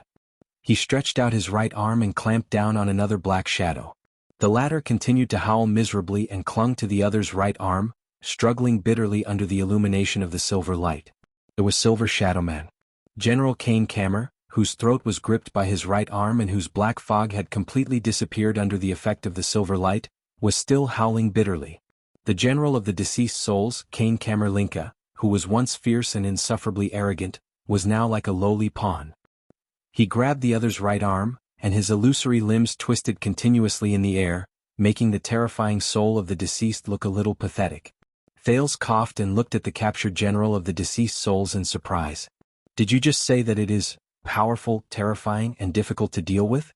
It can even exchange blows with you? Silver Shadowman's facial features moved slightly as if he sneered. He turned around and watched as the souls on the surrounding rock walls disappeared without a trace, leaving no trace behind. Kane Kammer clung to the other's right arm and continued to struggle madly but futilely. Silver Shadowman clenched his left fist and slowly raised it to his chest. His fist gathered countless dazzling silver rays, forcing Thales to raise his hand to shield his eyes. Yes, it is very powerful. In the next moment, Silver Shadowman threw a punch with an astonishing momentum. Asterisk boom. Asterisk the heavy punch of silver light hit the general of the deceased soul's withered face. As the silver light shone brightly, Thales noticed in surprise that the entire cave began to tremble in a barely noticeable manner due to the punch. It let out a low whimper. In the next second, the general of the deceased souls screamed in pain. Its illusory body seemed to have gained physical form, and it was pushed back by the punch. Kane Kammer howled in pain as he was pushed by the surging silver light. His limbs moved wildly, but he could not control himself and quickly sank into the rock wall, disappearing without a trace. His final curse was left in the cave. But that is only... Silver Shadowman blew on his fist in a very human-like manner. He retracted the heavy punch that had easily sent the general of the deceased souls flying, turned around and said to Thales sternly, "It is only relatively speaking." Thales stared at the empty rock wall in a daze. He could not say anything for a long time. The light on Silver Shadowman's body slowly weakened until Thales could see him clearly. Thales then frowned. He suddenly realized that the current Silver Shadowman was no longer the same. At some unknown point in time, a set of heavy armor also made of silver light had appeared on his body, which was constructed by silver light. From his helmet to his shoulder armor, from his chest plate to his abdomen plate, from his boots to his knee pads, he was fully equipped. It made him look much taller and more majestic. Thales looked at the fully armored Silver Shadowman with a puzzled expression on his face. "What is this?" the prince asked dumbly as he stared at Silver Shadowman's new appearance. Silver Shadowman seemed to have only noticed this at that moment. He was also a little surprised by his new appearance. "Not bad, the restoration is quite realistic. It is more or less a little too beautified." "Yes." His facial features quivered slightly. He seemed to be excitedly sizing himself up. The shoulder armor on his shoulders rose up to his eyebrows, the gauntlets on his forearms were covered in barbs, the plate armor on his chest, abdomen, waist and crotch, and the heavy boots on his knee pads. At that moment, Silver Shadowman looked like a bardic poet. Chi warriors were dignified and had an imposing presence. They had the air of a hero and a gorgeous beauty. And the most eye-catching thing was his helmet. The silver light formed a huge, ferocious helmet that covered his entire face. It had a complicated design, and there were even 4 ridiculously sharp horns that extended from both sides of the helmet. As Silver Shadowman moved, the huge, horned helmet formed by the silver light swayed back and forth in a terrifying manner. It gave off an exaggerated feeling that it was about to fall.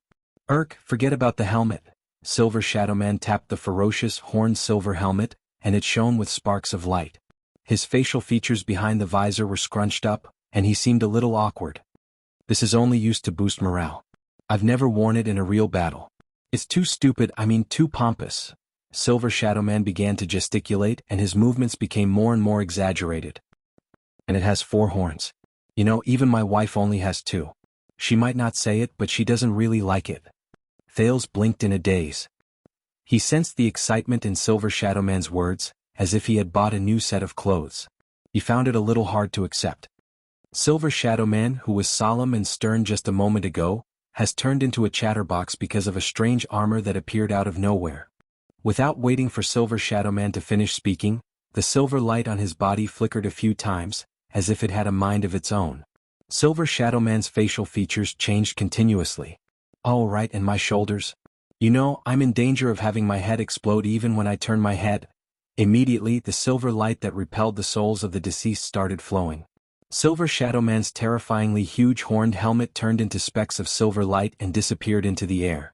The ridiculously tall shoulder plates on both sides were also flattened a little. Much better, thank you." Silver Shadowman, whose head had become much more relaxed, sized himself up again before he nodded in satisfaction. If only there was a mirror. The silver light started flowing again. Silver Shadowman seemed to be shocked. He quickly raised his hand. "Oh wait, I was just saying. I didn't really want it. You can't waste divine power like this." The silver light that was about to transform into a mirror flashed a few more times in the air before it dissipated again. Thales was a little puzzled. Who is he talking to? The silver light flashed back and forth in the air. It flickered between brightness and darkness. Silver Shadowman shook his head in slight panic. His facial features changed rapidly. "What? Then why do I need armor?" "Ahem, of course it's because it's more handsome. Ahem, I mean I can fight better." "Yes, you heard me wrong just now. It's can fight. I've always pursued practicality." "Don't laugh, what's so funny about it?" The silver light circled around Silver Shadowman and shone on him as if it was talking to him. Silver Shadowman paused for a moment before he pointed at the silver light in front of him in slight annoyance. "You're still young. You don't understand. A good mental state is an important foundation for strength. For example, if I want to bring out the full power of this punch, I must fulfill one condition. I must be handsome." The silver light flashed 3 times and gathered into a palm in midair. It gave Silver Shadowman a thumbs up and fell down. Silver Shadowman was instantly exasperated. "I was just making an example. Why do you have so much to say? You're so long-winded. What's going on?" Baffled, Thales watched Silver Shadowman quarrel with the silver light on his body. He was dumbfounded and felt that the world was really strange. Finally, the silver light armor on Silver Shadowman's body turned into stars and disappeared into the air. Thales averted his gaze from the human-like silver light and looked at Silver Shadowman. He said quietly, "Extet." When he heard this name, Silver Shadowman paused for a moment. The relaxed expression he had just now disappeared. "That soul of the deceased called you Extet." Thales stared at Silver Shadowman in front of him and asked tentatively, Is this your name?" Silver Shadowman was silent for a few seconds. "This is not important," he said faintly. Thales took a deep breath. There aren't many people with this name in history. The teenager suppressed his excitement and tried his best to voice his guess calmly. "And there is only one person with this name who has a close relationship with Northland and Dragon Cloud City. There is only one person who knows what Jade Star is." Silver Shadowman did not move. Thales bit his lower lip and glared at the silver existence in front of him. Without realizing it, he used honorifics. "You are, sir, you are?" Silver Shadowman raised his head abruptly and interrupted him.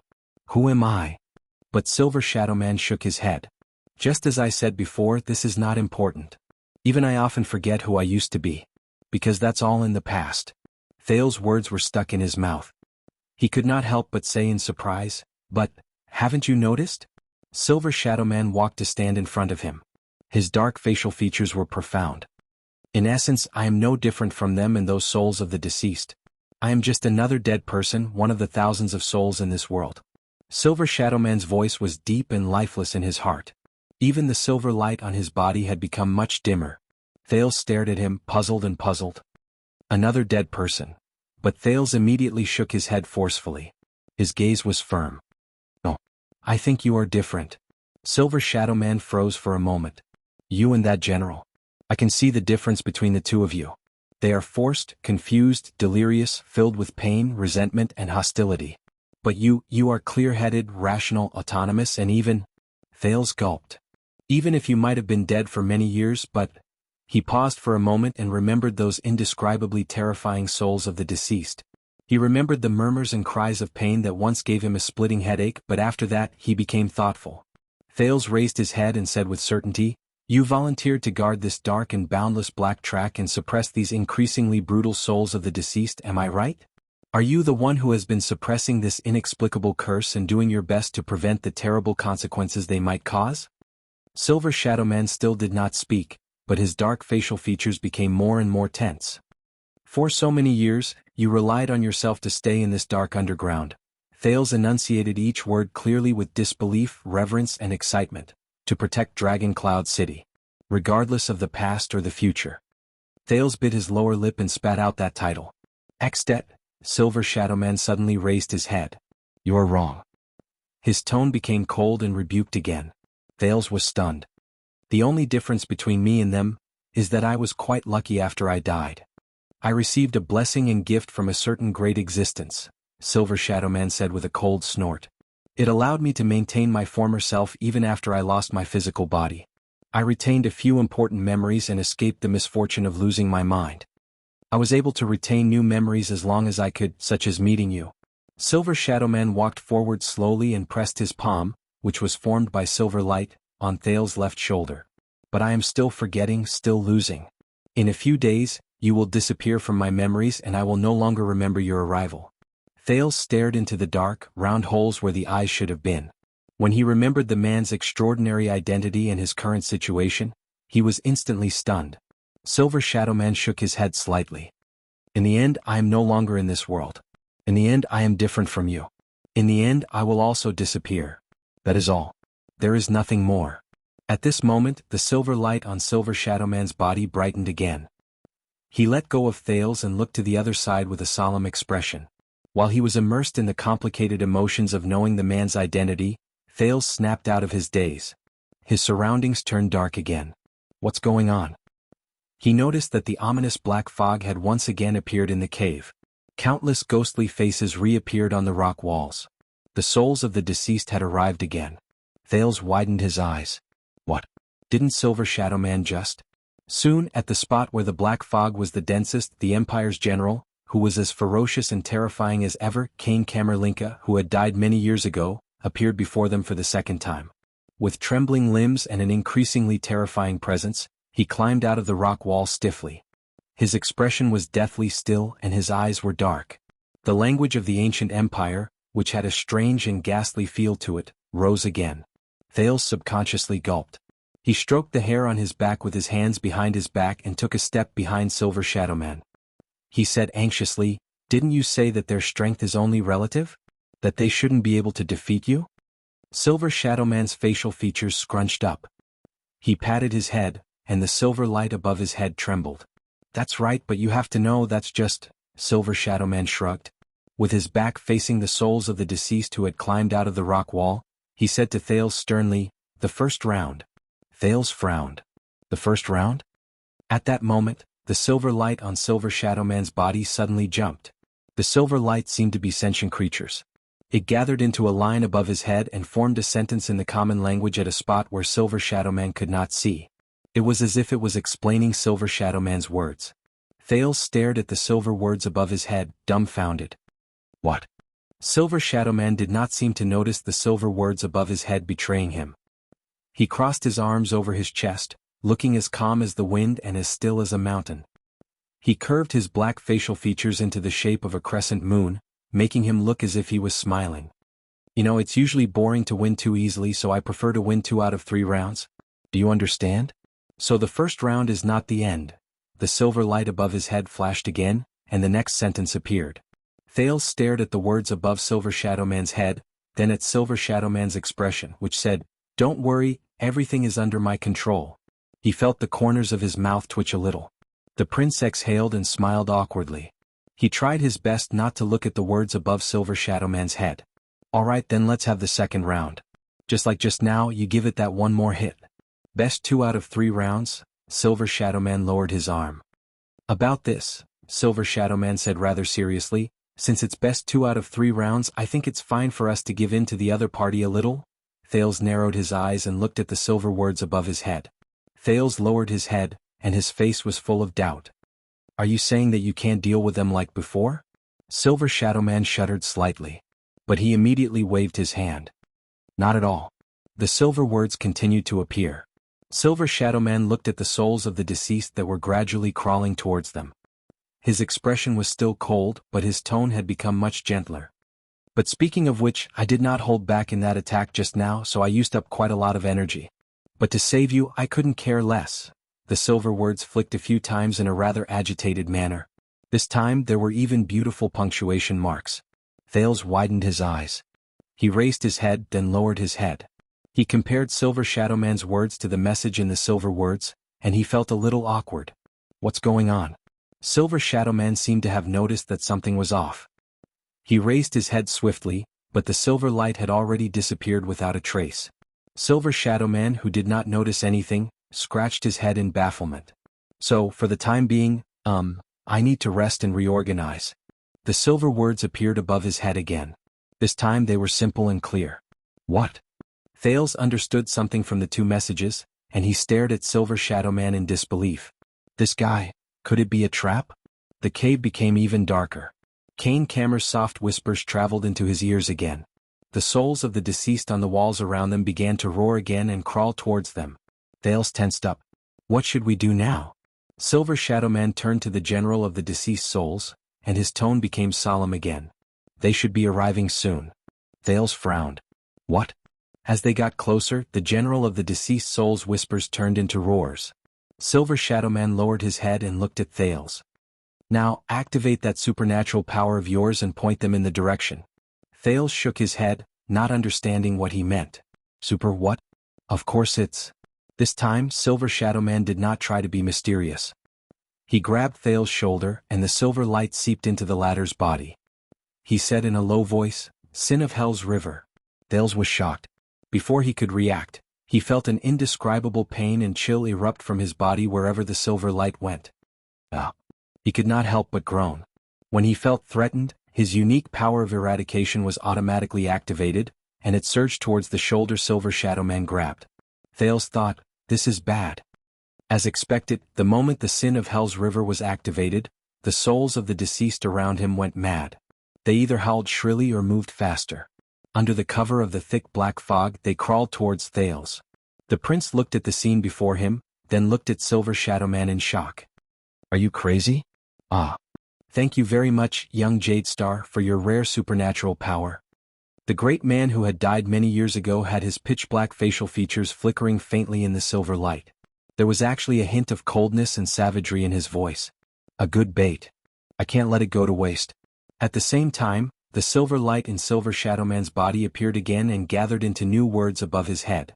At that moment, when Thales heard Silver Shadow Man's cold attitude and saw the words formed by the silver light, his heart instantly turned cold, even though he had let down his guard because of Silver Shadow Man's identity. *T.